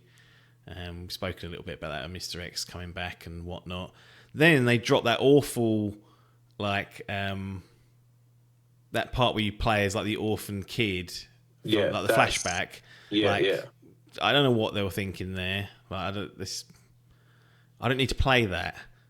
No, because you can't do anything. That's like proper old school, like walking sim. There's no interaction. You have to just wait at the right points, move at the right points. Well, it's an auto fail. I died at one point because you have to go through this corridor, go to a doorway. The little like mutated kids turn around. You have to run away and hide again, and then go back again when they disappeared. And the first time I just thought, I don't know what I'm supposed to do, and they caught me. But I didn't like that bit at all. I was like, this is a real... Yeah, I agree. What playing it. I felt like, to my mind, it was like, like in the other ones recently, you had the Doll's House, and I don't know if you had something in 7. Or it might have been in Winter's expansion. You kind of went back there, but there was those mannequins that would move. Do you remember there was like the baby in the first one, and there was those mannequins that would like move when you looked away from them. I just felt it was like their version of that, and it just didn't have the same impact. So I agree with you. The only thing I'd say is it was a relatively short area, so I was like, right. Well, if you don't fuck it up like I did, it's not. I got caught out once because like you kept having to hide under something. There was like clearly somewhere to hide under, and there was one bit where you did just have to duck behind something. I was like, well, hang on, now there's nothing here for me to kind of interact with. Got snarled up and caught as well. Yeah, it's not ideal. You work your way towards the facility. There's like a little bit before that where you're sort of heading towards the doorway, and there's like these plant enemies to kill. Oh yeah, and there's a plant boss. I wasn't overly thrilled with that, but I was like, okay, something a little bit different. But yeah, that sort of concludes Leon's main bit, and we've mentioned the motorbike chase. I don't know if you've got any other thoughts on that craziness. Like, you don't really steer it. You don't really have to. You can, but you shoot, and it kind of auto drives. And then there's like a duel at the end, and then it proper goes into like mad Resident Evil for like that 10 minutes or whatever it is. Yeah, it doesn't outstay its welcome. It is fun. It just seemed a bit narratively mad. Also, then that bit like where you kind of go through the train and that, when you find the underground base, it's just like he's found this by chance here. He's fallen about 100 times. Like, he's just landed exactly where he needs to. I was like, I don't know why I'm questioning this game because they never make much sense. But I was like, this is bordering on insanity. Another base underneath Raccoon City. What's going on? I know. It's just another facility just buried away underneath these places. It's there though, isn't it? Yeah, got to kill Mr. X as well, or another version of Mr. X. He's already been dealt with. So again, that was an okay. But I think overall the boss battles aren't peak. I think 7's some of those. I always remember that crawling one that you're like chasing around the greenhouses and it goes under like little tunnels and stuff. It would just like be above you in the corner and you'd be like those were like, there was some good stuff in that. Whereas these were very much, I felt like paint by the numbers, heavily mutated things that you just shoot the weak points of and maybe you'll parry occasionally or dodge if you need to. Yeah, I agree. Because the only thing you fight with Leon, he just seems... There's no fear there, is there? Like, that Mr. X was a fucking nightmare in 2. In this, he's just... Maybe it's supposed to be. Maybe it's supposed to be like people's got trauma about it, and this is how you get over your trauma as players. You can just decimate that makes sense. Absolutely. But you still have to run away from him once when he comes out the roof. There's no dealing with him there. That's true. You still have to do that. I think Leon just missed his warm-up, though. Just needs to kind of stretch his legs a bit before finishing him off. But yeah, I agree completely. There's just nothing wrong with them, but they are like kind of bog standard, really. Like just having Mr. X, like just have someone new. Like, you don't need him there, really. Yeah. It was a greatest hits, this game, wasn't it? Like, absolutely. Yeah, I wasn't enamoured with any of them. But my favourite boss was probably the in the church with Leon. You know, back when the helicopter crashes. Oh, you yeah. kind of got that standoff there with all the sort of creatures, and they turn into beast heads, and you got that big fat fuck. Yeah. That was my favourite, probably. I've always liked that sort of thing in survival horror, where you just kind of got bed down in one sort of like room or series of rooms and just got to fucking wait. Yeah, it's fun. Yeah. And we get to the facility, which is called Ark. And we get a little bit more of we get the actual specialist like army guys coming. Like, you fight actual humans that aren't mutated. They're special operations outfits sent to, as usual, sort of clean up the mess that's being created. And then we get the lickers back, and we've got the zombies that we'd seen from the previous sort of encounters in the care centre and beyond. But thoughts on Ark, thoughts on those military enemies. So you do a split of perspectives where you change to Grace at some point and then back to Leon, and vice versa, as you get to the crescendo of the game. But yeah, talk to me about Ark as a closeout. I really enjoyed. I thought it was a really good sort of area. I like the human enemies a lot, and I love the fact that maybe I missed a file or a cutscene or something, but I found out just by luck that you could shoot the lickers out of their like containment things and actually get them to like fuck up the humans, which I really liked. I love things like that, like The Last of Us Part 2, and I think the DLC edit where you could like throw the bricks and get the clickers in to take the human. Yeah, I love all that shit. I love all that. The only thing I'd say is that I just don't think Leon or like your character is really cut out. I really struggled in some bits in there with the humans. Like, I just felt I wasn't. They're deadly. They are deadly. That's what I mean. I was just getting absolutely like fucked up, and that I struggled with. I remember getting quite frustrated one night. Just like it goes against everything like in how you deal with it. Like, there's that bit where those kind of enemies were like across that void.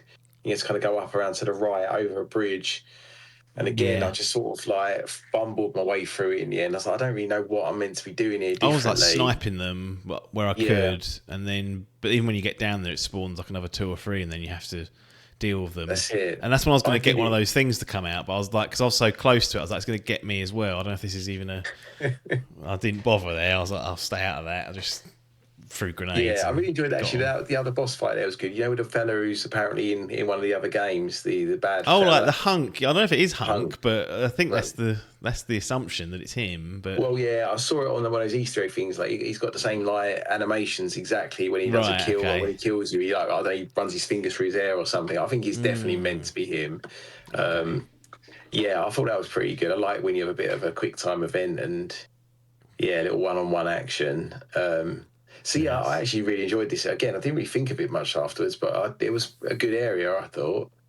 Yeah, I came in clutch because I'd saved loads of those injectors, not intentionally. I just hadn't used them, so that made that part of Grace a little bit easier. And then you get access to the acid that you can get the clickers with, and you can kill two for one if you're smart with that. Yeah.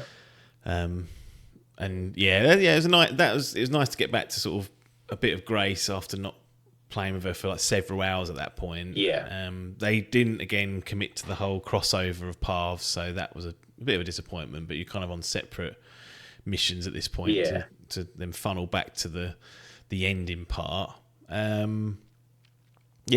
How do you feel about, as we start to talk about the back end of it, like the Adkins story is like there's this Elpis thing that Victor's trying to get. He thinks it's a super weapon or a bio weapon.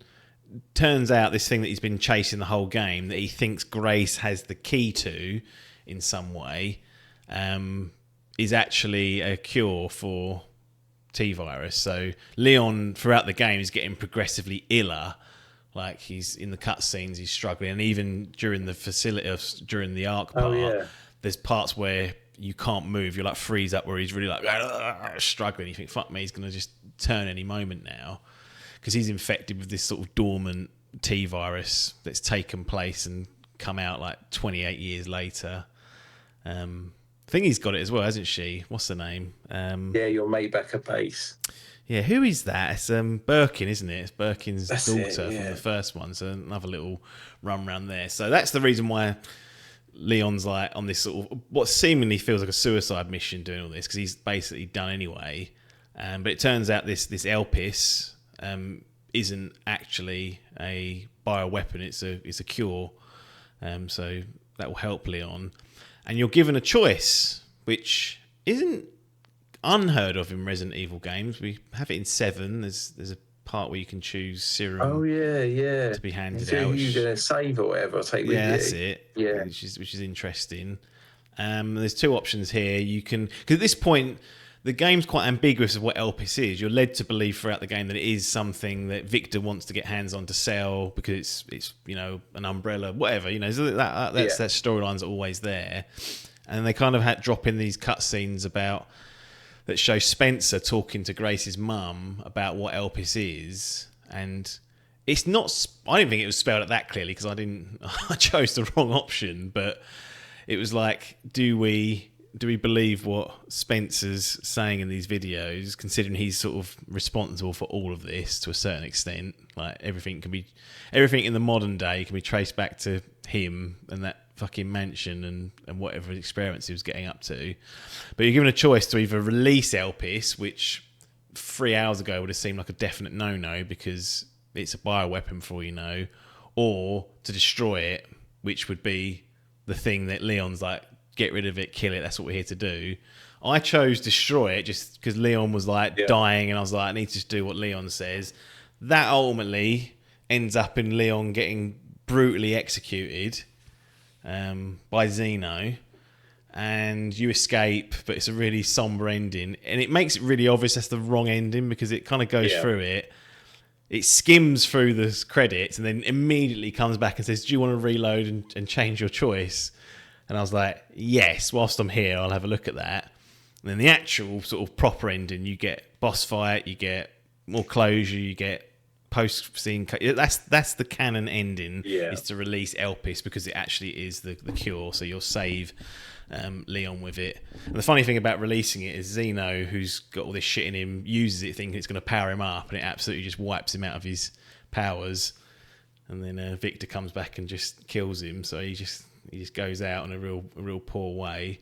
But going back to the point at hand, choice making, and then the sort of ending sequences of what it led to. How do you feel about all that? Yeah, it's good. I did the opposite. So I loaded up release, right. And then I loaded up destroy, and then I just thought, hang on a minute. I don't know. Something just made me go with the other one. I think maybe just think that I'll choose the wrong one first, and just for the comedy, right? And it kind of put me onto the. But I didn't know obviously until you told me at the end at the other end. I just assumed at that point, I don't know, it wouldn't let me do it, or I don't know what would have happened. But so I had to watch the other ending on YouTube.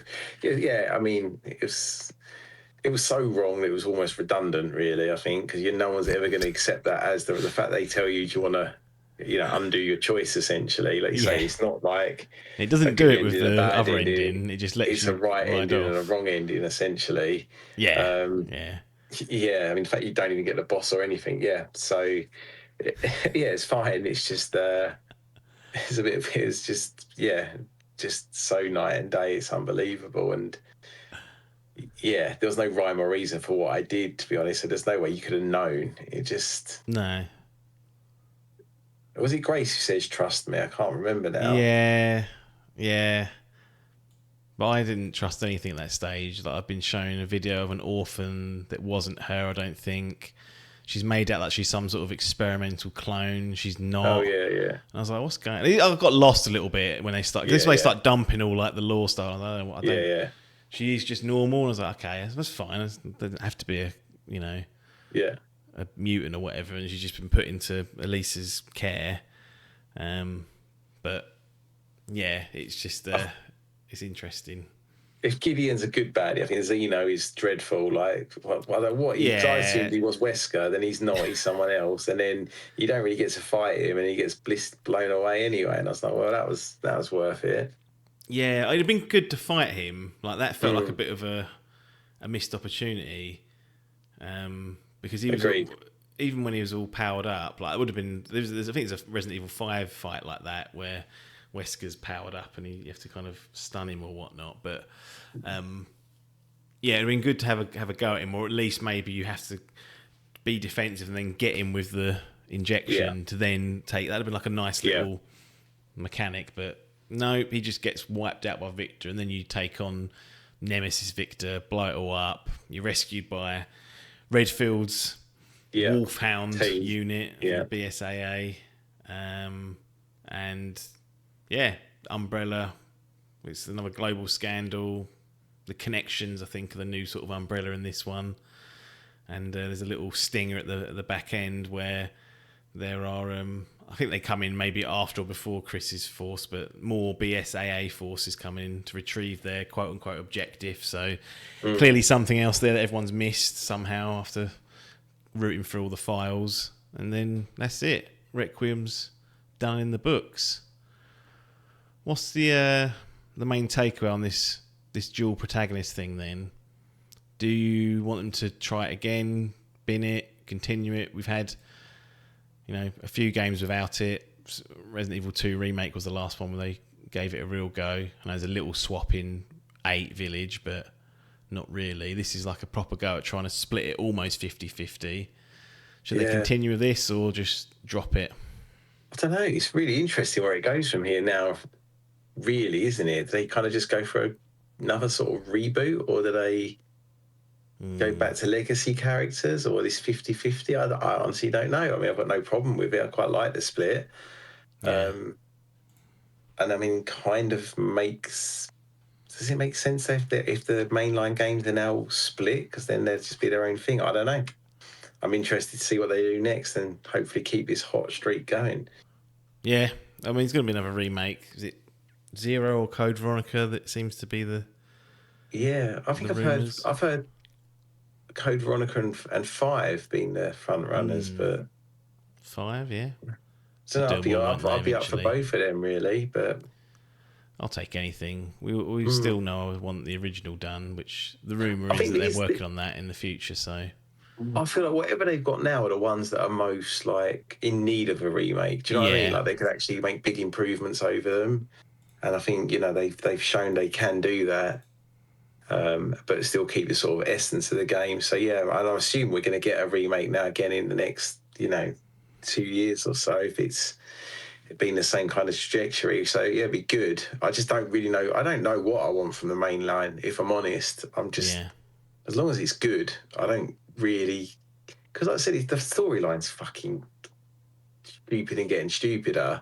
Like the fact they put so much, as much as I love Leon and Chris and that, they're fucking all ridiculous. You know what I mean? They're like the same fucking characters that are running around that police station, that mansion. I don't really care about them. Bring back fucking Barry and give me a full game of him. Like he's in Revelations, wasn't he? I don't know, but still, the community got all sad because I can't remember now. You had to make a decision. You had these decisions back in the first one. Actually. There's one in those that can really go wrong.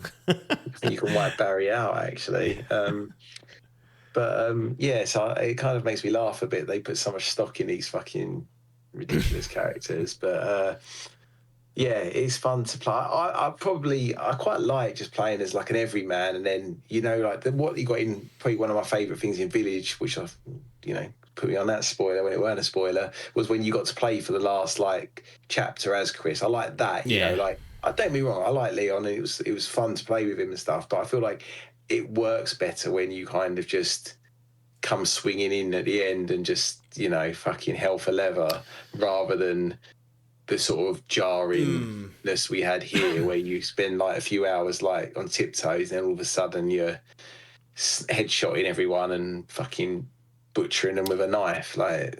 Do you think you would have preferred it then, so that you play through just as Grace start to finish from her perspective, quote unquote, then do the ending, it goes back, and then you do the Leon? So it is 2 campaigns, but it's just segregated, so then you're just in a flow, I guess. Would that work better for you? Potentially. I don't really know, if I'm honest. Just maybe going back to the beginning area might then just be a bit feel a bit of a step back. It's hard, isn't it? I don't, they're the designers. I enjoyed what they did. I don't honestly know, but Leon's bit would only be about 25 minutes to 45. Wouldn't it? It'd be quite short. That's the thing. I guess that would be the thing. If you're doing it that way, he'd be fucking jumping around all over the place potentially. Be a bit yeah, I don't know. They obviously have to change a lot of things because they do come together every now and again, don't they? For a second. Yeah. So yeah, I honestly don't know. It's fine. What they did is good, and obviously it's a nice change again. Oh Just yeah, leaves them with a bit of a. I mean, it's a nice problem to have. Like, what do they do next? But I'm sure I trust them. Is whatever they say. Yeah, like I said, one of my favourite things is the fact they didn't just do a third with Winters. They've just gone, fuck it, got something else over here. Let's go with this. They even signpost that in Village. Say this is the end of the dad's story or whatever. So I really didn't believe that. I didn't either. I was like, you've got something, and they gone, no, that's gone. Yeah. So Winter's dead, but Rose still knocking around. So she's in the wings. Yeah. And technically, timeline wise, it's in the future. So and she come and she's like ultra powerful. No, I won't get into that. That's it. She's literally got magic powers. At this point, like she was. Yeah. She's like mold or that's just another. That feels like a completely different series almost. 100%. Yeah, you know? Yeah. The enemies are so different. Yeah, 100%. Like the whole lore, what's going on? But that's what I mean. That's what I like about it. They don't really. I know they try and tie it together, and everyone's someone's kid, but you're like, none of it makes fucking sense, and none of it matters at all. You're like, I kind of remember that name, Ashcroft or Kennedy or whatever. It's just, but I don't know where. It doesn't really matter. Indeed. Any other thoughts before we do this ranking list on? No, ranking. Let's do it. Okay. So here's the games. These are all the RE Engine Resident Evil games, which starts from Resident Evil 2 Remake, Resident Evil 3, Resident Evil Biohazard, Resident Evil Village, Requiem, 4 Remake. They're the Resident Evil games. Then you got Dead Space, Callisto Protocol, Alan Wake 2, Silent Hill 2. I think it's easy if I just say one by one randomly, and you'll put a number. Obviously, the first one to go first, then you go above or below. We'll slot them in that way. Fuck yeah! All right. So let's start with. Let's just pop Resident Evil 2 up there. That's a nice little benchmark, isn't it? Well, that's probably on the higher end. That's probably actually. Well, I think that's a halfway to. Because they'll all be below it potentially, but so. Resident Evil 2, and let's go straight in for the jugular and do Silent Hill 2 remake. Sort of the two second entries. Silent Hill 2 above or below Resident Evil 2? That's fucking horrible. I'm gonna say below, but that I might have to come back to that one. That's probably the hardest choice I've got to make, if I'm honest. All right, that's good. Alan Wake 2 next. No, that's not the hardest choice.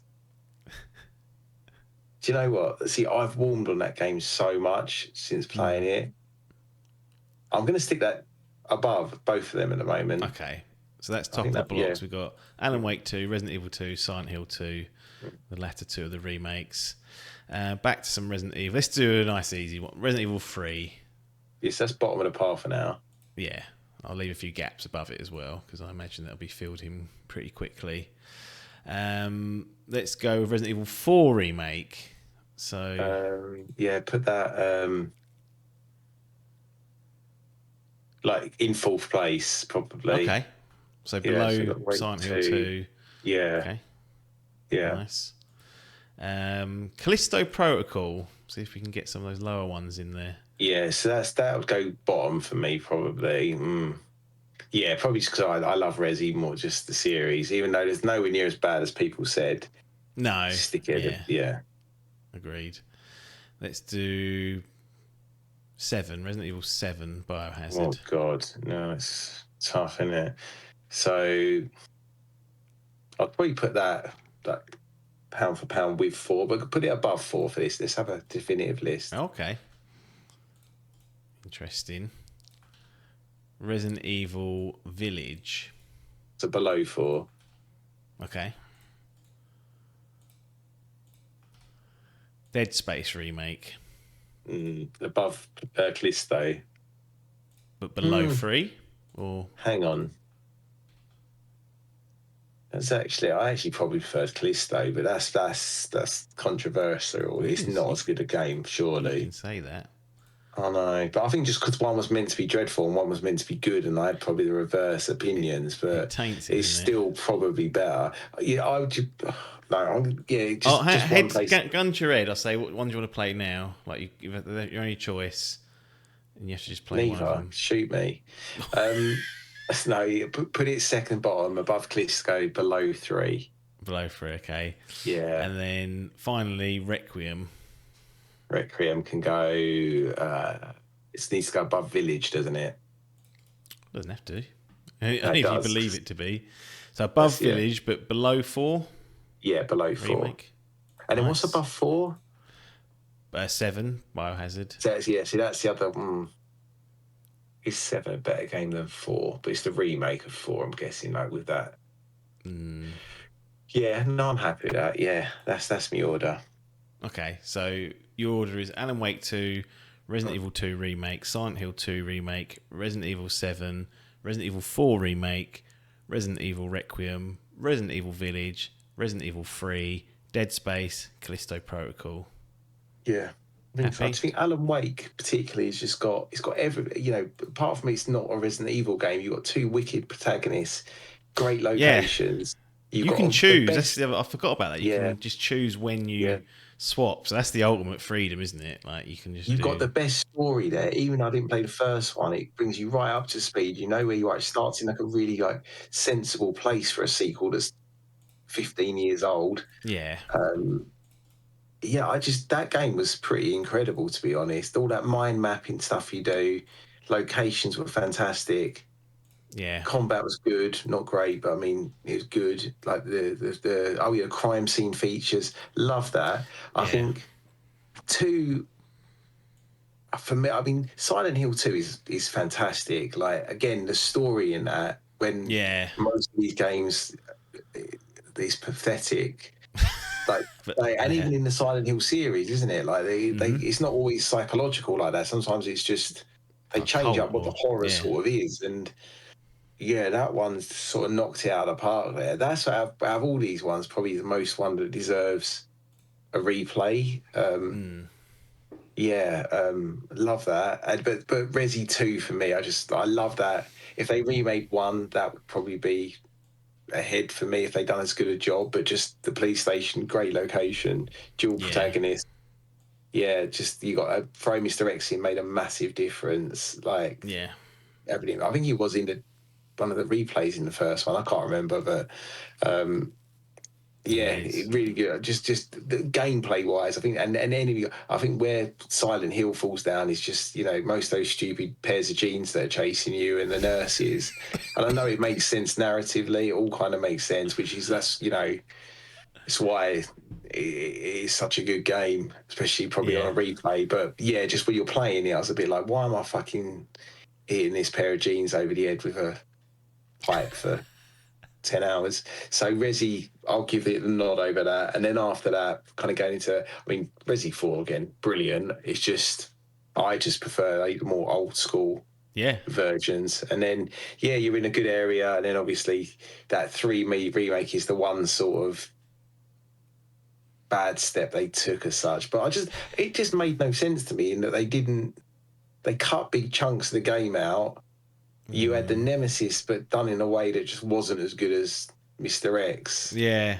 And it felt like it was really short. I think it was like 8 hours. I don't know. It was. And it was full price, like a year later. And it was like, hang on, what are we doing? It was a bit of a... Because the rumour was they were going to be a double pack, which would have been... That's it, which would have been fine then. You're like, great, I'll pay 60 quid for that. Yeah. But no. Yeah. Just seemed weird. Just seemed with the care and attention to 2, that one just seemed a little bit rushed for no reason. Yeah. No, I agree. Yeah, I've got it. Go on. Alan Wake 2, top of the blocks. I've then got Silent Hill 2. Yeah. Then Resident Evil 2 remake. Then Resident Evil 4 remake. Yeah. That's like the top tier. If I was going to tier them, so they're I've got way ahead. No problem with that. Yeah. Then I've got Requiem, 7, Village, Dead Space in sort of the next tier down. Yeah. And then I've got Callisto above Resident Evil 3 and sort of the back end of the tier. So not totally dissimilar. Yeah, no, it's I think it's very similar, to be honest. I think the tiers are almost the same, aren't they? If we were to split them out, that's what we've got them.